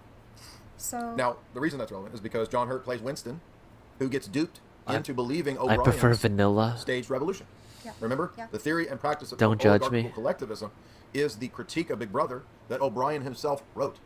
And it's a trick. My favorite is cookies and cream, though. So they think that the person who controls the engine controls the experience So on the train. it's similar to the they think Matrix. there's a tyrant at the front, but That's they a don't realize spoiler. that If you ever seen the Matrix. Well, there is. Yeah. Right. But they're working together with people. And the other great revelation is that Ed Harris says that his job is to control every aspect of this society. That in I do not balance, remember including about freezing an population arm. Control. So what I- starts this revolution off is I the don't people from the remember front come and take Snowpiercer two that- small that children well. and never to be seen or heard from again. And then they do the rabble, and then Tilda Swinton comes and gives this Ordo Ab Chaos speech. Tilda Right. And Swinton. she says, Wait, "You maybe are this your isn't a preordained Korean place, everything movie. in its place. Shoes don't go on your head; they go on your feet. You are the feet. I'm the head. Yeah. Yeah, And so what's everything- up? Mr. Mason. Yep. Right? So you have this Gnostic god, the engine, know your place, and you must overthrow the class system on the train. To what end, though? Right. So the idea is, and again, Where would you Curtis rank represents Rainbow the Sherbet? idealistic, noble, honorable, That used to be my favorite before I had freedom-fighting cookies and revolutionary cream. who is being manipulated. I think I'll And give he's it. I'll dealt put an off A. by the John Hurt character, who's the leader then of the cookies old and cream wise is sage S. What do you leading the think? poor people. Or would you but put- he's daily in or would you communication put- with the front of the train, Ed Harris. Sherbet. Then you have this weird drug they call Chronal, so made by I'm industrial glad waste we're on the same page with and that. stuff. And By the way, thank you, John Goris. You're Cookies right. and cream. I did Ooh. watch Dead and Driving, and I loved it. It was a It's been great a moment, overlooked though. 80s movie. You don't know how I missed it, but I had a lot of fun. And we will eventually get Real quick though, you know what's also really good? Cookie cream definitely S tier, But have you ever had the black cherry ice cream from Rite Aid? Black cherry from Rite Aid? Oh, dude, it is so good. I didn't drive in, but thank you. I did watch it. Go ahead. Yeah. Entire cars and sections of the train are dedicated to getting high and just Decadence, partying, right? So Cookies and cream There's a water supply car. or So Rainbow this is the Sorbet, stuff that Amanda. he What are you has to go through talking to get about? to It's the spot. fucking like terrible. The water supply, the fruit trees, the aquarium, and they talk about having sustainable balance ecosystem. C tier. Oh, sushi, come talking about we have the perfect number of fish to So look, sustain all okay. So we're gonna talk about this real quick. I guess I could see why people would C tier. C is too low. The only reason why it's not S tier, I would say, is that the tanginess of sorbet kind of gets old after a while. That's the only thing, and that is okay. So then you know which one. I'm not. Yeah, I don't remember about which movie. But anyway, yeah, because I remember, like, you could just keep eating cookies and cream, but. With Rainbow Sorbet, there's only so much before that tanginess kind of gets old, the fruity tanginess. And you can't really tell the difference within flavors all the time either. So yeah, maybe I would say lowest. I don't know if C is low. C is low, yo. They eat Jello poop, basically. Yeah. Recycled black Jello poop. Yeah. What's this they about have a classroom car, the indoctrination part of it. Yeah, so they take the kids and then indoctrinate them. Yeah. Exactly. This was weird. They tell them the Wilford story, the Wilford Industries. They worship the. I could have thought this was a Korean movie, but what's the Korean movie where they're on a train? Because he knew that the end of the world was coming. So how did he know that? He just. We don't know. Okay. So this is based on a comic book. I don't remember. I've never read the comic book. He knew that somehow, so he made maybe the there was a Snowpiercer Korean too. version Yeah. and an American or English. Right. So he probably thought he could control it. Yeah. There's the Technotrain, the druggy car. So then you come to hear the story of Curtis, Captain America, and his experience is that when they first got on the train, they were eating each other. So they had to be reduced to cannibalism. Yeah. Train to Busan. Eating the little ones. Oh, some maybe people that's started the one cutting I'm off their thinking limbs, and so you have of. all of these people. Maybe I haven't seen Remember? Snowpiercer I think then. William Hurt was missing. Wait, Train to And Busan. the point too is that.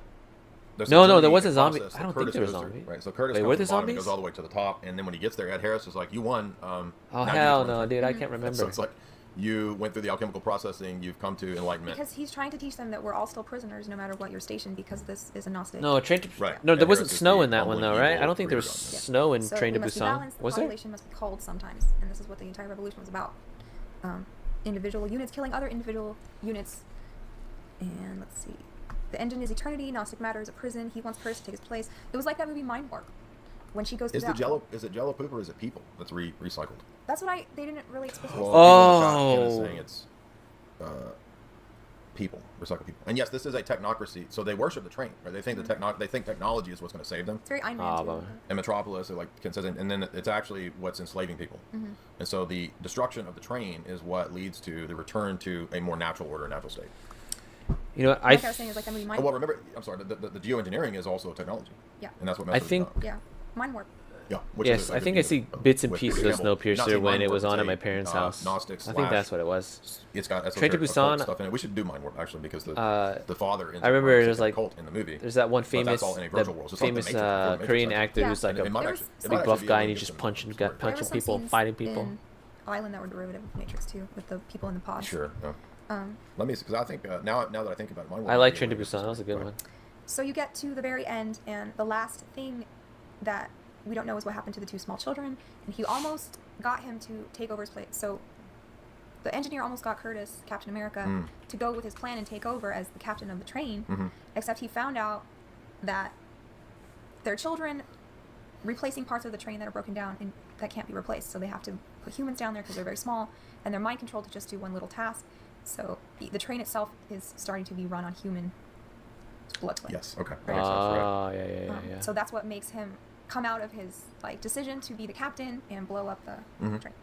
By the way, guys, I'll put in the chat if you're looking for a fun B movie to watch that is along these lines. Here is the So trailer they would for use Mind Warp, and Bruce Campbell does a good job in that one. It's pretty good. It's a pretty good B movie. They would turn human beings So into he gel. blows it all up, stops the train. Most people Fuel. die, or one little girl and one little boy survive, and they see the polar bear of good fortune, meaning they can survive out. Excellent. So, Oh, the polar by the way, bear thank you is guys. sign A that lot they of can fun. survive. In part 2, we will do Interesting. Back to the Future Cool. 2, Running Man, Soylent Green, and yet another viewing of Terminator. I know we've done Terminator maybe 2 years ago, so we'll have fun redoing that. But wow, Terminator takes, what's the last year? of the dates. So as you guys know, this is chronological dystopia, and the last RoboCop is 2028, Terminator 2029. So that'll be fun. So all the way up to 2029. Oh, cool. So they were looking at all the movies like according to the movie's setting of like what year they were in and looking at chronology. It's kind of interesting.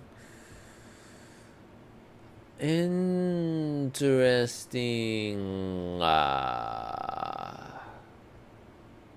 Well, how's everybody doing? We chillin'?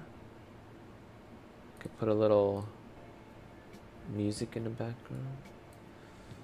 I'm thinking of maybe playing a game.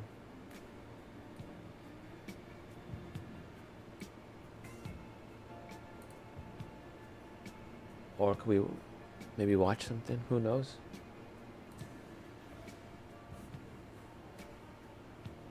I wonder if there's Blade Runner.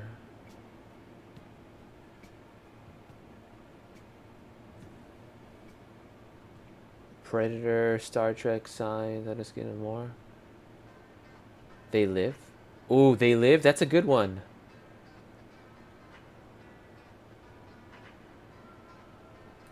Oh.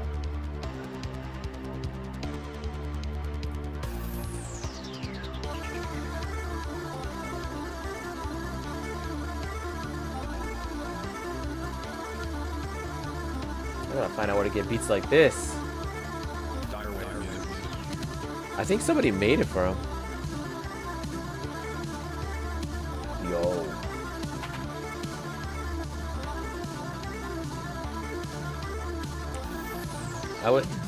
So They Live. That's a really good one. John Carpenter from the 80s. It's the one where everybody it's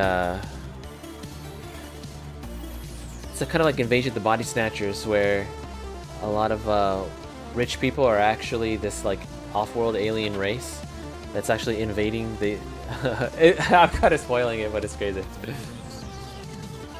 But it's a bunch of conspiracy theories in it and stuff like that. It's pretty cool. Let's see. Alright. Political. This is what so many people in alt circles and alt-right and alt-whatever and alt-media, they all seem to think there's like a political solution to man's problems. And really, we got these fancy e-celeb YouTuber lights. We're official e-celeb YouTubers now. We've been abducted. Do I need to get lights like that? Just keep things out of my bottom. We'll be fine. That's what the spaceships are for. That's You know that. exit only, no access. That should only help us in We're the gonna play spaceships. with the different colors of lights. And yeah, so this is because to be a real YouTuber, you gotta have fancy light setups, and the fancy lights come with all these fancy things. Like I don't know, Filters. it looks like I need to get a fancy lights, I guess. Feel to it, so Yeah. we'll go with that. Right now we got it on comic book red and blue. We're gonna do the next installment in our Alien January Alien movies, which most of these are Lights and a long terrible. ass intro. I mean, Alien movies in general are terrible. I don't like them.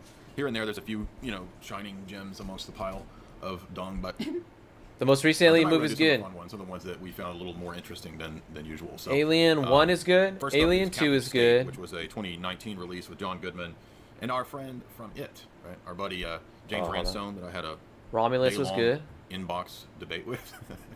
So I don't know if he.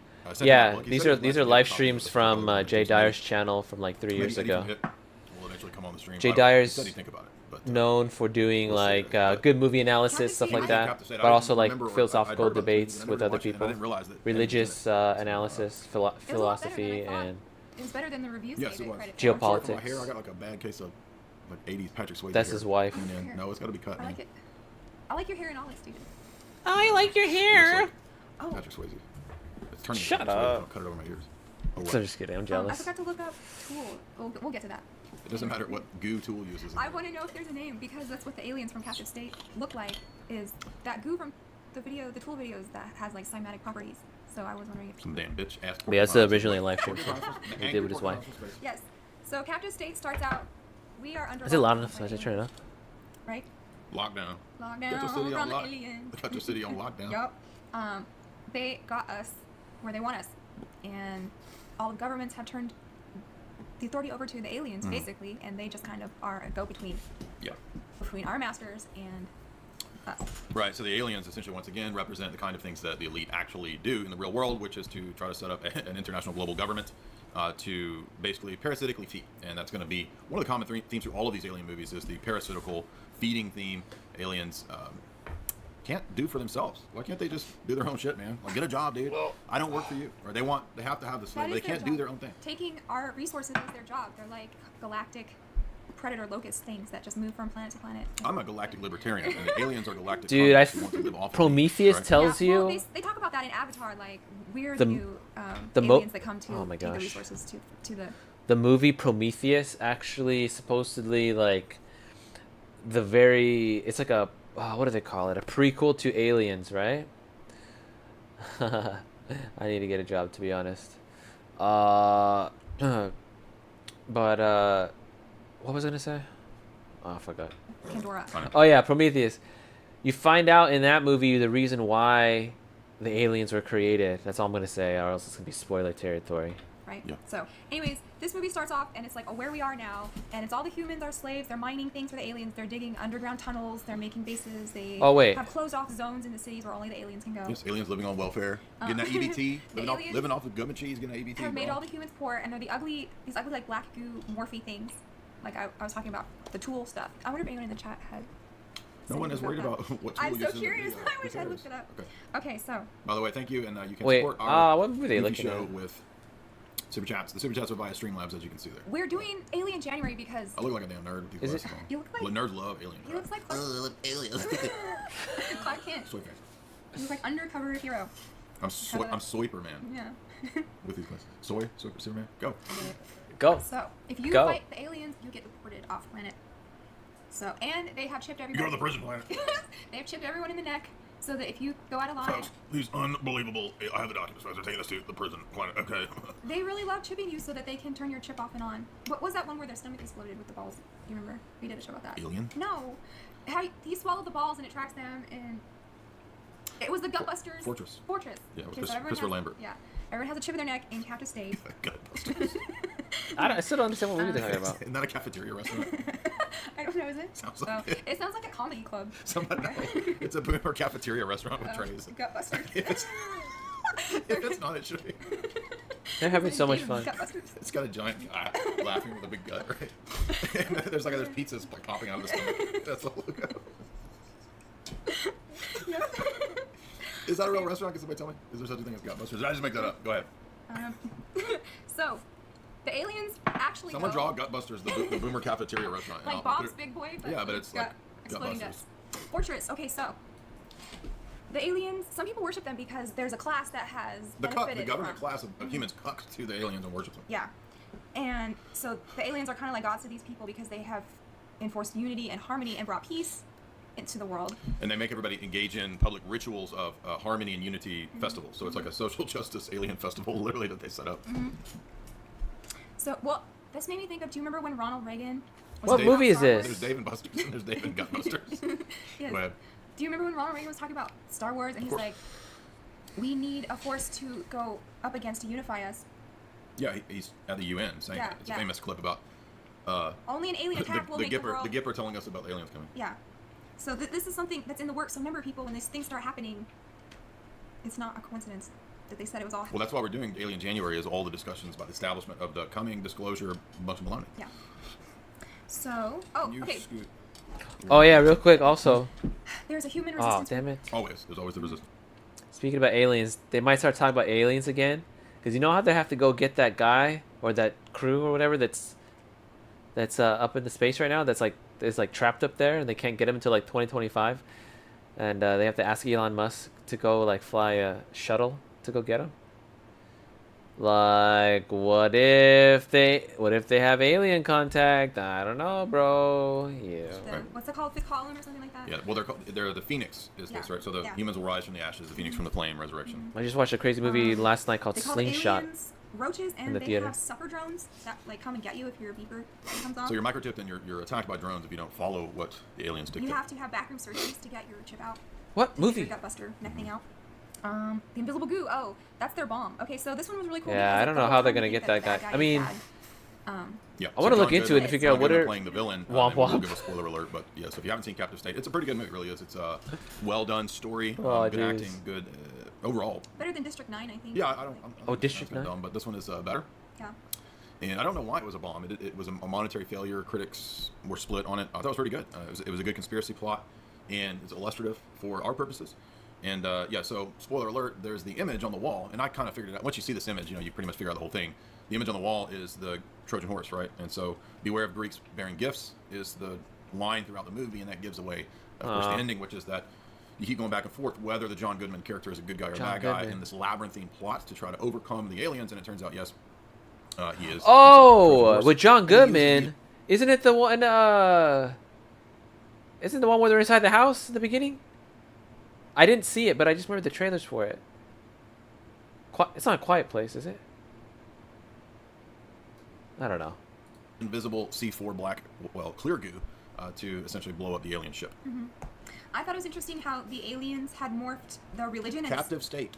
the religion and the state together to be worshipped as one Maybe not because they're quite, singing patriotic I songs don't to know. the aliens and also like hymns, kind of glory, glory, hallelujah, and those kind of songs. So the aliens were the state and the religion at the same time. Well, yeah, and the title of the movie kind of has double senses to it, right? Like, are you in a captive state? Oops. Serving the establishment, Yeah. right? So another point that made me think about this movie was what would the elite do if the aliens had them? What could they do? What do you mean, the aliens? Well, you know how they just sold out humanity and made them slaves and enforced the aliens? Because that's the thing, that the aliens couldn't have their occupation without the human enforcers. Mm-hmm. So if they really had them captured, like what could the elite do to even fight back? They couldn't fight back even if they wanted. Well, that's the point of the movie. Is Yeah. that are you talking about the real world or in the movie? I don't know. It was just a conundrum. I don't know, like, movie. Well, that's what If you're a world leader, That's why the only yeah. way that they could beat them was for John Goodman to do what he does, Right. and for Vera Farmiga to play the Oh, role of the dude. Swallow. Oh, She's the God. honey I'll trap chill. swallow operative. Vera who Farmiga, she's a pretty good actress. entraps a bunch She's of kind of the pretty government too. elite, I'm gonna look up right blow now. up their whole thing and to appear right as a big honey trap operation that gets busted, to appear to bust the resistance movement. But all of that was just so John Goodman could get close to the alien mothership, and he's taken aboard the ship to be congratulated for his busting up of the resistance. Mm-hmm. But that was only because John Goodman the whole time was planning with her, his prostitute girlfriend, to blow the alien ship. Yeah. Oh, that's no, you're right. That's what it is. It's Cloverfield. Next we have It's a Scarface. sequel to Cloverfield, I They think. brought in the espionage and entrapment That's what it is. swallow operation that also didn't expect. Oh wait, hold on. No, wait, no, it's not. M. Night So yeah, I thought it was, but Would it's you hold called your girlfriend Captive out to end the State, alien I invasion? think. If Wait, hold on, let me see. she had an OnlyFans with that. No, hold on. Yes, Yeah. it would. Signs. Move on to science. No way. What's What? the other movies in our stack? Life Force. And then what's They Live. Okay, well, name what they live. By the way, this is a half and half, so if you want to support the stream, you Here, can of let's course see. do it via the super chats, or we will cover the second half. Okay, for I have. subscribers only. Okay, this. We don't work for free. You know what I'm saying? We got a lot of free content, but I ain't gonna work for free all the time. So if you want to, Captive you can State? subscribe to Jay's Analysis and get access to the full. I don't know. Yes, your super chats will rescue us from. But yeah, the- Captive State or the one you're talking about. But But it doesn't say Vera Farmiga's in this, so let me double Oh, check. yeah. Do not attempt to adjust your radio. The alien mothership has arrived. You do that good. Make my phone the beat phone. Yeah, Vera Farmiga. So yeah, it's Captive State. No. Katy But yeah, Perry, E.T. you're right. John Goodman was in both of them. About getting because all of this alien stuff was in my head. And Oh, yeah, you said I'm it. Yeah, remembering yeah, lyrics, Captive and it's State. about mating with aliens that are also demons, Mhm. right? Yeah, I guess that is what that's about. Yeah. They Live. This is a good one though. This is a good one. I did a breakdown You of that did video a long in your- time ago. Well, you did a chapter Mhm. in your book on I Katy Perry. last So it's not just in movies; it's in pop music too. last Love fall. some aliens. Okay, almost a year ago. I watched you know They Live. They Yeah, had it you in don't- theaters again. Science aliens are meanies. Right, this is really the only one. Well, maybe a couple of them have. It's kind of campy, mild but it's a Christian good. themes. It's a good movie. Science has a pretty. I've never seen loose Captive State. I gotta watch it. Ethos and theme. I would say that you could argue that the aliens in this are the most openly kind of demonic. Now, maybe in Life Force, but Life Force has no Christian themes whatsoever. So how much of the alien movies would you say is the alien the bad guy, the good, or the savior? Like half and half? Most of the time, they're bad. I can't think of many. I mean, Or like E.T. or, sometimes sometimes they're the savior. I mean, when it's like a kids movie. But, Yeah. I mean, most of our alien movies are the bad guys. Okay, alright. In this one, the aliens are bad. So we got Mel Gibson, we like. He's an ex-priest. And Oh, Signs. And that's because He's mad. he's undergoing he's had a crisis of faith because of his wife dying. Right. You seen it, So he's Joe? mad at God. Yeah, it's a good one. And like you made a good point is that they said sometimes I talk to my wife in the past, and you said this movie is the mom talking back. Right. So they both Mel and the little girl say that they talk to their mom, right, who's gone on, and they don't think she ever hears them, or by extension, God ever hears them in their prayers. And the whole movie is about providence and synchronicity and God answering us and speaking to us in ways maybe that we don't always expect. Right? And that's what this movie is about, is signs from God. Right. So aliens have arrived and they are using crop circles. Right. Everyone's freaked out. They've mapped out the world with their crop circles and they're landing, and they are doing military tactics, like scouting before they all come down, and they recognize the little found footage they have of when the alien shows up. Crop circles, little ones in our yard. When you first see the alien, the tiny aliens visit us. Found footage on the, it's like on the news or something like that. That was pretty cool. So this is also about two kinds of people, believers and non-believers. Yes, that's brought up multiple times. Mel himself says there are two kinds of people in the world: those that look at these big events, science was alien really good. abductions, world events. It was a little death, strange, life, right? And seeing the alien at the end, but nothing, nihilism, chaos. overall right? the story was That's really true, good. yeah. Either life has meaning or it doesn't. I thought the scene in the movie where he comes in and they're wearing the tinfoil hats was pretty funny. Because Water it's in the the crazy glass. people that wear the tinfoil hats that believe in aliens, but... Are you not reading the notes? Yeah, we said Okay. all those things. You're skipping. Oh. I don't know why I wrote down India. India Ancient Gods. So the Why first is place his the wife aliens appear is skipping? over India, and they're talking about the ancient Hindu temples, right, in India. Shyamalan is Indian, right? So Oh, yeah. is this referencing the world's oldest religion, which is basically paganism, polytheism, and connecting it to the gods of the pagan pantheon? That's why I think it's talked about that. India. That's where they first appear in the sky. Okay. On the news. Yeah. Okay. Let's see. So they must have been to They India use military first tactics, back in the they use day. reconnaissance. They're basically, that military guy figures out and tells Meryl, right, that they're going to do an invasion. Right? The military recruiter tells him this. At first he thinks it's nerds that can't get girlfriends that are doing the crop circles, remember? Meryl. Yeah. That's one of the funny lines. Is that it's just nerds that make up secret societies and codes, and they like to play tricks on people, right? So psyops is Bunch the of trolls. explanation that Meryl gives when the younger Culkin asks, right, what's going on? Why are we seeing this? Right? Keep going. Let's see. I think I'm gonna The other rewatch people have- Signs. The scientists are persecuted for their beliefs. That's a theme in this. No, it's not. It's I just mean, a that's joke that the kids make when he picks She's up that getting book it all and wrong. it's Oh, like- yeah. and it's funny because the little girl reads that line. He needs to get his No, wife like in a Dr. check. Dimbu, he sounds like a lunatic. And she's like, it's scientists who are persecuted for their beliefs. Yeah. And she's like, it's contaminated, right? But of course, her leaving the water is also intentional. It was all happening according to what would be the way that they would be the aliens, including him having asthma. So bad things happen for a greater good. Right? Yeah. This is the movie is kind of also hitting on theodicy, or the problem of evil. So these aliens also have their stupid alien clicking language. Yeah, I'd say aliens about are always clicking and smacking. half of the aliens. Like in Mimic. It's gross. He does mention War of the Worlds in this movie. Right. Well, science is influenced by War of the Worlds. I don't think I've seen Arrival yet. It has very much as a childhood in. I've seen the 1995 Arrival with Charlie Sheen, The aliens are kind of but dumb not the in this, like, they're 2015 one. rudimentary. They have no weapons. They can't figure out how to get out of traps. I think I downloaded. Well, they don't know I where mean, it I works. think Yeah. I They don't know how bought to. it. It's almost like the technology that we had was so kind of primitive they didn't know what to do. Right. Oh, they had a camouflage. I mean, I think I have it on Netflix. Yeah, right. So they blend to they adopt the environment. That's like Predator has that. Sure. Yeah. So. Well, a lot of reptiles do that, right? And that's because aliens are often likened to the reptilians. Reptilians. Yeah. 5 sensory. So they figure out that the Low vibrational frequency and the 5 sensory of consciousness having an experience of itself, mate. infinite love Infinite love. is the only solution. The infinite love of the cheetah Uri, having a self-experience of himself with infinite love. Infinite love. Alone in the bathroom. Alone in the bathroom. They figured out hey, this was a raid. Infinite raids on the planet. The aliens He's cracking came for a himself up, raid. dude. That's hilarious. Okay. It's reconnaissance. I Yeah. said. Well, no, they just came to take some people and leave, not to like take them. It's reconnaissance. Yeah. The guy said military tactic, right? Reconnaissance, Find out get it reconnaissance straight. And then prepare for the invasion. Oh, okay. All right. So that's pretty much all we have for science. Cheetah Uri. No, it's not. There's more. We haven't even hit on the symbolic themes. Bruh, she needs So, to reread the notes. He hated God, right? Yeah. And remember the Yeah, it was a baptism of whole water, theme people of, told they like, hate water, and I think that Mel especially Gibson's it was people character out in the was Middle a East former discovered priest, that these right? entities hate water, right? Christianity comes out of the Middle East. It's what destroys the power of Satan is baptism, right? Yeah. So the Oh. water is what eventually leads. I'm just saying it's loosely connected to baptism, right? The water is what defeats these fallen angels. Dude, that's right? pretty And cool. By the way, I have a full analysis of this in my book, Esoteric Hollywood 2. You can get signed copies at my website, jaysanalysis.com. And I only have that's the part thing, 1. right? It's Sorry, Jay. essentially demons, even though Shyamalan just kind of cloaks it under aliens. So and, the aliens are actually I would say demons. It's one of the best alien movies. Got a good message. That's usually the case. Like you said, it has more heart to it than a lot of these stupid alien That's movies. true. Yeah. War of the Worlds, the Spielberg one, was a good movie, but was it good? Tom Coon, come on, right? I mean, this one is a better film. Yeah. Good. I remember it being an exciting movie. I don't know if it was a good. Everything works out. The way that God answers. We are prayers, watching the way that evil Jay Dyer is so like very kind of good. giving like We film can't see all of the analysis connections, and so that's part of what faith is about. Is on not these that movies. We don't have intellectual basis for our beliefs, but that we, in a sense, Kinda do just have to trust. analyzing that the there is a plan and symbols, that God knows what's best, and that even if we can't themes. see all the reasons why something in the present is happening, we know that down the road is for the greater good to those that trust God, as Paul says in Romans 8:28. Signs from God, maybe. Absolutely. Yeah. Yeah, that's exactly what it is. Very good. All right, what's next? Life Force, 1985.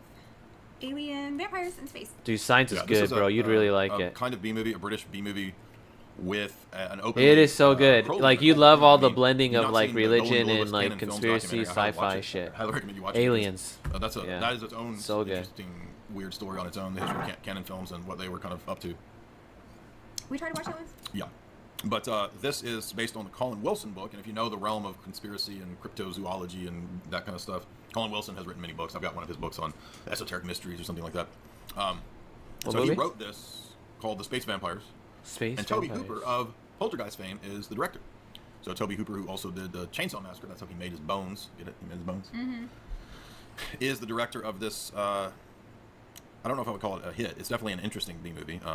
Wasn't a big blockbuster or anything, but it's full on just like what demons would do and how aliens are demons. I mean, it's a better picture of what the alien phenomenon is than perhaps any of the other movies that we've seen, except for Signs, except this Life Force has no Christian themes at all. That's true. And this one has a lot in common. All right, I got a crazy story to tell. Right, the Scarlett Johansson indie film from 2014, Under the Skin. Same idea with Life. So I used to live with a friend and his family, and one day his dad told us about a nightmare that he had like the night before. So we were all just at breakfast, like sitting at the table, and he's like telling us this crazy story about a nightmare that he had where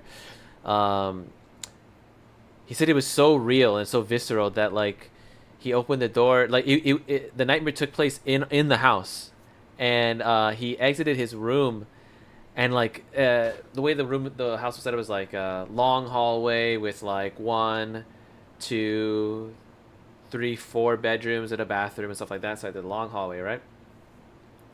And in the dream, dude literally sees at the other end of the hallway, which would be like the living room, from his bedroom all the way down, he looks and he sees what he described as an ancient alien that looked demonic. Like he literally, this is like from 2011 or 2012 when he had this dream, and he said like the alien like looked like it, like I guess it kind of described it as something from like what's the one where they go back in time, the alien movie where they go back in time? Stargate. It's not really back in time, but anyway, and he just remembered like the feeling of this ancient alien feeling with just like dread and stuff like that. I forgot more of the details, but yeah, it was a crazy nightmare. Anyway, Life Force. That's it. It's just that Life Force is it's a lot of fun. Just the pattern between ancient aliens and demons, like with kind of esoteric. It's kind of strange. Kind of It's strange. actually you that recommended this movie to me many years ago. I never heard of it. Yeah, it is all about a ship that finds another ship out in space in the tail of Halley's Comet. So this makes me think of those weird cults that follow the comets and kill themselves when they come around. Do you know what I'm talking about? Yeah. What was that one? The Applewhite. I can't remember what it's called. Heaven's Gate. Yeah. Okay. So it's kind of like that. So they're out there and they find this ship that I've seen this movie. Space vampires had raided, I guess, and they're in stasis in these crystals. So they take the naked lady and the 2 naked guys in the crystal back on their ship. Well, aliens sure do love. Like, I would have remembered if there was naked people human in sex, it. right? Like, why is sexuality so appealing to the aliens? You know, Because it's our weak point. It's one of the ways they control us.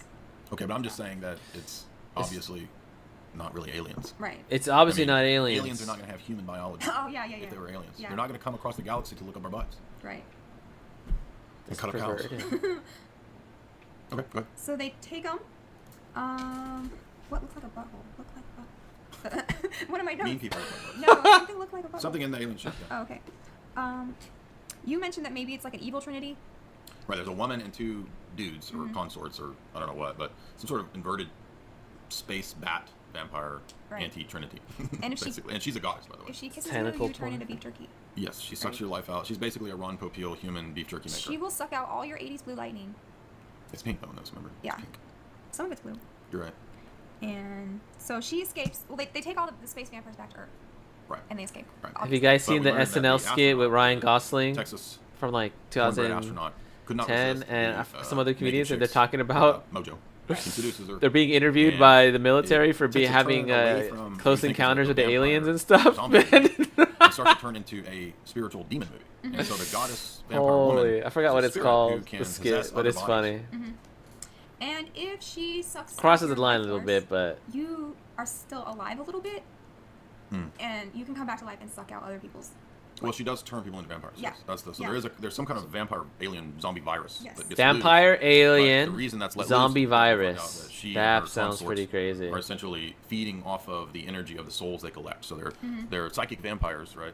And life force, the way they do that is to take your sexual energy, basically. I mean, this is not a dirty like a movie. succubus and a It incubus. keeps hinting at the kind right? of the innuendo stuff where every time there's demonic. a person that's possessed, this possessed person, like the prostitute in the park, she's controlled by this higher level vampire bat demon woman. And if she sucks you out, then you suck someone. If you don't keep sucking, It's not sexual. you'll It's, die. what she's talking about is not X-rated. like soul sucking. It like sucks the soul out of you. Yeah. No. Okay, So if you okay, suck it, okay. you die. That's the thing. Yo, I was about to say. Suck it, suck it, suck it. Oh, and then we found out just being around them, even if they don't suck, Right, suck your life force, they- it drains you. Yeah, debilitate. Colin Wilson, he's a big occultist, influenced by Crowley. I mean, he has a lot of occult books, right? Oh, I don't think it's tossed at all. Yes. Yeah, you want to watch it? dreams, All right, take a she break and does. watch it. Okay, Like okay, succubus, okay, okay. incubus, succubus type of thing. She takes All right, we'll take a little break from all the serious. Well, I mean, talk about sucky. I don't know how serious that is. The way they said. Yeah, hold on. Let me find. Let's see.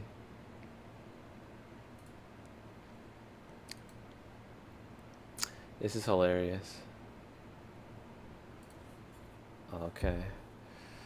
Ryan Gosling, SNL. Ryan Gosling, SNL alien skit. Yeah, Close Encounter. All right, what did y'all think about that? There's another one, but we'll save it for later. Well, let's see. your energy there too and possesses you, and she lives inside of people. Yes. And some of this happens in the astral realm. Right, so when there's the mass They're pretty banged up. plague, it's the human sacrifice to the elite. Now, the most interesting part of this is guess where she resides? In the church. Yes. In a, quote, church. Oh, right, a shoot. crypt. It's the Like that. cryptocracy. Right? Let's She see lives on in the that. crypt, and she has her magic sex ritual, right, essentially at the climax of the film, right? And that's where the virus gets loose, and she's basically absorbing all of the energy of the souls in London that are subject to the zombie virus. Mhm. So it's a human sacrifice, energy collecting thing going on. Just like Ghostbusters kind of. It's very, it's like a B British, not funny Ghostbusters. And of course, as we'll see also in another one of these movies, Captain Picard shows up. Right? Oh, I Captain got Picard hit. is the Oh, yeah. one who ends up possessed by the vampire woman. Yeah. I got hit with Make it so. some Number kind one. of What something would or Chloe other. say the life force is? The Borg are our enemies. Captain Jean-Luc Picard, the SS Enterprise. Starship Enterprise. Number one. I wasn't supposed to watch that video. The Borg are enemies. It's almost, that's turning into Morgan Freeman. Here, let's Right? see. I think you do better Picard than Morgan. Yeah, no, I can't do Morgan Freeman. So the life force is in the male. I am Locutus. Yeah, exactly. That's what he says. Oh yeah. Locutus. By the way, First Contact is really goofy if you go back and watch First Contact now. We're gonna do that. But that's what we're gonna do. Go ahead. Where are we at with? Crowley says the life force is in the male fluid. Correct. Right. By the way, yes, another of the Crowleyan elements of this movie is that the life force is the male life essence. I don't know if my live stream's going right now.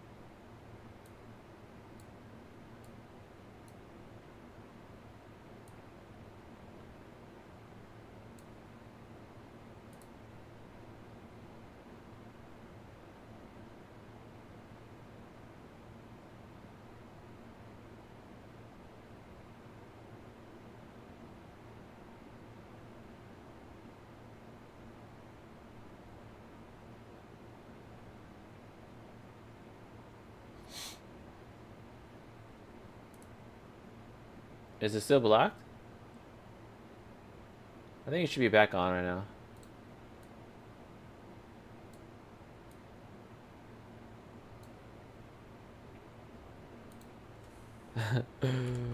Dude, that was scary, huh?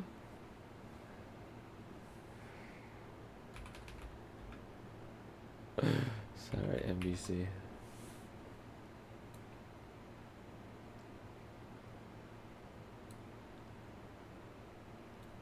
Alright. Yeah, I guess,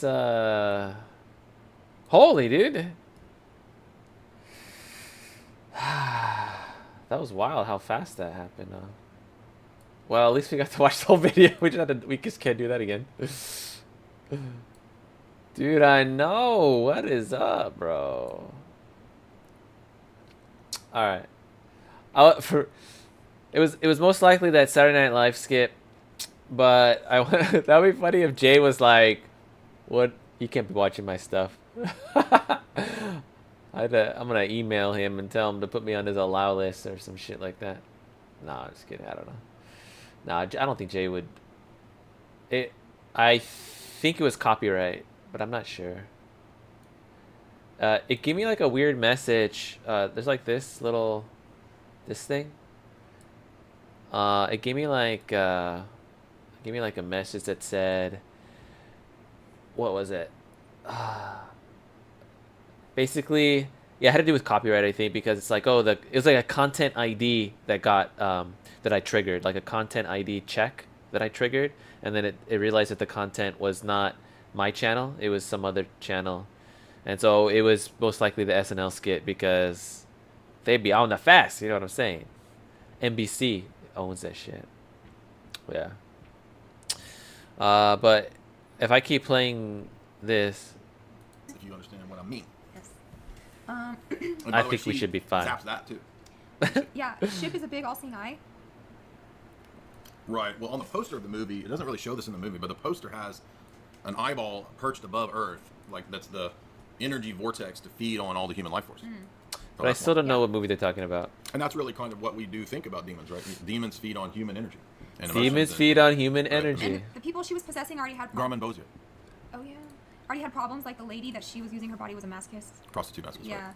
So essentially people that are evil are opening themselves up to her influence and possession, and she can kind of hop around into the bodies of her servants. So they made a point to say that this isn't their real form, it's just an archetype from the projection of that guy, the astronaut's mind of the Right, perfect so they're woman. space bats that can appear as whatever they want. Yeah, so he wanted a beautiful woman so they can appear as that.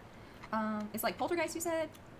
Kind of demon virus that's getting out. Yeah, because in Poltergeist, it's souls that are being sacrificed to the beast. There's a part 2 if you guys want to watch more of it. Just look it up. The entity was distracting them so it could spread. Right, so it wasn't really about trying to get the entity out of Ryan Gosling Picard. SNL skit It was part about 2. being distracted at the mental institute so that the alien zombie virus could spread through London. But somehow, if you shove a big iron stake through their chakra, then Yeah, he actually said the guy, by the way, the British version of NASA is like a hospital. It's just, looks like a primary care dental facility. That's the best the Brits can do for their NASA. By the way, but NASA's fake and gray anyway. So, yeah. So they. By the way, NASA, leave a like the ESA, on this stream if you like it. Right. If you don't, he decides that, or he figures out That's what that I'm ancient down. myths are the way to kill vampires, and you stab one of their chakras. Well, he figured out this is where vampire lore comes from, is these space creatures. Right, they're space bats. Yes. Bat people on the moon. Yes. Bat boy. This is Bat boy. I said this is Bat bitch. Oh yeah. Bat bitch. Oh, there's a weird part where Jean-Luc Picard. This is where the Karunka comes from. These space bats. This bitch died in a soup. She died in the monkey soup. She fell into the monkey soup. Yeah. She does turn. Remember when she turns into a bunch The of goo? space bats cause Karunka. Right, that's what I'm saying. Okay. When she died, when she fell into the monkey soup. That's from more yesterday's plausible. stream. yeah, I know. It is. It had like all 4. You know what I'm saying? So Captain Picard, when he dies and the other guy dies, their bloods become her. Do you remember that part? I didn't understand. That's why I want to So figure out what aliens this are one always is. so Oh, because they're bats. The vampire, they drink the blood. Yeah. Okay. That's the life is in the blood. Leviticus. They are the gooeyest creatures in the universe. Aliens, aren't they? Yeah, I was saying, how come aliens don't show up and they're not, like, why aren't they just really dry? Maybe they have dry scalp, they have eczema, right? Eczema. Why are they always so gooey? Maybe space is freaking dry, dude, and dusty. Dry and dusty? No, dude. She's We be dripping up in this beast. Yeah, so she's kind of like a female version of Shiva. She destroys worlds. And when the life-sucking virus gets out, it looks like a plague, and they put London under martial law and military occupation. Yeah. Right? Lockdown. Lockdown. There was a lot. This movie was reminding me of certain things going on in London, right? And all of the blue lightning is going to the ship Right, which is like a ripped up eyeball looking down on Earth. Yes. basically. So they're stealing all of. He's saying, why don't they have psoriasis? At the very end, she tells the astronaut, "You're one of us." The generative principle. If she tries to recruit the cornbread Texas man astronaut and says, "You were always one of us." I don't Maybe know what that because means. they I have mean, why this guy psoriasis, would- but- It's just trying to. they cover themselves in Yeah. goo. You know what I'm saying? Be in league with the demons, Mhm. right? Yeah, but he ends It's just up a stabbing topical her with cream. The magic sword. The magic sword, right? Yep. So the world is saved by She wanted them to by a transcend. Southern boy. Transcend bodies is what she wanted. Oh yeah, there was a Gnostic element that Yeah. she said when you join with her, you shed the body. That was kind of the whole Gnostic underlying theme here. And one Kurt of you us. shed your body and you go into higher spheres when you've done the right hoodoo magic bullshit. Oh, Kiss crazy. me, kiss me. Remember that? But What's that? Katy Perry, E.T. Could you be the devil? Hi, Joe. This is just like E.T.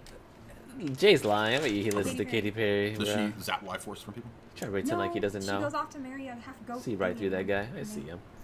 Hop off on this. You mean in the video? Yeah, Isn't it Kanye in that video? he's in that. Yeah. Yeah. Okay. All right. Next one Life is Force. They Live. They live. This is. They live finally. Classic of the conspiracy. All right, theories, all right. Have you guys seen Classic conspiracy anything movie, about They it's Live? definitely They Live. Probably, it's like. I know Urano was saying he Life did. They live. All right. We gotta see. Maybe. I'll do. Maybe I won't. So it's this famous thing. Here, we'll watch this clip. Like in silence. So he puts can you guys see this? Hold on. What I'll do. Hold on. I don't even know if I could watch it, but so look at. Let me just see. I'll just do it like this. He puts his glasses on. Yeah, I'm gonna mute it.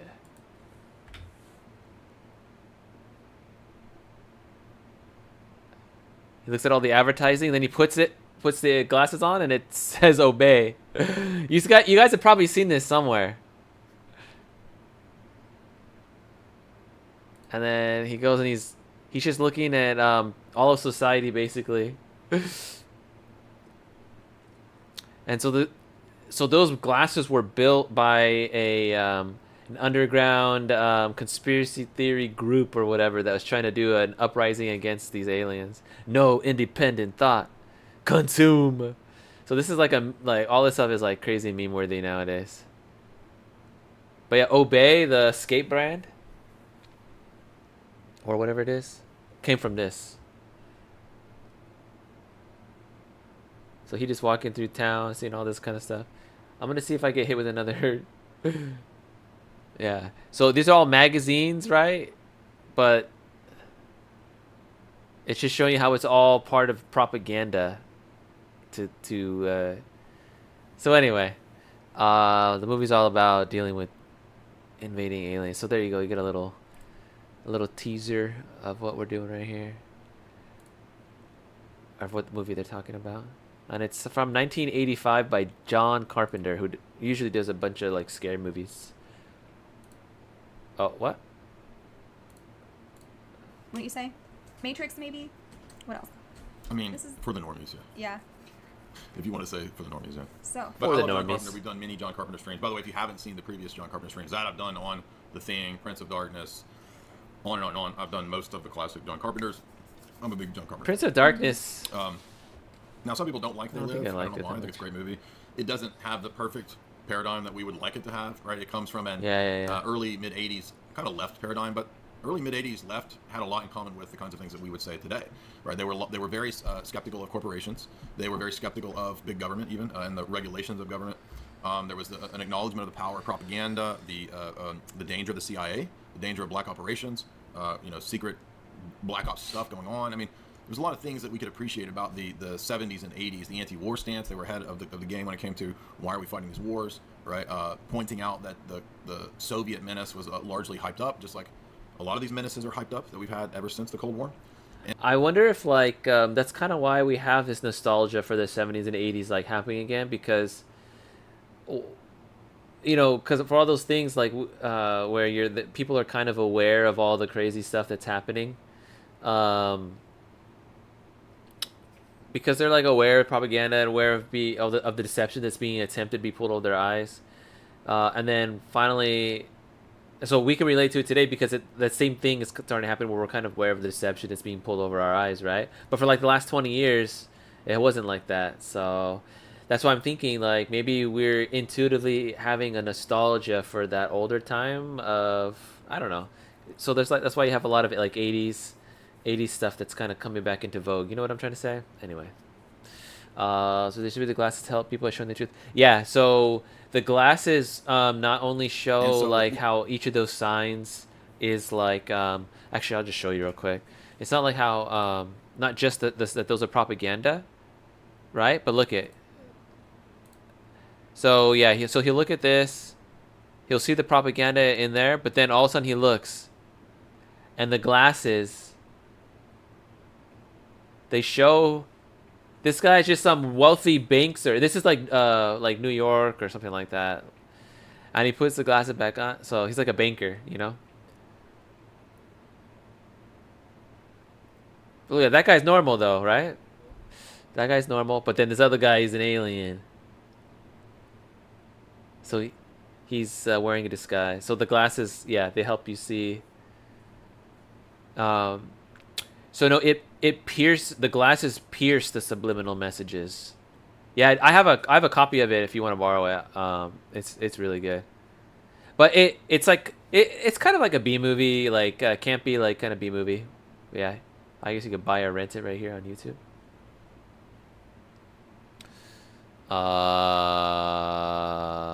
Bam. We can appreciate the kind of leftism of the 70s and 80s and 90s, and then as we get into the 2000s after 9/11, the Big 9 event, right, the left turns into just a it gets weird, inverse version of neoconservatism, right? It's like a social justice version of like have all the neocon. Yeah, the left back in the day was actually social policy, and who knows what they basically switch places. Economics, I don't even think they even care about it anymore. But you know, a lot of the economics of the 80s, like the left, was critical of free trade, critical of NAFTA, critical of all the things that we would be critical of nowadays. So we can appreciate this era of quote left without accepting everything, right? I mean, there's elements to where the signs say things like marry and reproduce, which is in itself a good thing.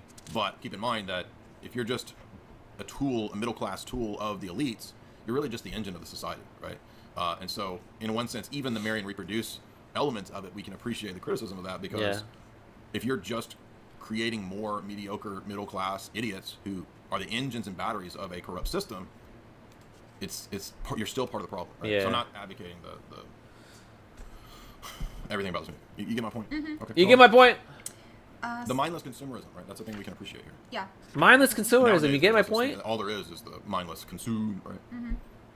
Consume. It's interesting how the main character's name is John Nada, right? John Nothing. Or John Nothing, right? He's kind of like in every. And then also, what was cool about this movie is that the main actor, there's like two main actors, the white guy that you saw, and there's also a black guy in there. And they're like two big old like buff guys, right?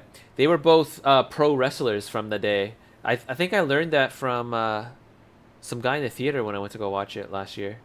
Anyway, like, so they have this like really long extended fight scene in this alleyway, and it's so hilarious because it's like 10 minutes long of them just like beating each other to smithereens. It is so funny. They're throwing each other, punching for like 10 minutes. You're like, how much stamina do these guys got?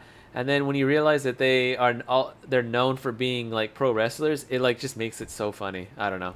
Anyway. Every man. Yeah. He's anybody. He's any guy who's just down on his luck.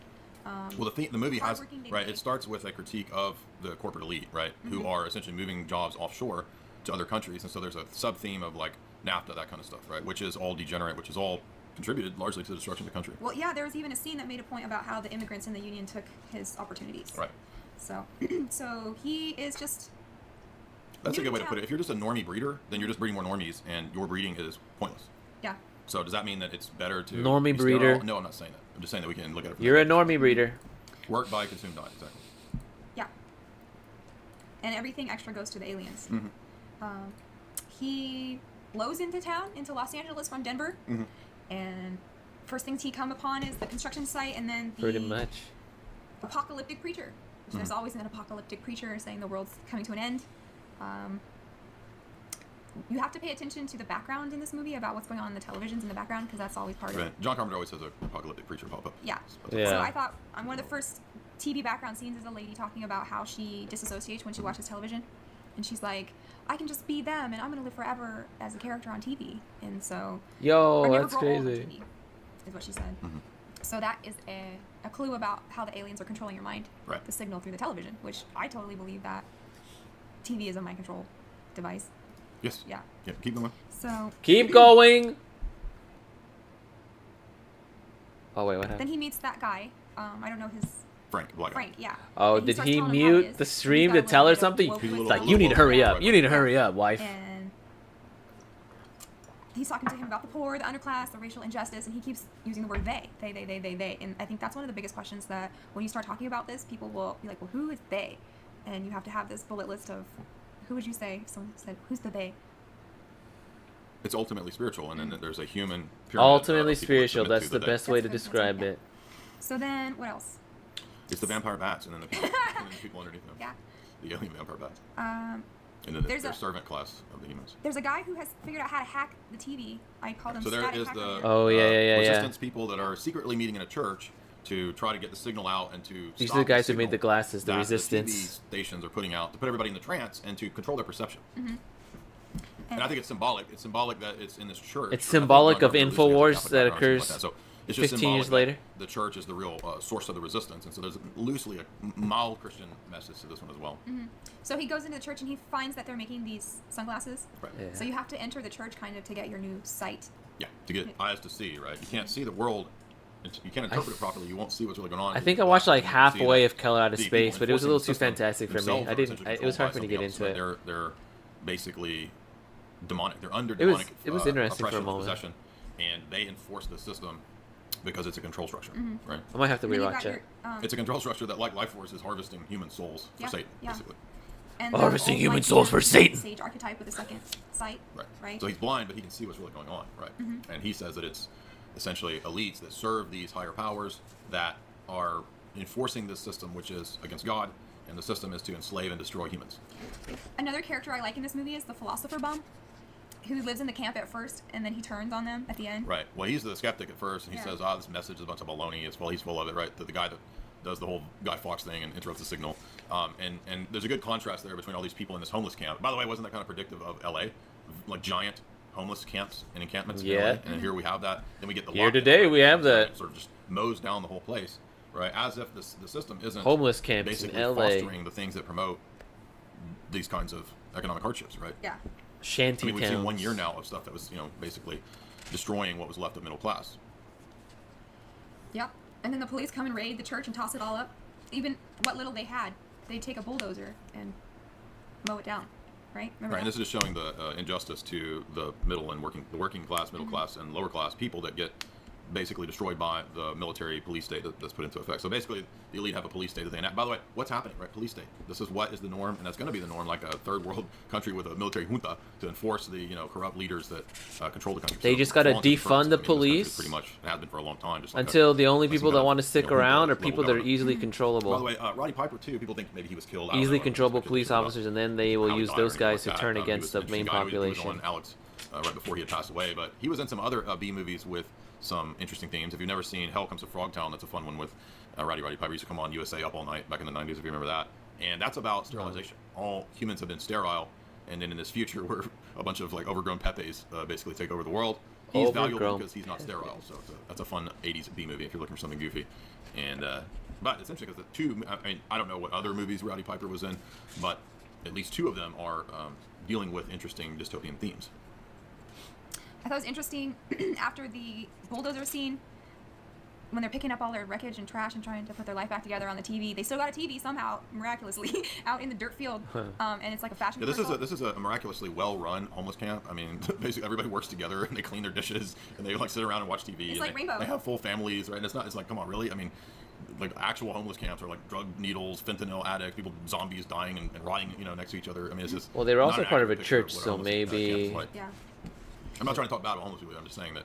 He's trying to talk bad about homeless people. Fuck Jay Dyer. Some shanty towns have a little order to them. Okay. Because families have to live there sometimes. So.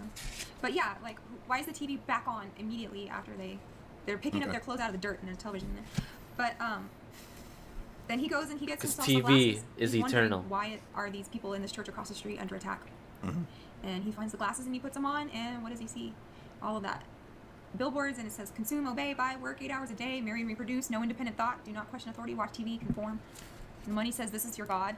Those are the Right. real Even messages. the money is basically mind control. The light, the stoplight says sleep, sleep. Sleep? And then he goes to the... So basically, this is ELF, VLF stuff. And in my book, when I cover this chapter, I go into Jacques Ellul's book on propaganda, I go into Edward Rene's, and I go into Brzezinski's book, where Brzezinski said that there would be, basically the ELF, VLF towers would put out signals. What's he that would saying? influence ELF? Mm-hmm. VLF? It's in between 2 pages. Read the book. It's interesting, when he's at the book stand, there's an Edgar Casey book behind him on ESP. Mm-hmm. Remember that? Mm-hmm. Extrasensory. And by the way, this is there's also drones. Do you have the drones? Yeah. So oh yeah, he shoots a drone down. Yeah. Who would have ever thought there would be? I mean, granted, in flying 1984, drone. I think there are surveillance drones that fly around that Winston talks about, but yeah, there are little drones that fly around. And he can see what they really look like, and they look like they have no skin and Christmas balls for eyes. They do. Right. That's probably Yeah. how you made the mask. Yeah. Politicians give you false hope. Why did you say that? Because it's on the TV. Oh. Remember the politicians? Because it's on the TV, woman. Says, Damn, what is she asking fix questions everything, for? right? Yeah. Everything's looking good, right? And it's the worst. He's one of them. And when he tries to explain it Why to did you write anyone, that down, he sounds husband? Because they Well, haven't and seen it. he becomes a patsy, right? Yeah. He starts going after these entities, and they portray him as a parish on TV. Mm-hmm. And let's see.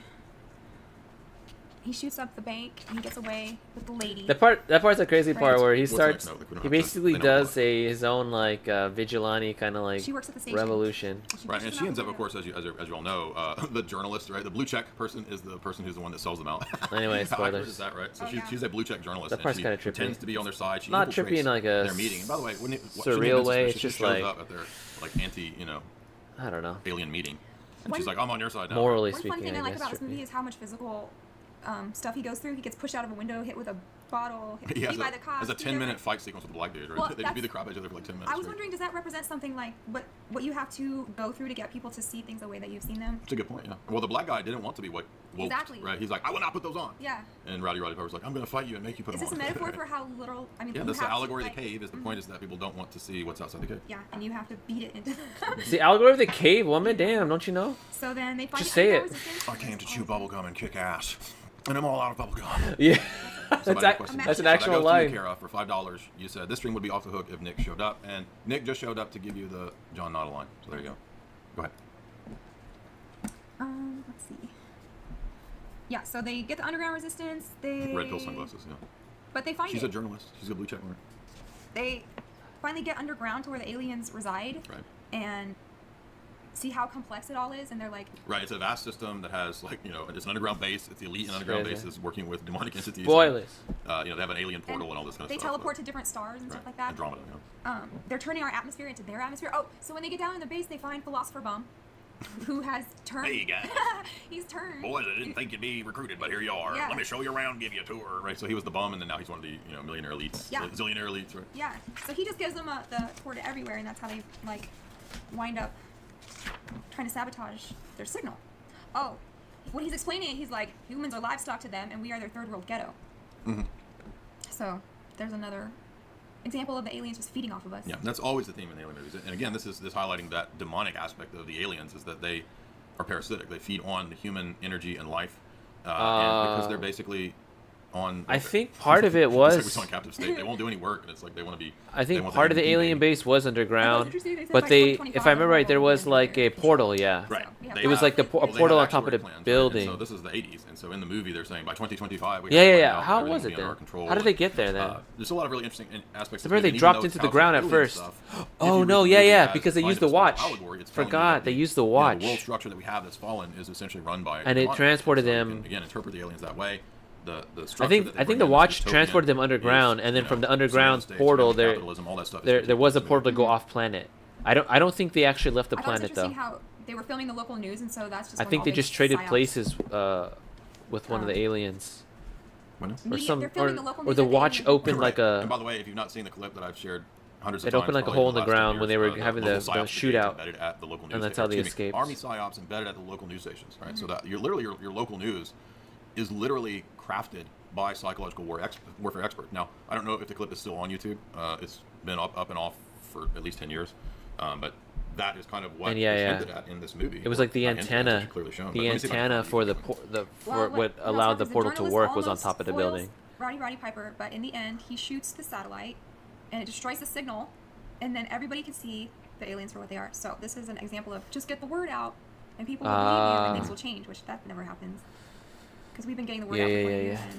Well, it depends on who your target is, right? Yeah. But I love how easy it is in the movies. If you just Go ahead. make one broadcast about the truth, then it'll spread and things will get better. I found it, so it's still up. It's a 10-year-old clip, and only 1,000 people have seen it. So I'll put it in the chat for you right now. Only 1,000 people? Pentagon broadcast, and they say in the broadcast that psychological warfare experts were embedded at the local news stations to do who knows what. Well, because the whole of local news is nothing but psychological warfare operations. I mean, remember the clip of all of the news people across America saying the same stuff in tandem, right? Gas prices, blah, blah, blah, right? Crazy. But Conan even did it, right? Do you remember all the crazy stuff that was happening to newscasters where they'd be like, and the Birkins are down? Doesn't matter who owns your local TV station. While polls show Americans are increasingly worried about so-called fake news, they also show that many trust their local news more than other sources. The largest owner of local they trust their local news. Maybe that's why this is important. A viral video of Sinclair news anchors has again raised concerns about the way in for Sinclair. And here he was. Union Media goes for % of adults said they got their. That's the wrong one. Hi, I'm Fox. That's the wrong one, Jay. Get your shit Are they together. taking this down? I think he's just going to show the video so now where... they have all the mainstream news. Don't bite. They have all the mainstream news stuff. Don't bite. Is, the sharing of biased and false news here it is. all too common on social media. Yeah. They're all saying the same lines. You guys seen that video? So there you go. You can't find this original. They've taken it. Basically, people trust their local news more than they trust like the main news, right? Big news stories today. The Supreme Court debate on some spring out of the Easter Bunny stuff this year. Economic factors may take some spring out of the Easter Bunny stuff this year. Economic factors may take some spring out of the Easter Bunny stuff this year. Economic factors may take some spring out of the Easter Bunny stuff this year. Right. Economic factors may take some spring out of the Easter Bunny stuff this year. Economic factors may take some spring out of the Easter Bunny. This is literally They Live stuff.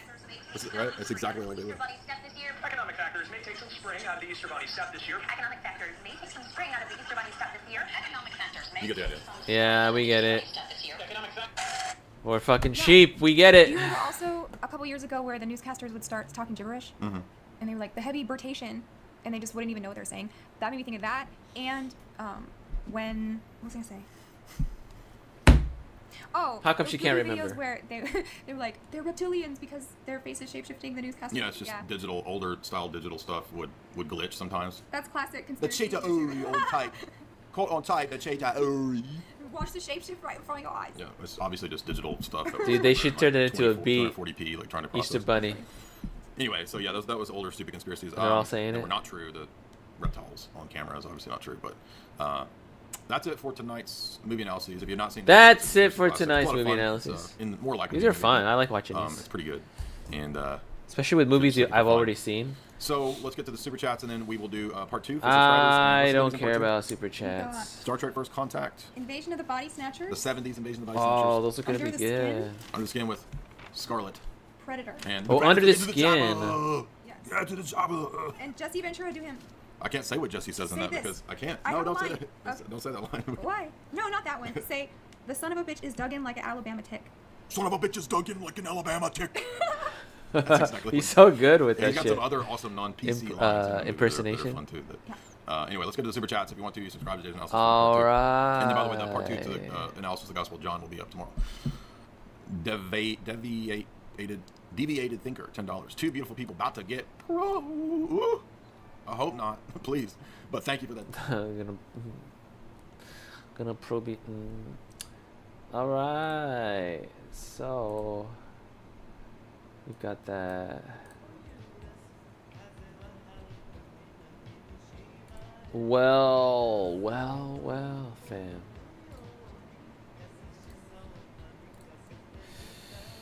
I think I might just call my stream right there.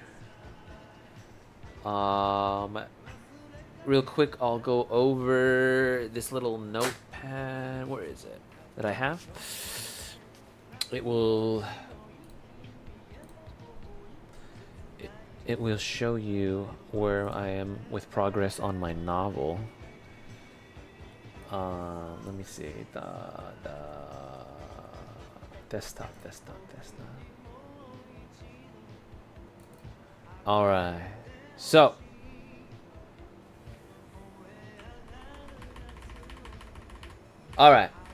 so this is the main reason why I live stream, because I want to one day be able to share my novel with you guys. So this is, so I'm writing a novel, The Retail Associate. Here, I'll do.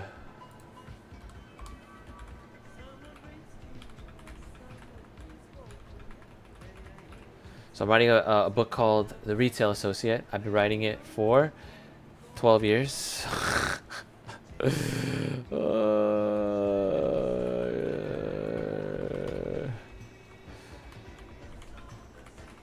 Off and on though, so off and on for about the last 12 years. It is 3 parts. It's around 66 chapters, but that might change as I rearrange stuff or whatever. And the last full draft was draft 4. I'm on draft 6 because I didn't finish 5 and just went right to 6. I know that makes a lot of sense. But anyway, 221,000 words. It's long. So I need to find a way to like cut that down. My current progress is I'm on draft 6, part 2, chapter 24. So it's in the beginning of chapter 2. Part 1 is complete for the 6th draft. But everything up to this point is 96,000 words. But I'm hoping that it's like a fast, kind of like a fast read when you read it, so you're not like, it's not like super dense. But I'm looking for people who would like to read part 1 for me and give me like feedback. Like maybe Urano, maybe Amanda. I think Amanda said she would. And yeah, so I know those people in real life, so that's kind of why I would ask them. So yeah, yeah. Long story short, eventually I'd like to publish a novel. So if you guys enjoy just chilling out, hanging out, figure out more about this, leave a like, subscribe to the channel if you're new. Other than that, very good. Yeah, I will print it out. No, I won't print it out. I will put it like on a, actually I'll just email it to you, duh. Really simple. I'll just email you the first chapter, Urano. And yeah, you can let me know what you think. What I'm really concerned about is, can you read it fast? Not read it fast, but I'm saying, can you read it fast and smoothly, or is it gonna be like oh? And does it seem like cohesive of a story? That's kind of what I'm looking for mostly. Not anything too fine-tuned like oh the grammar and shit like that, but more of like, well, maybe the grammar a little bit, but I just want to know, is it fun to read? Is it enjoyable to read? Long story short, is it enjoyable to read? That's all I want to know. So yeah, within the next few days, we'll get in contact, and I will let you start reading the first draft, and then eventually I want to be able to, if I get good feedback from everybody who reads it, several different people, then I will like do like a Kickstarter or something similar to that, like a website where it's like a whatever, I don't know, everybody can pitch in and put that basically like pre-order it, you could say, and then and then I will keep updating you with like a notepad like this. Send me a back of the books and too. Okay, yeah. And so basically I'm hoping that, because I want to be able to do a Kickstarter, but I feel like if the novel isn't even good enough for part 1 for like people find it enjoyable, then I won't do it. I won't do the Kickstarter. But if it is and people are really enjoying it, then I'll put it up there. That way I know I'm on the right track, and then this will be like, these updates will be like a countdown for that day when it finally gets published, ready for download as an ebook. And if the ebook does well, then I want to figure out a way to get like a physical copy. So yeah, that's kind of what I'm hoping to do. And then once I finish this novel, I will go back to an original novel that I was starting to write called A Christian Family. So you can find out a little bit more about what the Retail Associate is about. I made a video earlier or last week, but you can also just tune into a future live stream. I will also be trying to like read chapters, stuff like that. So thumbs up, subscribe, notification. I'm just kidding, notification, whatever. You can do whatever you want. Anyway, thank you guys so much for tuning in to this live stream. It has been wonderful just to look at interesting analysis of sci-fi movies and all that kind of junk. I will be actually doing a live stream pretty much twice a day now. I'm thinking of doing tomorrow morning a live stream where it's kind of like a study session live stream. Do you know what I'm trying to say? So I'm gonna play some like chill music in the back, so that if you're like reading a book or if you're doing some kind of studying, and you just want to, you know, stay on track with it, I'm gonna start doing a daily live stream where it's just like 2 or 3 hours of just reading. So I have 2 books that I'm reading right now.